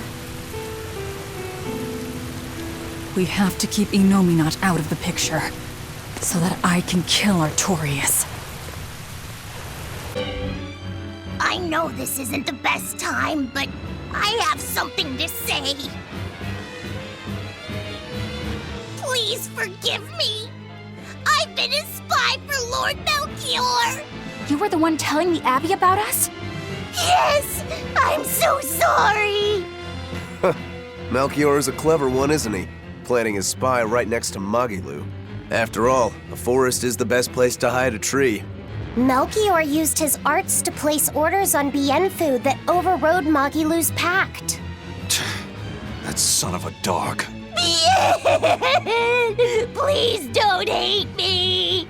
I meant Melchior, not you. Really? Exerting control over someone else's life goes against everything Aizen stands for. We know you were forced to do it against your will. But my spying put everyone in serious danger. That's still a fact. The Bloodwings also knew what we were up to. The Abbey would have figured it out with or without you. What'd you tell them anyway? That Velvet is actually pretty good wife material? And what fishing rods Aizen prefers? And what Miss Magilu says in her sleep? And how fast Dial's tail regrows? What? That's what you told them? It's done. Pay it no more heed. But things must be set aright. Alright. How? Eleanor, I apologize for suspecting you. I'm sorry. Aizen! That's right! I must apologize as well! I'm deeply sorry, Lady Eleanor! Very well. Apologies accepted all around. It was all I could do to flee. I have lost face. You don't have a face! I was so scared. It's okay now, dear. I won't let them cause you any more pain. Medusa was the one who saved us. Thank you. I could never forgive them for involving children. That's all. Kuragane, Head to the rear docks. Keep them safe. If you find the Prince and Griffin, take the Von Altia and escape. As you wish. Rokuro, take the Stormquell. I made it with the orichalcum you gave me. You actually did it! I abandoned all desire and forged it with a clear mind. You will find no harder sword in all the world. Stormquell. Made from orichalcum. I'll use it well, Kurogane. Managed to avoid capture, huh, Prince? As did you. You did well to avoid Artorias and his forces. Lord Artorias is here? He is. I overheard some exorcists mention it. Artorias. If you want to die, do it alone. We're saving the Therians before anything else. Besides, we're so close to deciphering the ancient book. I know. We'll escape from the rear docks. Follow me. Watch out, Princey Wincy. You ain't no Therian. If Griffin gets there first, we're leaving you behind. Understood. Will Artorias use an Armatus as well? I don't know. It's hard to believe that the Abbey's leader would risk using an art that could end his own life, but... The Shepherd's reputation would be ruined if he self-destructed over some botched formula. On the other hand, if the risk is based on the user's ability, then the Legates might not have any trouble. So if Artorias were to try, he'd armatize with Innominat. Can an Empyrean be used as an Armatus? I'm not even sure Artorias can handle that. He'll do it. Why else would he try to revive Innominat?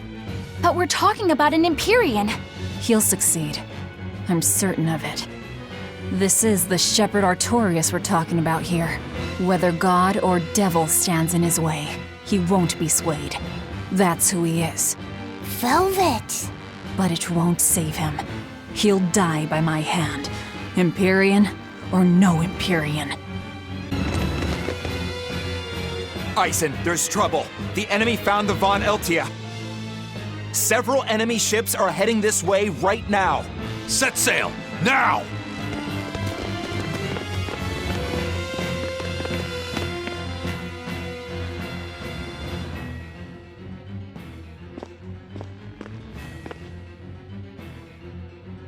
I'm, glad we were able to save everyone.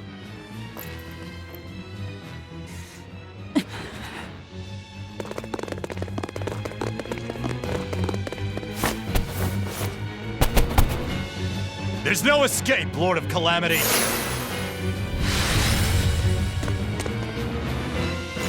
Benwick, forget me!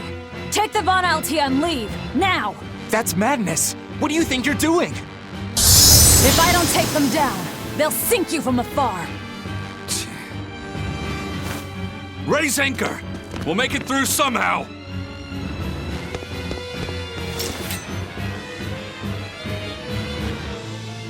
Aye, aye. But don't die. You hear me? Crazy kids. We're not going to die. We're going to kill.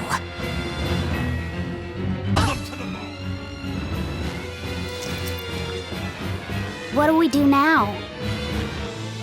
We'll head to the front docks. To steal an Abbey ship, I take it? That's where the Abbey's main forces will be concentrated. And Lord Artorias should be there too. All the better. But we still don't have a way to fight Innominat. I told you, if you want to die, do it alone. I'm not asking you to come with me.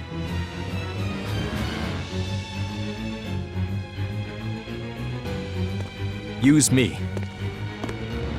Percival. Don't worry. Griffin got away. If you use me as a hostage, you should be able to steal a ship. I owe you one for this. But don't expect gratitude. I don't. Looks like this is our best and only bet. I'm worried. About this whole hostage thing, you mean? Yeah, that too. But Velvet's acting really strange. And that's unusual how? Magilou! Yelling at me won't change anything. Her thirst for blood knows no bounds, and she's got all the self-control of a wounded beast. With the way she's acting, I'm not sure she'll be able to escape. She's cut her way through all her problems before. she can do it again. I hope so. But everything has its limits. There's no blade that will not break. Nor is there such a heart. When the time comes, you'll need to make a decision. It's best you start figuring it out now. When the time comes.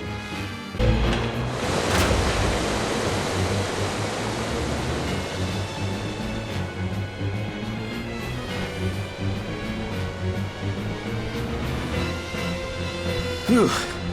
Well, looks like we shook off our pursuit. Of course we did. This is the Von Eltia. No, it can't be. This is terrible. Turn back, now! What? There's no way we can do that. I finally deciphered the last part of the book. If what it says is true, then Innominat is already...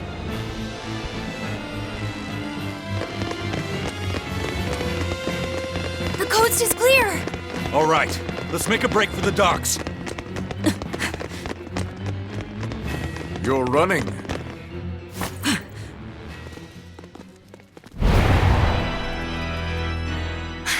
It's Lord Artorias, and...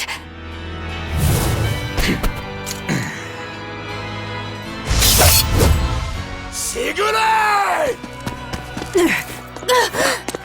No, stop! Please, now's the time to negotiate for safe passage. Step back, Your Highness. The girl before you wants nothing other than to kill me. You better believe it! This is a trap. We're leaving. Let me go! I have to save her! That ain't gonna happen, kid. Don't forget you're my ticket out of here, too. I'm not your tool!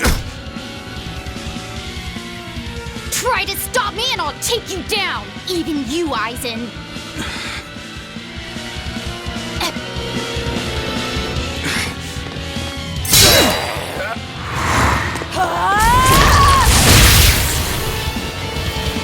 Your Armatus isn't gonna stop me! Don't worry. I have another trick up my sleeve. That sword. Is that orichalcum? Good job, little bro. Never seen that before. Damn right! The hardest sword there is! It may be made of orichalcum.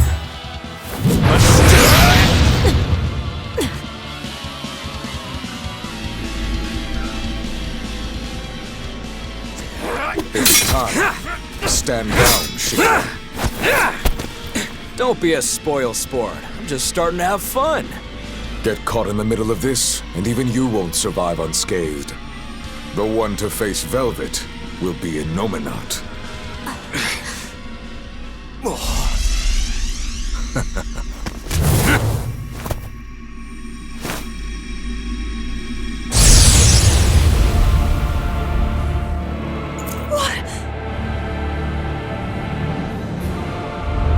Hello, sister. Did you miss me? Laffy! Velvet's brother? So that's his game. That's right. I am Laphicet Crow.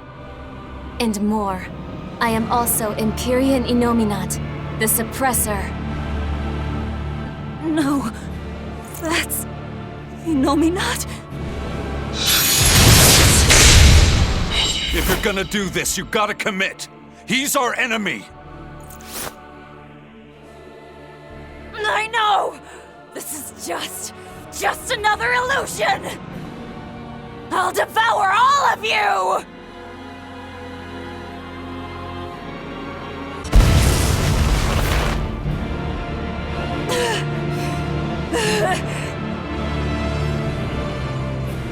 Is this the power of an Empyrean? Exactly. This boy is Empyrean Innominat the Suppressor. But how? We took away his strength! By kidnapping the Therians? Sorry to burst your bubble, but you were a wee bit late. It was never about the amount of malevolence the Therians devoured. What we needed to awaken him was 8 different types. Greed, conceit, lust, cowardice, selfishness, obsession. Those 6 Inominat had already obtained by the time you managed to tear the Therians away. That leaves just the 2 that Velvet carries inside her. Once Inominat has them, he will fully awaken. And I don't even need an Earth Pulse for that. I can eat them right here. I tell you, Will!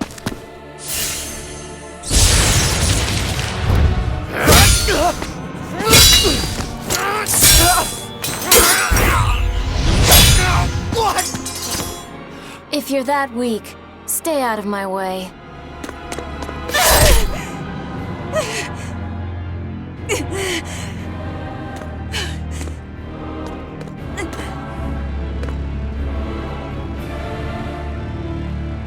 Ow. It's all an illusion. That hurts, Velvet. Shut up! Shut up! Are you going to kill me, sister? Go away! Go away! Go away!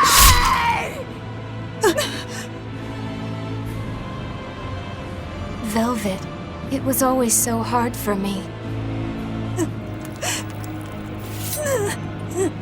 I was so frail. All I did was cause you trouble. Is that why? Is that why you wanted me to go away?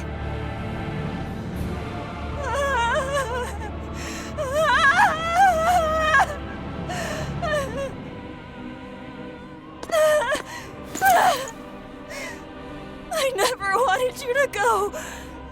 I wanted you to live. I wanted you to be by my side. But in the end, I couldn't protect you. All I could do was avenge you. To get my vengeance, I devoured. I killed. Of course you did. I'm sorry. I'm sorry, Luffy. It hurt, didn't it? Fee! Kill him, please! But he's... It's Luffy said! He's my brother!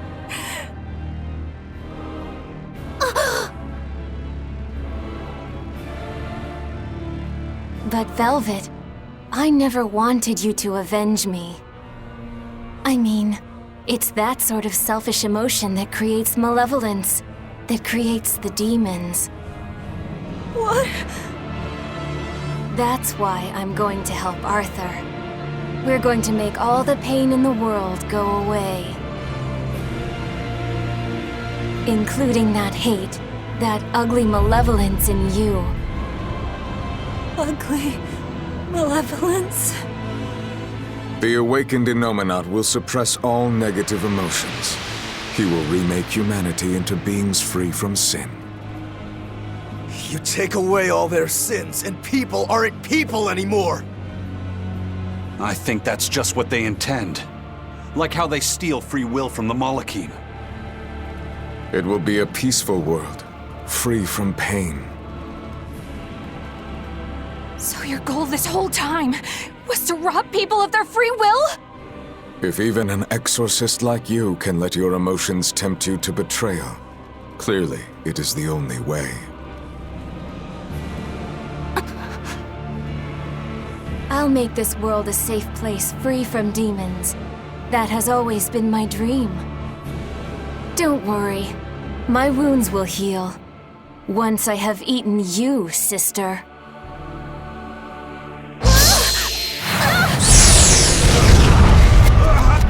What's going on? This is bad! We'll be swallowed alive! Wait. Everything I did for you. How could you do this to... Thank you. It's because of what you've done that I need to make amends. You've hurt so many people, and all for nothing. You can't. Poppy!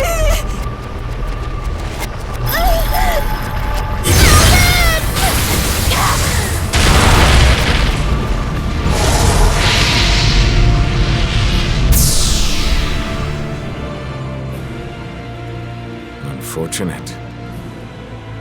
But they're within me now. I'll find them.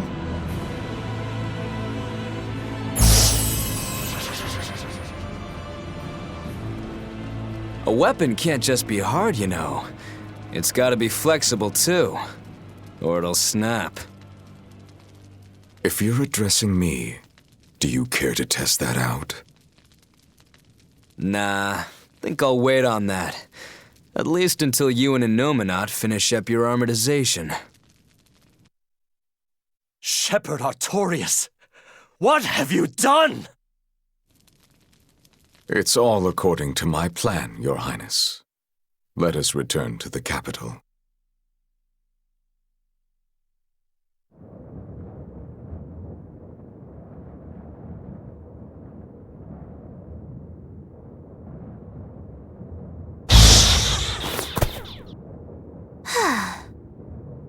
What just happened? We were eaten by an Earth Pulse.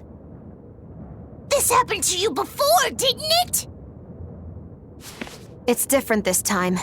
It looks like our awakened friend Innominat is using the land as his vessel. In other words, this Earth Pulse is now part of his body. I was able to flee him only because I found a rift in the Earth Pulse as it formed. So, Velvet and the others? I guess I won my bet. Took long enough. Bravo! You do have a talent, if nothing else. Oh, Melchior. If you're here, this place must be more important than I suspected. Move aside. I must close this Earth Pulse rift.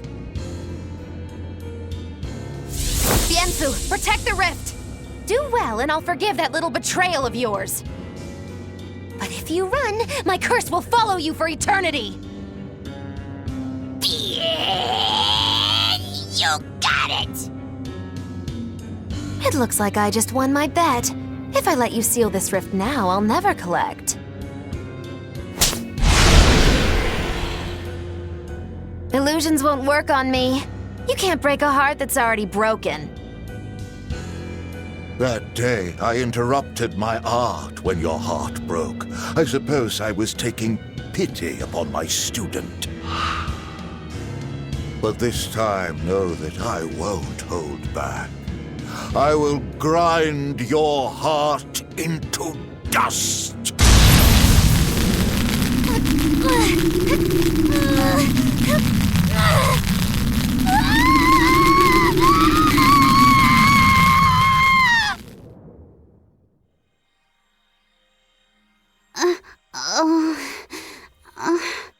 You're awake! I'm glad to see you're okay. It looks like we got sucked into the Earth Pulse. Are you alright, Eleanor? What about everyone else? I'm fine, but...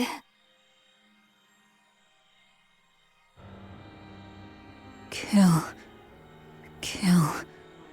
I killed so many. Murdered. Slaughtered. It was all for him. I killed for him, but he said I was ugly. Nothing. Nothing. All for nothing. I can't. I have to kill. Die. The whole time, she... You're awake. Come on, we're leaving. I have to kill them. But Innominat is your... It's just an illusion! A fake! A trick! Or what if it was really him? Then that means he betrayed me, doesn't it? You think I can't kill a traitor like him? Why? Why wouldn't I? Just how many do you think I've killed?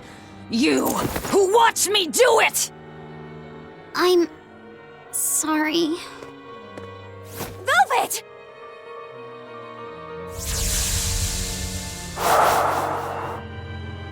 Fluffy, time to wake up.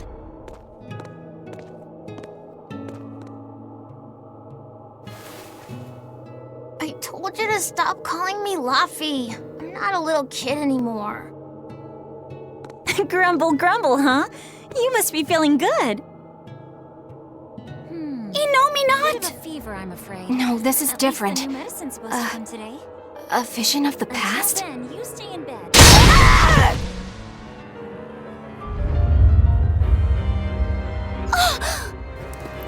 See? I killed him! It was easy! I'm used to it by now. Alright, we're getting out of here! With your power! But... Now! We've gotta find Aizen and the rest. I said now! Enough! Stop it! They're the ones who need to be stopped! Isn't that right? I'll kill them! I'll kill them all!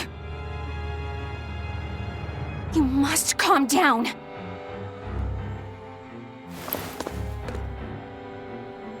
Fine. I'll calm down and look for an exit. That's what you want, right?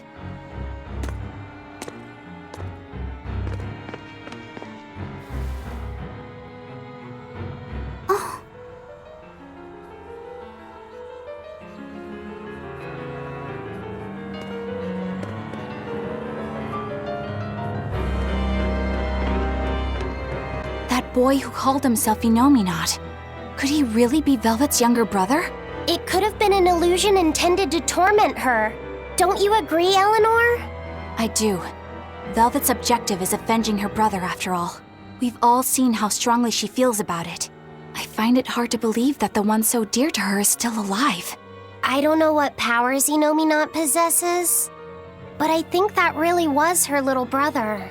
Velvet was able to see past Melchior's illusions. But look at her now. I just don't want to believe that the real Laufey could do such a thing. Could it be possible that Inominat was reborn into her brother's body? I don't know. But if that was the case, I'm not sure Velvet would be in so much agony. Yes, I guess. Inominat actually being Velvet's brother. It makes a twisted sort of sense. But it's too awful.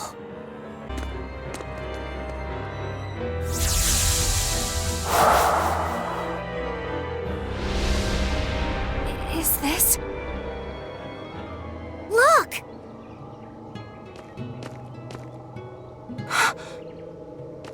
Hey, stay with me. I'll get someone right away. It's okay. I'm tired. Have you been journeying long, then? 10 years. My master entrusted everything to me, but I couldn't do anything. 10 years? My wings are weak. It doesn't matter anymore. I see. If you've been working that hard, you surely need a break. I just happened to get my hands on some prickle boar meat. I'll be cooking up a stew for dinner. But would you care to join me? Huh? No way. All I have on me now is this apple. Here. Once your belly is full of warm food, you'll be able to pick yourself back up.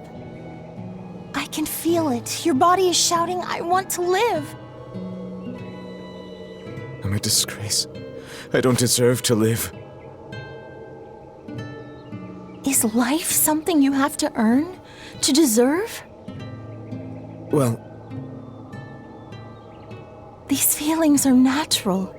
You eat when you're hungry and cry when you're sad. Feeling these things is proof that we're alive. alive. What's your name? Mine is Celica. Celica Crow.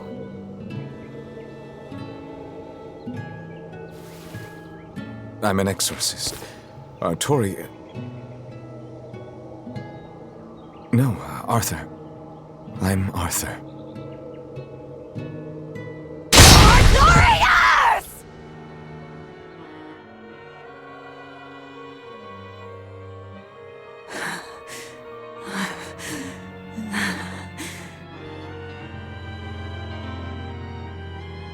What in the world was that? Rokuro! Aizen! You saw it too, then? Sure did. Artorias. And he called himself Arthur. I've heard of this. The Earthen Historia. They say that events on the world's surface cast imprints on the Earth pulse that runs below. In other words, an illusion of the past. It's not an illusion. That was my sister. So, you managed to fool her too, is it? Yes. Yes, that must be it. That's why she freed me from the prison. Rokuro, have you recovered from your wounds? Yep. Tough as nails, that's old Rokuro. I'm more worried about Velvet. She okay? How could she be okay? Inominat is reborn, and it's her little brother. A blade can't just be hard.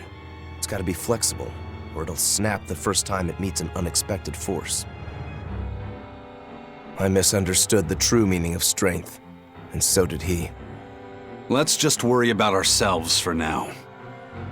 This Earth pulse is completely under Inominat's domain. We can think of it as an extension of his body. Yeah, which means my power won't get us out of here. Be wary. Inominat may be the one showing us these memories. Remember, he's after Velvet. And the two types of malevolence inside her. True. And we may be able to use that against him to get us out of here. What are you saying? Just use her? If it's necessary. We have to keep moving. Nothing will be gained by staying here. And we ought to look for Magilu. Even she doesn't deserve to be stuck here forever. So, what is this Earthen Historia you mentioned? As I've said, an Earth pulse is a natural force that circulates within the land. Wind blows, water flows, birds fly, flowers bloom. All actions in nature leave their mark on the Earth pulse.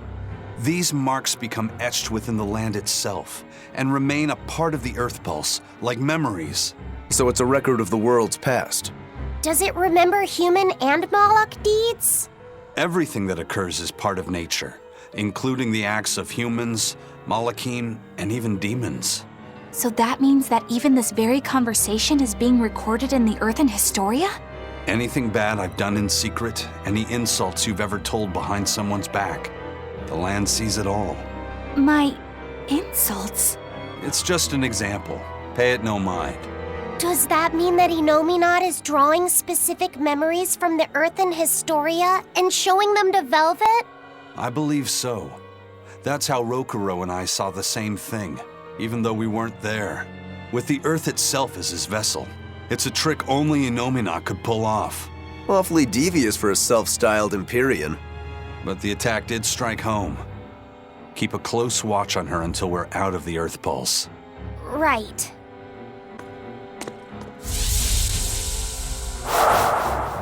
Welcome home, Arthur.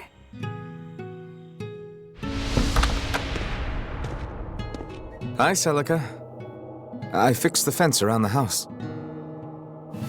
Oh, thank you, sweetheart. With the brigands stepping up their attacks, the town elders have been worried, but this should put their minds at ease. No. If the brigands turn into demons, a mere fence won't stop them. Nothing. Don't worry about it. I'm pretty confident in my carpentry. And the other two? Probably at the Cape again. I've warned them 100 times that it's dangerous. Laphicet probably badgered Velvet into going. Don't worry, she'll watch out for him. Yeah, I can only hope that this little one grows up to be as strong as she is one day. Huh? You're happy, I hope. Of course I am. I never thought I could ever be this happy.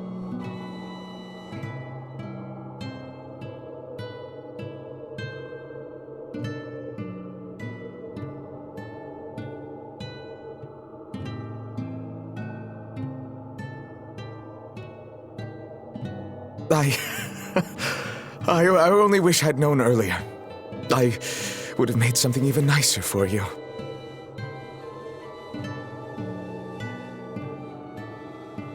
Oh, you made this for me? Yeah, I put all my heart into it. I'll cherish it always. It'll remind me of this happy day. Let this serve as proof of our love. This I swear. I swear to protect you both with my life.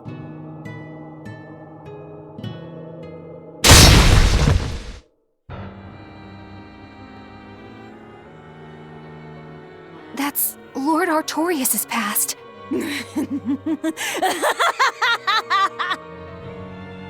Oh, that's rich! You mean you believe that tripe? It's all a pack of lies. His smile, his promise, everything.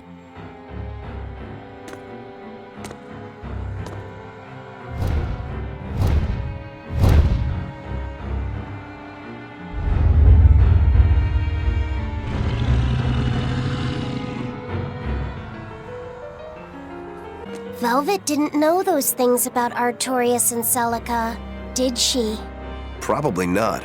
That was when the two were alone and first getting to know each other.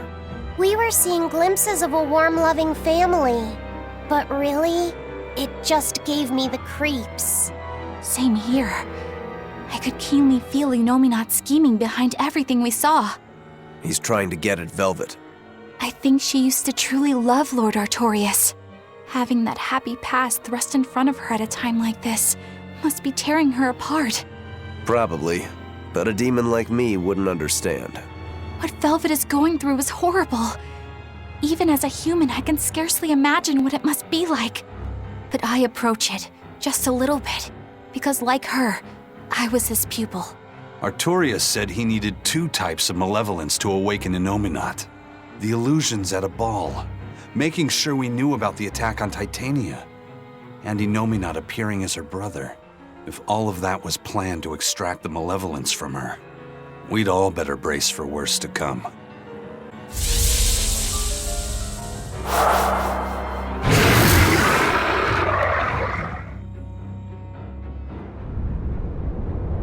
The Scarlet Knight? This is Velvet's village.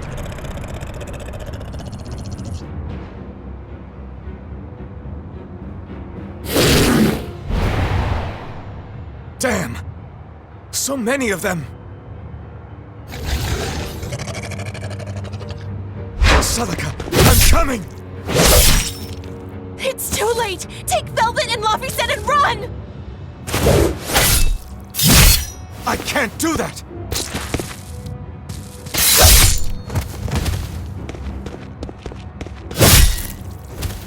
I want to have my life with you, with our child!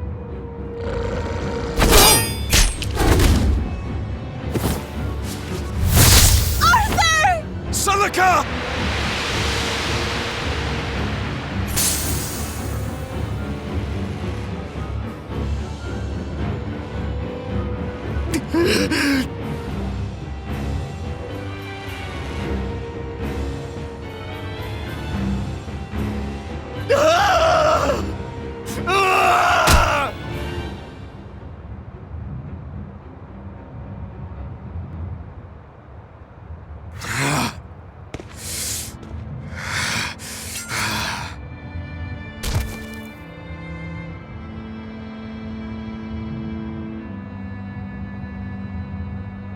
Why?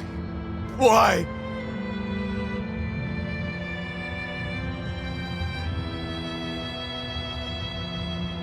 Why couldn't I? Why couldn't I protect my own family? Remember this moment well, Artorias. Humans are weak, filled with sin.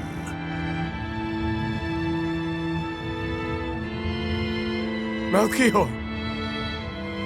The people of this village offered you and your beloved family up to the demon brigands. A sacrifice, so that they could escape and hide. No, they wouldn't. It happens often. The reason people act on is burdened by the weight of their sins. However,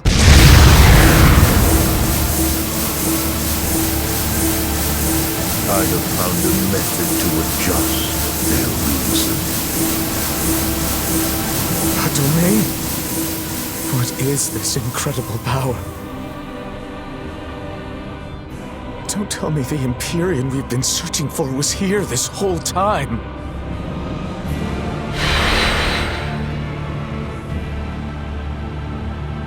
These Malachim.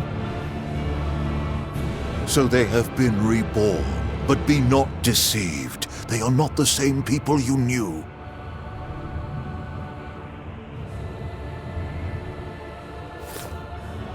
Why? Why must fate be so cruel? It appears that Innominat's resurrection is incomplete. We must guide him until we understand why. I'll be taking these Malachim. Wait!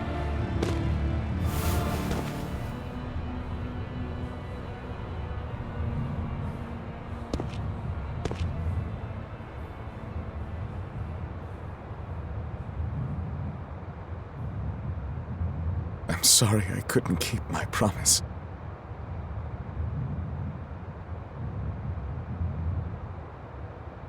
I'll make things right. I'll abandon who I am.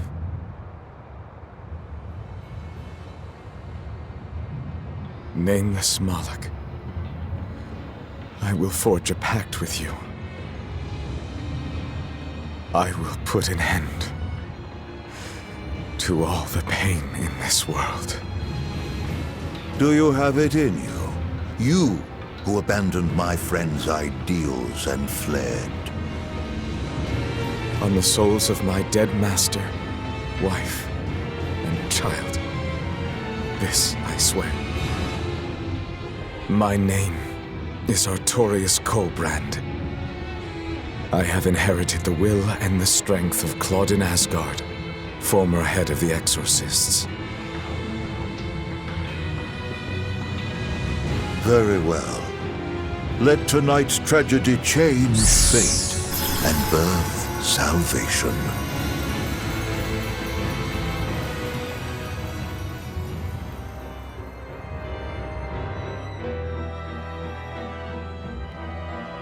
That Moloch, it was me.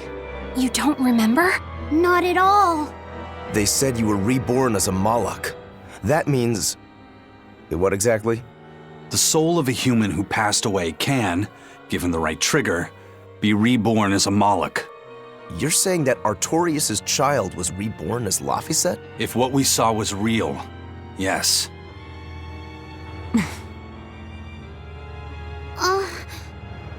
So the female Moloch that was born along with him was... My sister's reincarnation. But I ate her long ago. You didn't know, right? I knew. I had already caught on to who Ceres really was. Velvet. But it doesn't matter. What does it change? I'll devour anything to fulfill my goal. My sister, my brother, even the world. That's who I am. That's all I am. Aizen, you said a human soul can be reborn as a Malak given the right trigger, right? Is that something that happens frequently? I'm afraid I don't have an answer for that. We know that humans are sometimes reborn as Malakim, but not how or why. It's more likely among people with greater resonance, but the process is still a mystery. Huh. So it's not something that happens, or that can be made to happen easily, ordinarily at least. But Velvet's sister was reborn as Ceres, and her unborn child came back as Laphicet. What are the chances of that? It might not have been chance. They both died on the Scarlet Night. Their rebirths may have been influenced by the sacrificial ceremony. Are you saying that Innominat made it happen on purpose? Call it an educated guess. But I don't think even an Empyrean can control the lives of humans or Malakim at his whim. If it wasn't chance, it might have been destiny. Velvet said she ate Ceres, her own sister reborn as a Malak. How could such a horrible thing be destiny? Sorry. I didn't mean to make light of a tragedy, but our fates intertwine, the good and the bad, whether we like it or not. That's what makes it destiny, right? True. But this... Get a hold of yourself, Eleanor.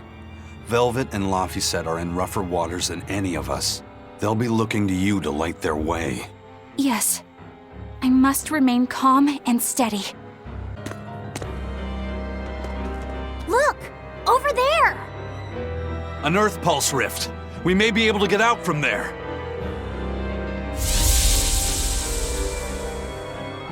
Arthur, there's something I'd like to speak to you about. Alone.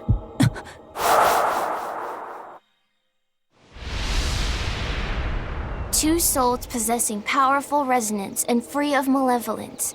These must be sacrificed on the Scarlet Night. Ah, yes. The ceremony to resurrect Innominat. You read my book. I haven't fully mastered the ancient tongue yet, but I have read your notes. You wrote that if Innominat is resurrected, we can make a world free of demons. 7 years ago, a soul with strong resonance, my own unborn son, was sacrificed for that purpose. Now, Innominat's resurrection is half complete. Because of that, everyone's resonance has grown stronger, enabling them to see demons. Yes, that's the truth behind the opening.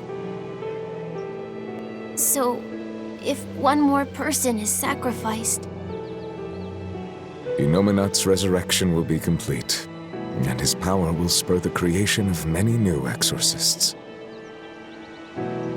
And there is another Scarlet Night very soon. Arthur, I must ask. Laphicet? Can't I be the sacrifice? Tell me, why do you think that birds fly? I think that birds fly because they must. Why else would they have wings if not to embrace the sky? I have wings too, weak as they are. That's why I must fly, now! If we miss this Scarlet Night, the next won't be for another 3 years. By then, I won't be alive. Laphicet, why would you say such a thing? The 12-year sickness. That's the name of my disease. So you know. I'm not afraid of being sick. But I don't want to just be a burden on everyone until I die. I couldn't take it. Your wings are your will, and they are strong. Lars. Please. You can't tell Velvet about this. I promise. I'll make a new world. A world where my sister can be happy.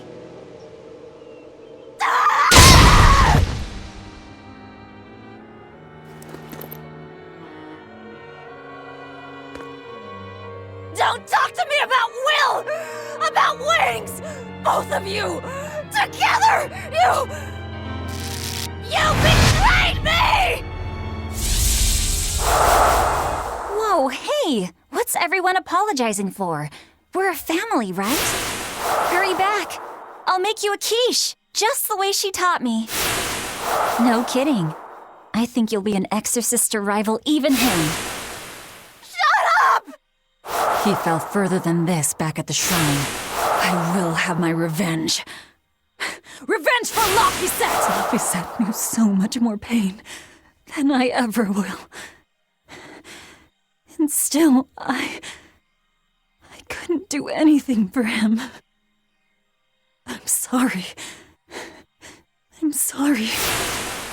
Shut up! It's a lie! A dirty lie!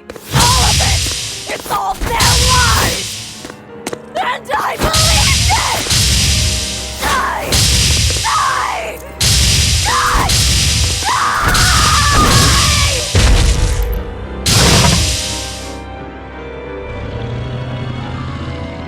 Get out of my way, you disgusting monster!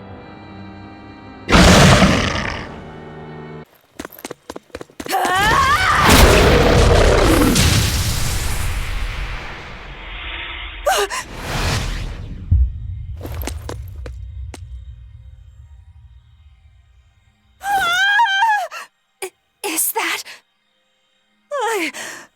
I'm dead. I'm dead. Calm down, Velvet! This farce is just another of Inominat's illusions! Farce? How callous. That farce is the true face of my sister. She hates, resents, devours, and kills.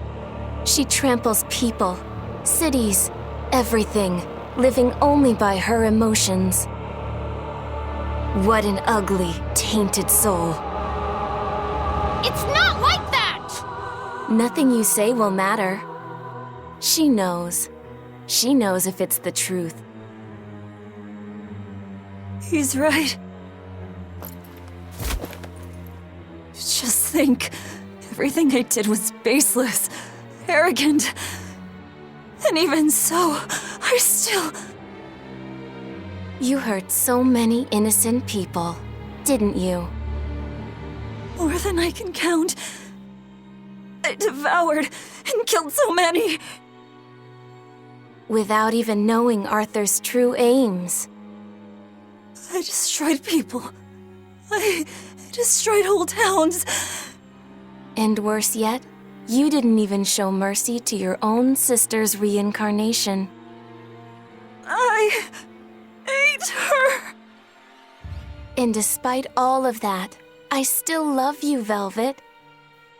That's why I chose to become a sacrifice. For you, sister. But think, if you try to stop the resurrection, wouldn't my death be all for nothing? To tell you the truth, I was terrified of dying. It was so dark. I'm sorry.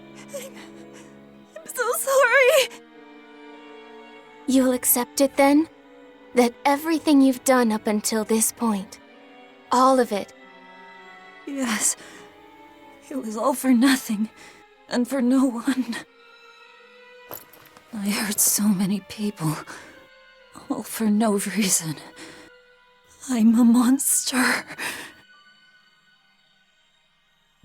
If you've accepted it, you have to atone for your sins. Once I eat the final 2 malevolences inside you, I'll fully awaken. Give them to me. Give me your hatred, your despair.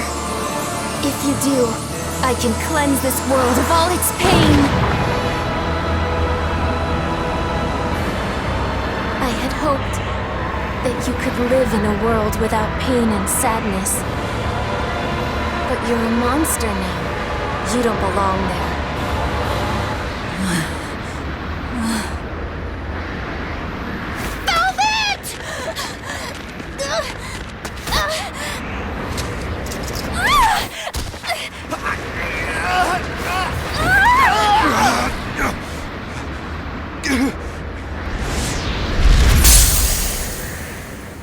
Let me go. We have to go. No! If you don't, you'll die too for no reason. No! A twisted monster like me doesn't deserve to live. Don't you understand? You're the reincarnation of the first sacrifice. Part of me. Don't worry, I'll devour you too.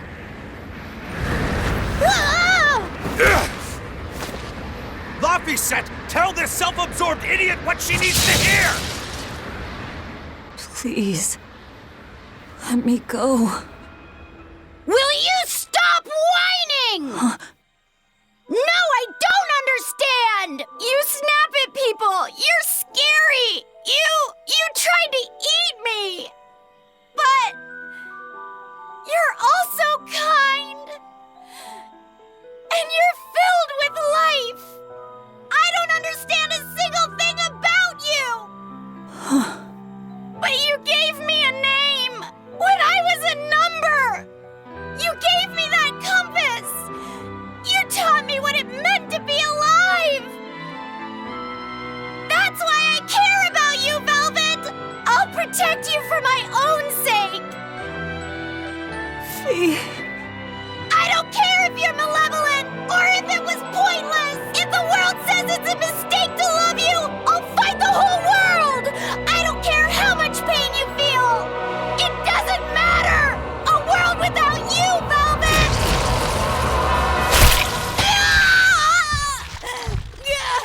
Is the one thing I couldn't bear! Let me go. My hand will... Keep my arm! I don't care!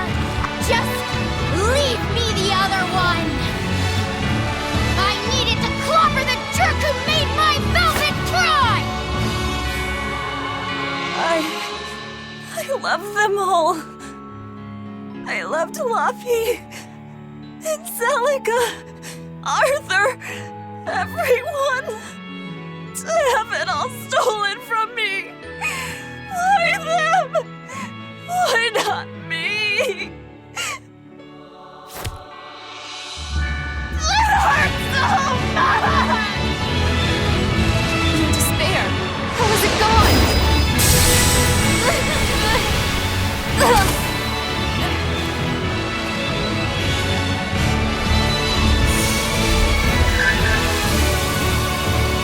A flame burns in my heart, too.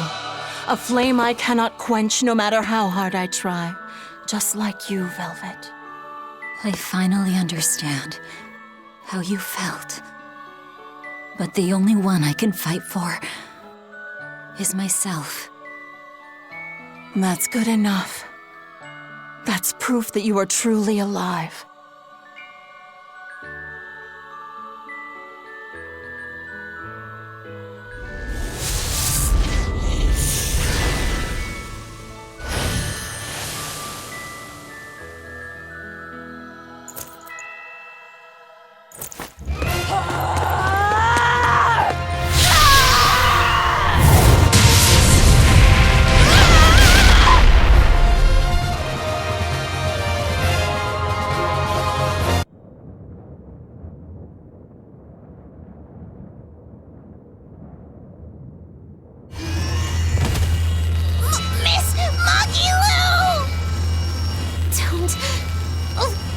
Don't worry. If Velvet could do it, there's no way I can't. How many times do you plan to destroy and rebuild your own heart, Magilu? We're on 107. Or was it 108? I lost count. Not that I really care. Pathetic fool. Did I not tell you it would require an iron will as indomitable as the very trees that live and die across millennia?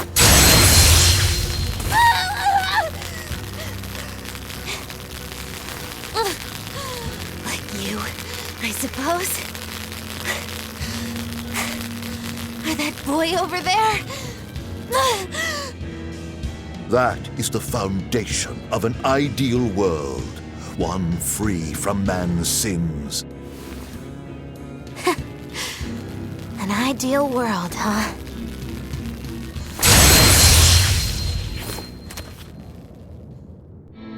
You, kid. The boy who was your companion, Laphicet. He's alive. Chasing a terrifying demon girl, he has learned the immensity of the seas and weathered the dry wastes of the land. Those people, they're different from us. Despite the pain, the anguish, they embrace the life they've been given. They live, undaunted by the ugliness of the world!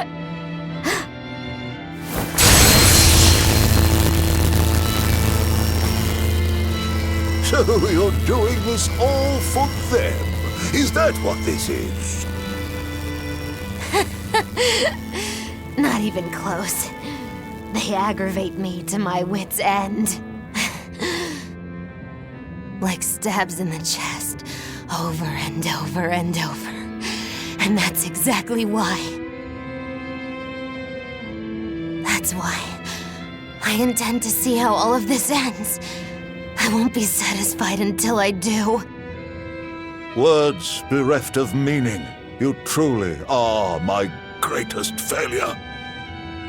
Gosh, funny just how little I care. No! Please!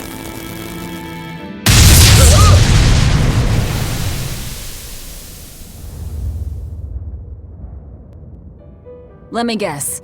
We came at a good time? You're late. Because of you, I had to have a really boring conversation. So, you came face to face with Innominat. If so, then you must know that your quest for revenge is utterly meaningless. Yeah, I did.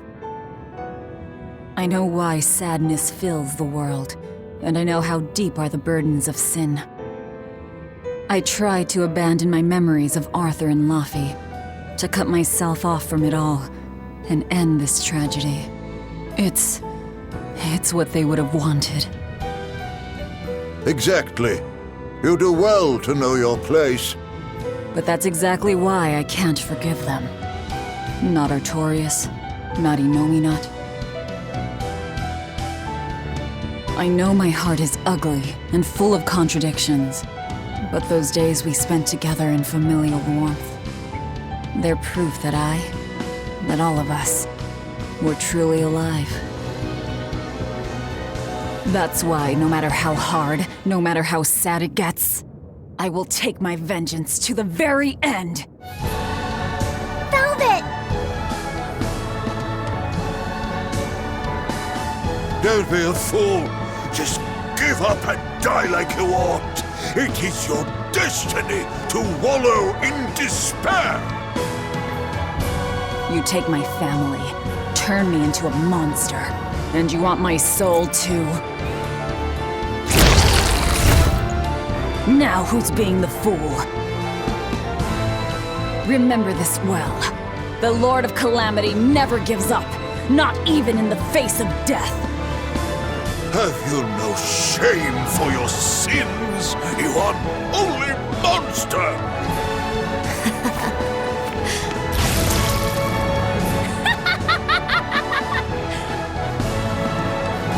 Let me in on this. I lost a bet and I've got some anger to work out. You sure you can fight in your condition? Who do you think I am? Ooh, I thought you'd never ask. I am the dastardly witch Magilu, scourge of self-righteous exorcists! Now face the wrath of Magilu Maven! Fools, all of you! Ugh. Tell Artorias and Innominat. They took something precious from me. I'll never forgive them for that. The annals of history are stained with evil people like you. You spread havoc and destruction, all to satisfy your own ends. A dark font of malevolence. You're a demon lord, the irredeemable embodiment of sin. The Lord of Calamity. It is the Exorcist's duty to destroy you. You talk a lot. How about you keep talking and tell us where Ifrit is? You'll regret this. I can feel Inomina. He's coming. We can fight here no longer. Bienfu, close the rift! I can't! Come forth!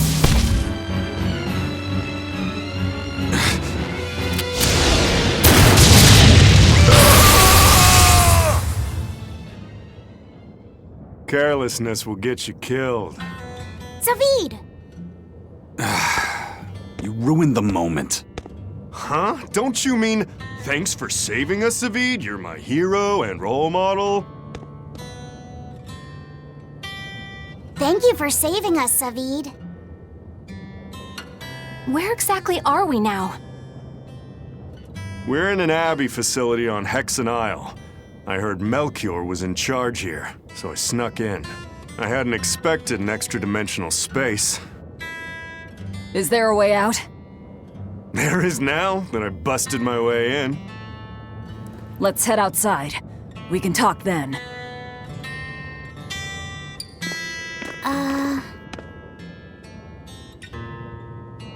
Who's that? A friend. His name is Number 1. Hey, wanna come with us? If you stay here alone, a dragon might get you. I bet you wouldn't like that. Yeah, that sounds scary. Great. Come on, kid. What are you doing? We can't leave him like this. I'll get him a vessel, somehow. Do what you like. You seem awfully chipper, Velvet. I'm fine. And I guess I have you to thank as well. Perhaps. But gratitude doesn't suit you. Now, say ah. Huh? I need to see your teeth. I made 100 gold bet that you'd break, remember? So, I need to see if you've broken anything. Let's start with those teeth. Help us out, kiddo. All right. I just need to check our front teeth, right? Front teeth, canines, whatever. Just get in there and take a good hard look. You didn't mean that literally, did you? Why are you making Fee do the checking? Acting the innocent maiden, are we? Well, I suppose that some say that showing the inside of your mouth can be more personal than being seen naked. What? Seriously? Magilu, you're only making this even more awkward. Come now, will you cooperate or not? We can't settle the bet until we know the tooth. Fine, but let's check the ones in my left hand first. Good. I believe Bienfu can assist with that. Why me? Leave me out of this! Bien! She's squeezing me! Ouch! Those fangs hurt! Looks like Velvet is just fine. Yeah, the sparks returned to her eyes. But, is showing the inside of your mouth really that embarrassing? What? Keep your intrusive questions to yourself. Hey, who was that kid anyway? He and I used to be tethered to an exorcist named Lady Teresa. He was number 1, I was number 2. Oh, a friend of yours then. So he went feral after that Teresa lady fell. Yeah. I found Velvet and the others, but he probably had nowhere to go. A stray Moloch stripped of his free will won't go much further than a demon's belly. Anyway, seems like the only people I run into these days are kids. I'm more in the market for an unattached woman with a pretty face. Sorry? I'm just fooling around. Grow a sense of humor, kid. Anyway, relax. I'll keep an eye on him until he's in command of himself again, all right? Just one more reason to bring the Abbey down. Right. Thanks, Zavid. Hey, Laphicet, can you think of a good name for the kid? You're giving number 1 a name? Yeah, He says he can't remember his true name, and calling him by a number seems mean, you know? Yeah. I was really happy when Velvet gave me my name. Hey, I've got this. How about Hajime? It means the first, and he's number 1, right? In that case, why not just go with Ichiro? No way. That was Shigure's childhood name. Why should that matter to us? It should be softer. How about Ichi? Or maybe something like Numbi? Numbi? Where'd that one come from? It's like number, but, more cute. Let's just forget that one. I don't think we should reference his old number at all. How about Bob? Is that just because of his hairstyle? That's really reaching. Actually, I kind of like it. If it's too plain, how about Bobby? That isn't bad. Right? Then number 1 is hereby renamed. Stop it, you two! You don't understand it at all! A boy doesn't want a name that sounds cute! You don't think so? That was quite an outburst. The kid has a point. You need something with more panache. How about Silva? Silva? His hair and pendant are both silver. I like it. It's got a certain mystique about it. Silva! Yeah, it sounds cool! Well, if his old buddy Laphicet approves, then Silva it is. Well done, first mate. Praise from you is wasted on me. Then consider it praise from Silva instead. Right, time to go give him the good news. Hey, the Moloch formerly known as Number 1. You've got a new name. I'm glad he got a good name. Maybe we should have put a little more thought into naming you, too. That's all right. You need to steer your own ship. Right, Eisen? You're the one who taught me that. You know just what to say, don't you? Moloch, formerly known as Number 2. A dragon! It looks like it's been captured. Just like the Therians. But why would they hold a dragon captive? An art connects this place to the Earth Pulse. That's probably why we were taken here. Earth Pulse. So it's got something to do with Inominat? That would be the obvious conclusion. I don't get it. Explain. Small words. Very well. You're part of all this, too. Velvet. I'm fine now. I promise. All right.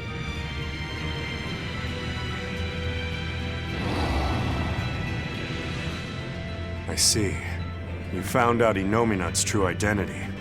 So, now that you know, can you still fight him? It's only given me more reason to kill him. And the shepherd. You're one ice-cold girl. There's still one thing bothering me.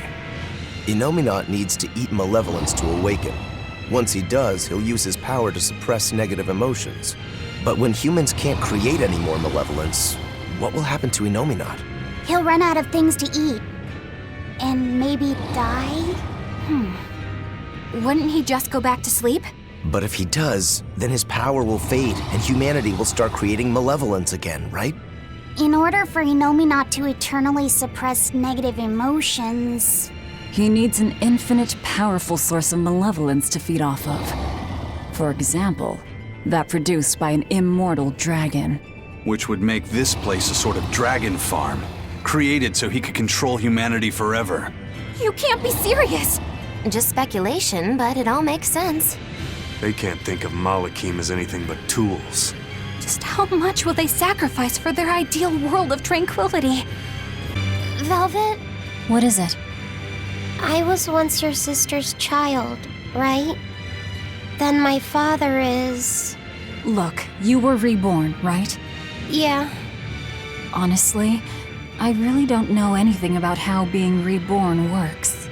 But to me, what you see, what you hear, and what you feel, that's what's important. Whoever we used to be in another life, I'm me now, and you're you.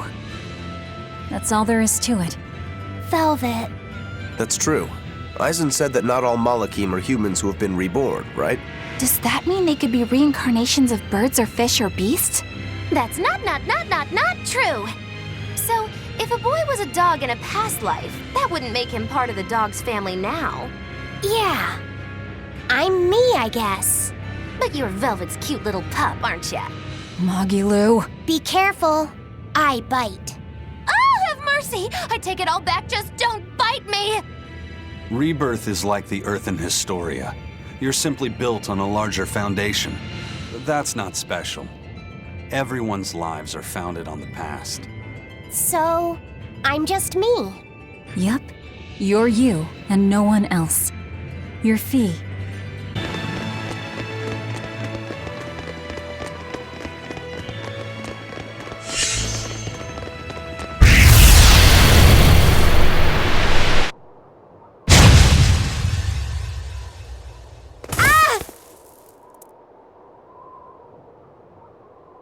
What happened?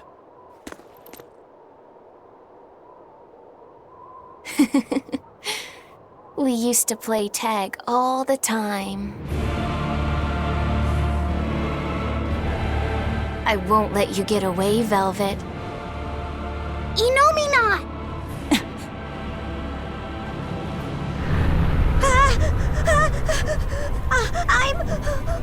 I'm scared! Stop it! You're turning him into a dragon! That was the whole reason I took him from Teresa.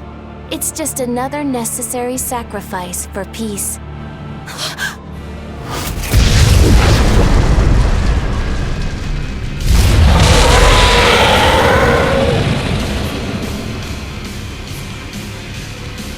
Innominat, you monster! Innominat to the front of us, a dragon to the back of us. Reaper's curse doesn't begin to describe it. What a shame. Is that despair I sense?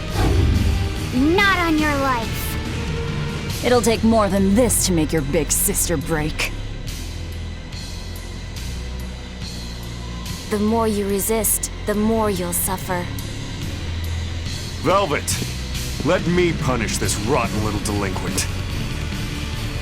You're just a Malak. You don't stand a chance. I'm not just any Moloch. And I'm sick of murdering scum like you. I know no limits! For I am Sabine! Sabine!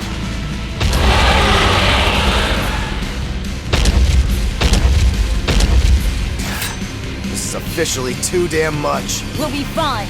Take them out one by one! We need to bring him down in one push.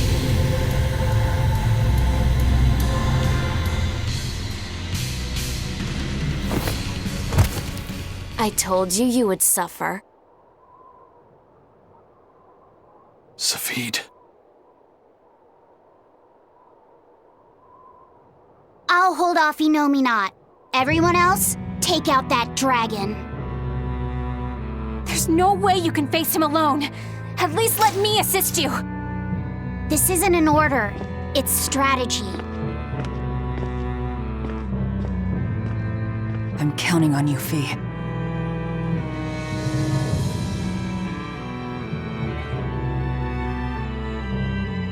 For something that's a mere part of me, you're awfully uppity. I am the Malak Laphicet. I am my own master! I miscalculated before. I won't hold back this time.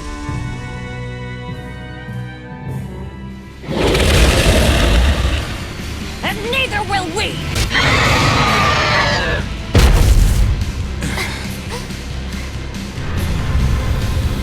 It's healing again!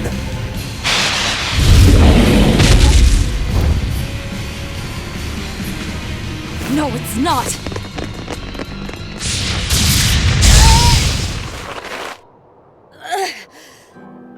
You talk big, but you're struggling even to protect yourself.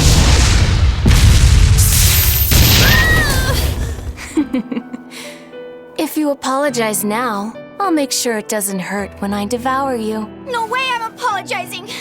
Not to some jerk who doesn't understand how Velvet feels! And you're saying that you do? She's my sister.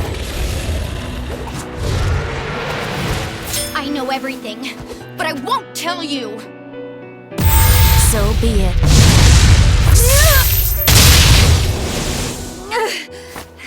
If I devour you, we'll be one again anyway! The compass! She isn't yours!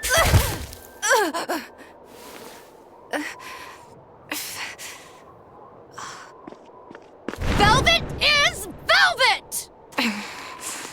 And you're just a fragment of me! Guys, look out!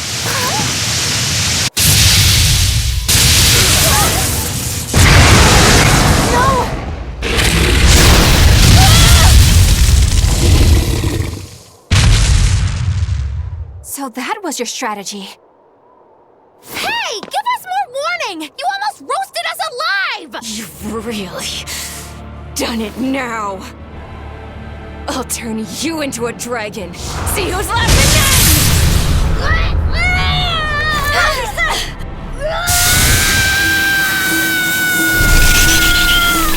What's going on? The malevolence burned away? We're leaving! Hurry!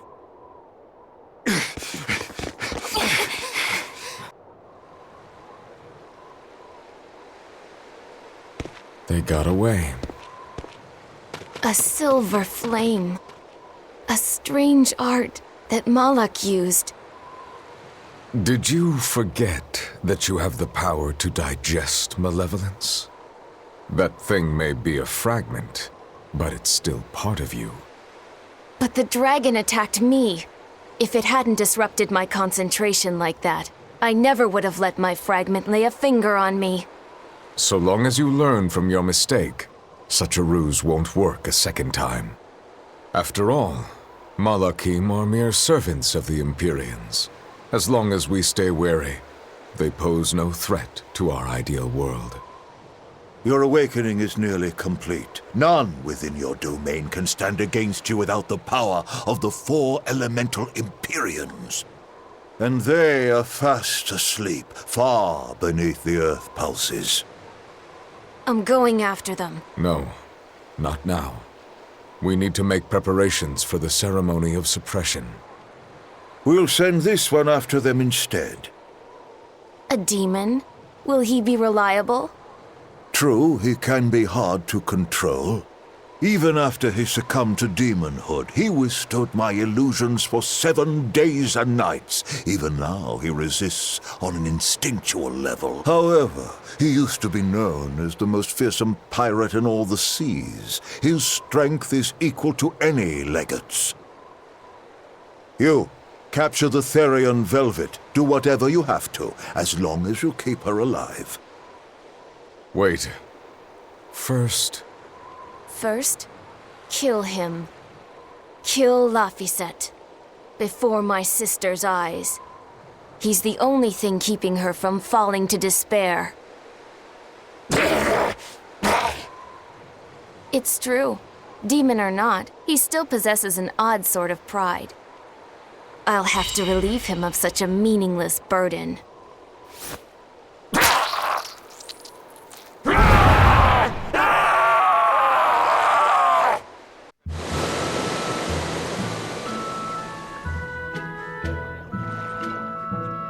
Well, that made for good training, at least. We fought an Armatus, an Empyrean, and a dragon. It's a miracle we're still alive. It's all thanks to Fee. He's still asleep. He must have used all his physical and mental strength.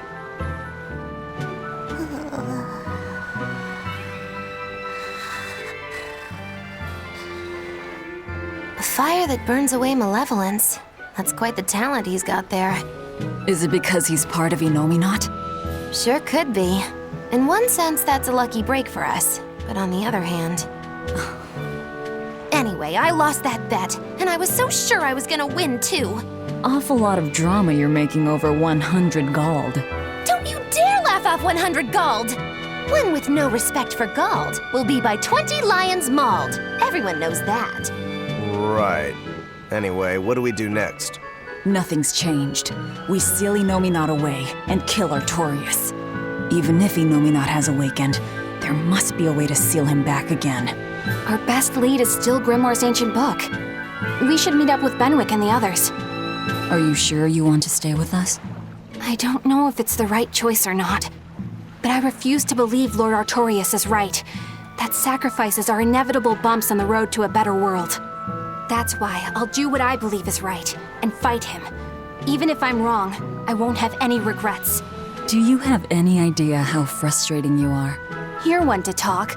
Eisen, get in touch with Benwick and the others. That demon. It had to have been. Eisen? I think we need a break more than anything. That was a long stretch of battle. Seconded. Besides, the boy and Zavid aren't waking up anytime soon. Let's find a place to sleep for tonight. Eleanor, look after Laphicet. Maybe you ought to carry him. He did all this for you. Please. Very well. I'm glad you didn't win that bet, Magilu. Sure, you're glad, but what witch would be happy at losing? And you pampered Velvet like crazy! It's your fault I lost. Really? I don't remember doing anything. Nope, wasn't us. Staying out of it is just as bad. If you don't throw salt or sugar into an open wound, you're guilty of being too nice. I lost the bet because of you. You owe me. In that case, let us get in on the action. Let's make another bet. Oh? I'm listening. I'll bet 10,000 gold that Velvet cracks. Oh. I'll make that same bet. 10,000. Uh-huh. Hey! Wait a minute! You both know that I'm the one who wants to bet that she cracks. Then you should have spoken up first. We can call the whole thing off if you want. No. What kind of gambler would I be if I back down now? I'm afraid I have to take that bet. I hereby bet 10,000 that Velvet doesn't crack.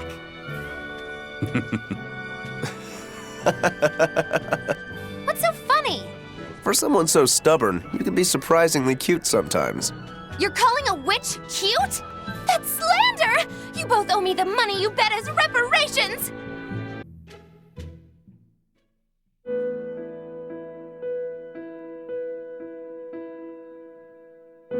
So, should I think of you as my sister? I'm a Moloch named Ceres. I've inherited Celica's memories, that's all. And that doesn't make you the same person? What exactly defines a person's identity? I may have her body and her memories, but... You're right. If your soul has changed, you're not the same person anymore. Even if I were Celica, I don't have the right to be called your sister.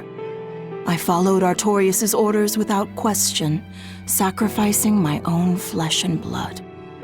What about me? I devoured you. I have no right to condemn you for what you've done. There's a difference, Velvet. I wanted you to do it. Even had I survived, I would have given myself to you before long. I wanted you to have my power, no matter the cost. But why? Right after the Advent, Celica's memories returned to me.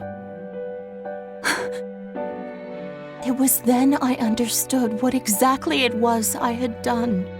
Arthur, kind and caring, transformed into the cruel Artorias he is now. Why did your memories return? I don't know. I've heard that very rarely Malachim can regain the memories of their previous lives. Or perhaps this is my punishment for the pain I brought to you all. The stronger I feel my love for Arthur, the less I can forgive Artorias. My hatred of him has grown so deep, I'm not Celica anymore. As Ceres, I can never bring back the Arthur that I loved. Neither do I have the power to defeat Artorias. But you can. You're a Therian. You fully absorbed my power. You can face the Shepherd. I know.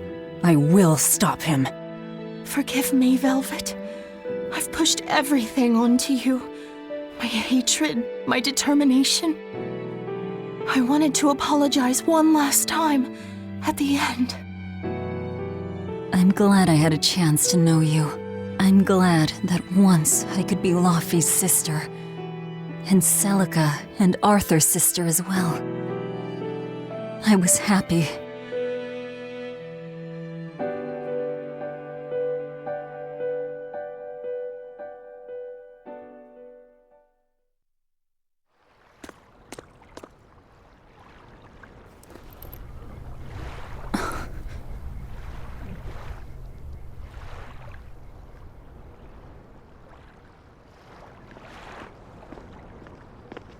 Velvet.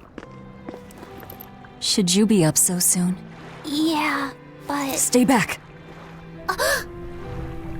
It's finally come to this. But of course it did. After all, I chose my revenge over a world of peace. I can't complain if people call me the Lord of Calamity. Velvet, whether you're human, demon, or Lord of Calamity, it doesn't change that you have beautiful hair.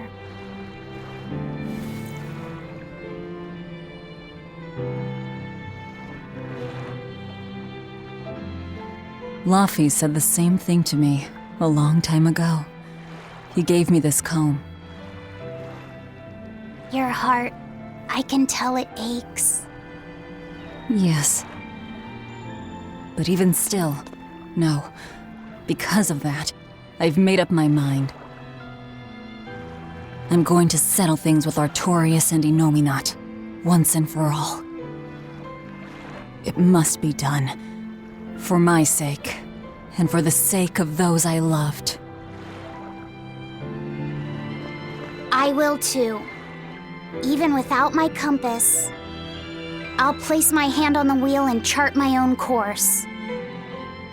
I will defeat Artorius. But if I kill Innominat, Laufey said, and me and the other Therians, they'll all...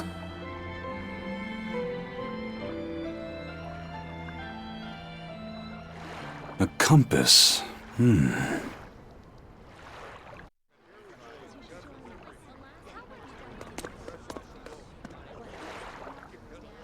Eisen!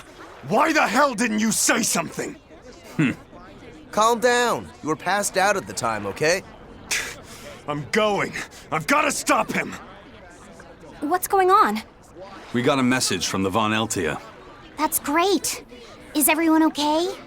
Yeah, for now. Huh? While Benwick and the others were making their getaway, they got word that Eifried was spotted at Endgand. They said they're on their way to Lionel Island to meet him. That has to be... Yes, a trap. No doubt set by that horned demon, who may even be Eifried himself. Eifried is a demon? Are you serious? I said may. Let's head to Lionel Island. Whoever it is, it's a lead. Besides, we can't afford to lose the Von Eltia. How will we get there? Zavid probably sailed off with the ship we came in on. We'll steal one from the harbor. I may be a calamity, but I'm frugal. How about this one? The hull looks sturdy, and I don't see anyone aboard. You're surprisingly into this. Maybe you've got a criminal streak in you after all. What? No, What do you think, Eisen? She'll do. Let's take her.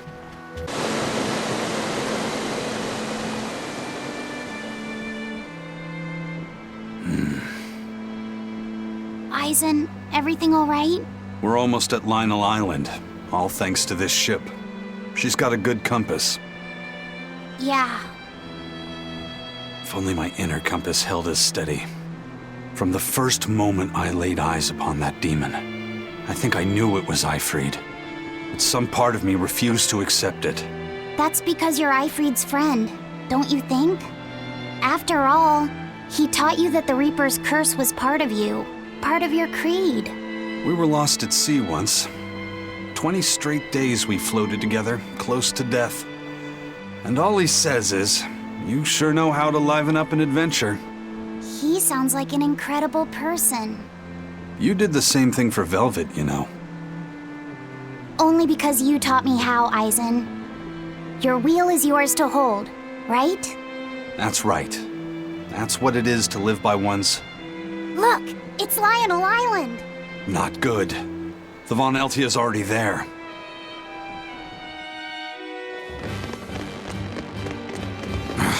We're too late.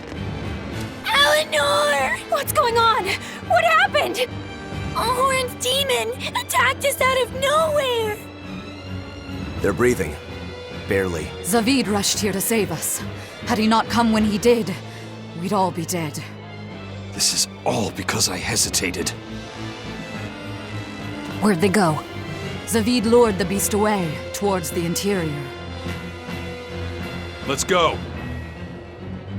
Is that demon really Ifried? Aizen would know better than anyone, so I'd take it as a fact. But I thought when people have a strong will like you and Kurogane, they don't lose themselves upon becoming a demon. From how Aizen talks about him, I'd say his strength of will should be considerable. Even if you don't lose yourself, a demon is a demon. When you change, you're no longer human. I don't remember how I felt as a human, but I bet the human me would have thought I'm a real monster. But would the old part of Ifried allow him to be so obedient to the Abbey? No. He didn't seem to be following Melchior of his own free will. I imagine Melchior's illusory arts are at play. Like what we saw at Loringen in a ball?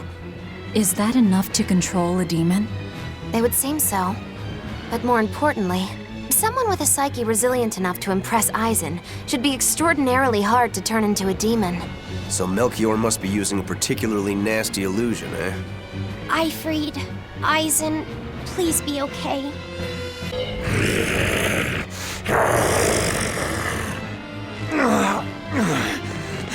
Zavid! You alright? Stop! I know these fists. This is Ifried. Why didn't you fight back? Ifried. She pulled me back from the brink. I owe him. This time, it's my turn to bring him back. A demon can never be human again. So what? It's supposed to make me change my creed? What do you think, Ifried?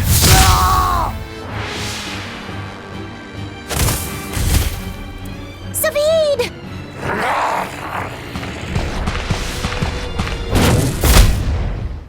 Going after kids now? Benwick and your crew risked their lives by your side. Zavid's an idiot, but he stands by his beliefs. I won't let anyone trample their creeds. Even you!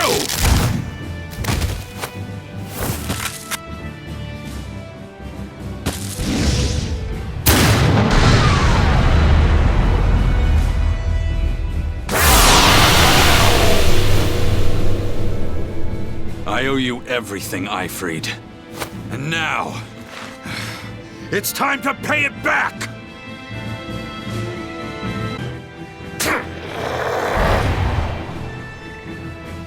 End of the road.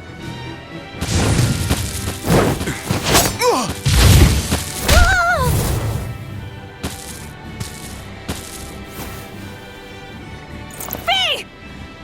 Taking hostages now. I'm sorry. Just forget about me. I'm prepared for whatever happens.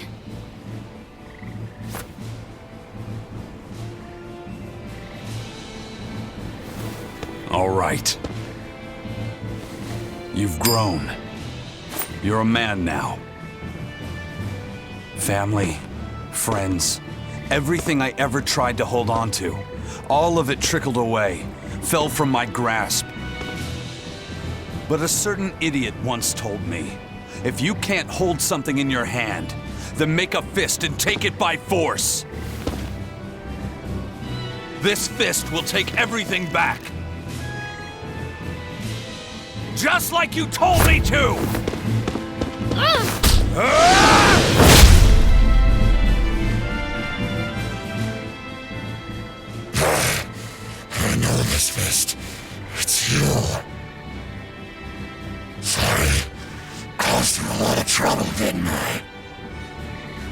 Don't worry about it. We're friends, right?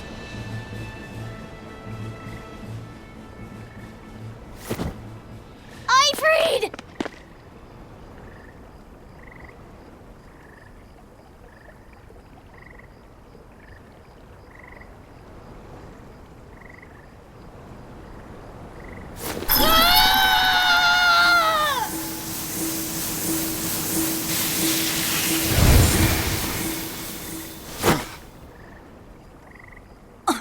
A demon changed back into a human?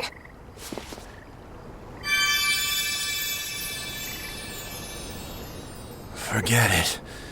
It's too late. I'm sorry. If I only knew how to use my power. Stop crying. Didn't you say you were prepared for anything? But, Aizen, you were searching for Ifrid for so long. You're still as soft as you ever were. Boy, I'll let you in on a little secret. Your power comes from being part of Inominat. Which means, if you can seal off his domain, you actually got a chance of putting up a good fight. Seal off his domain? The 4 elemental Empyreans sleeping in the earth pulses. If you can rouse them from their slumber. Hurry, while Artorias and Inominat are occupied. They're getting ready for some ceremony of suppression. It's now or never, kid. Thank you, Ifrid. I'm just sad I can't go with you. It sounds like a goddamn blast. I won't apologize. You shouldn't. I'm grateful. You always kept things from getting to home. If we ever meet again, let's raise some hell. Aizen. Yeah, we will. See you, Ifrid.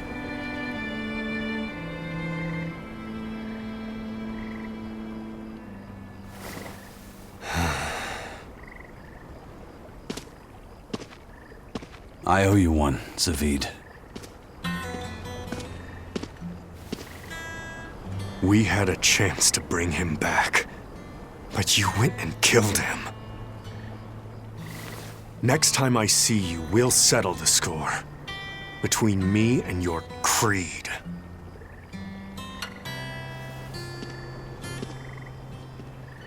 See you around, Zavid.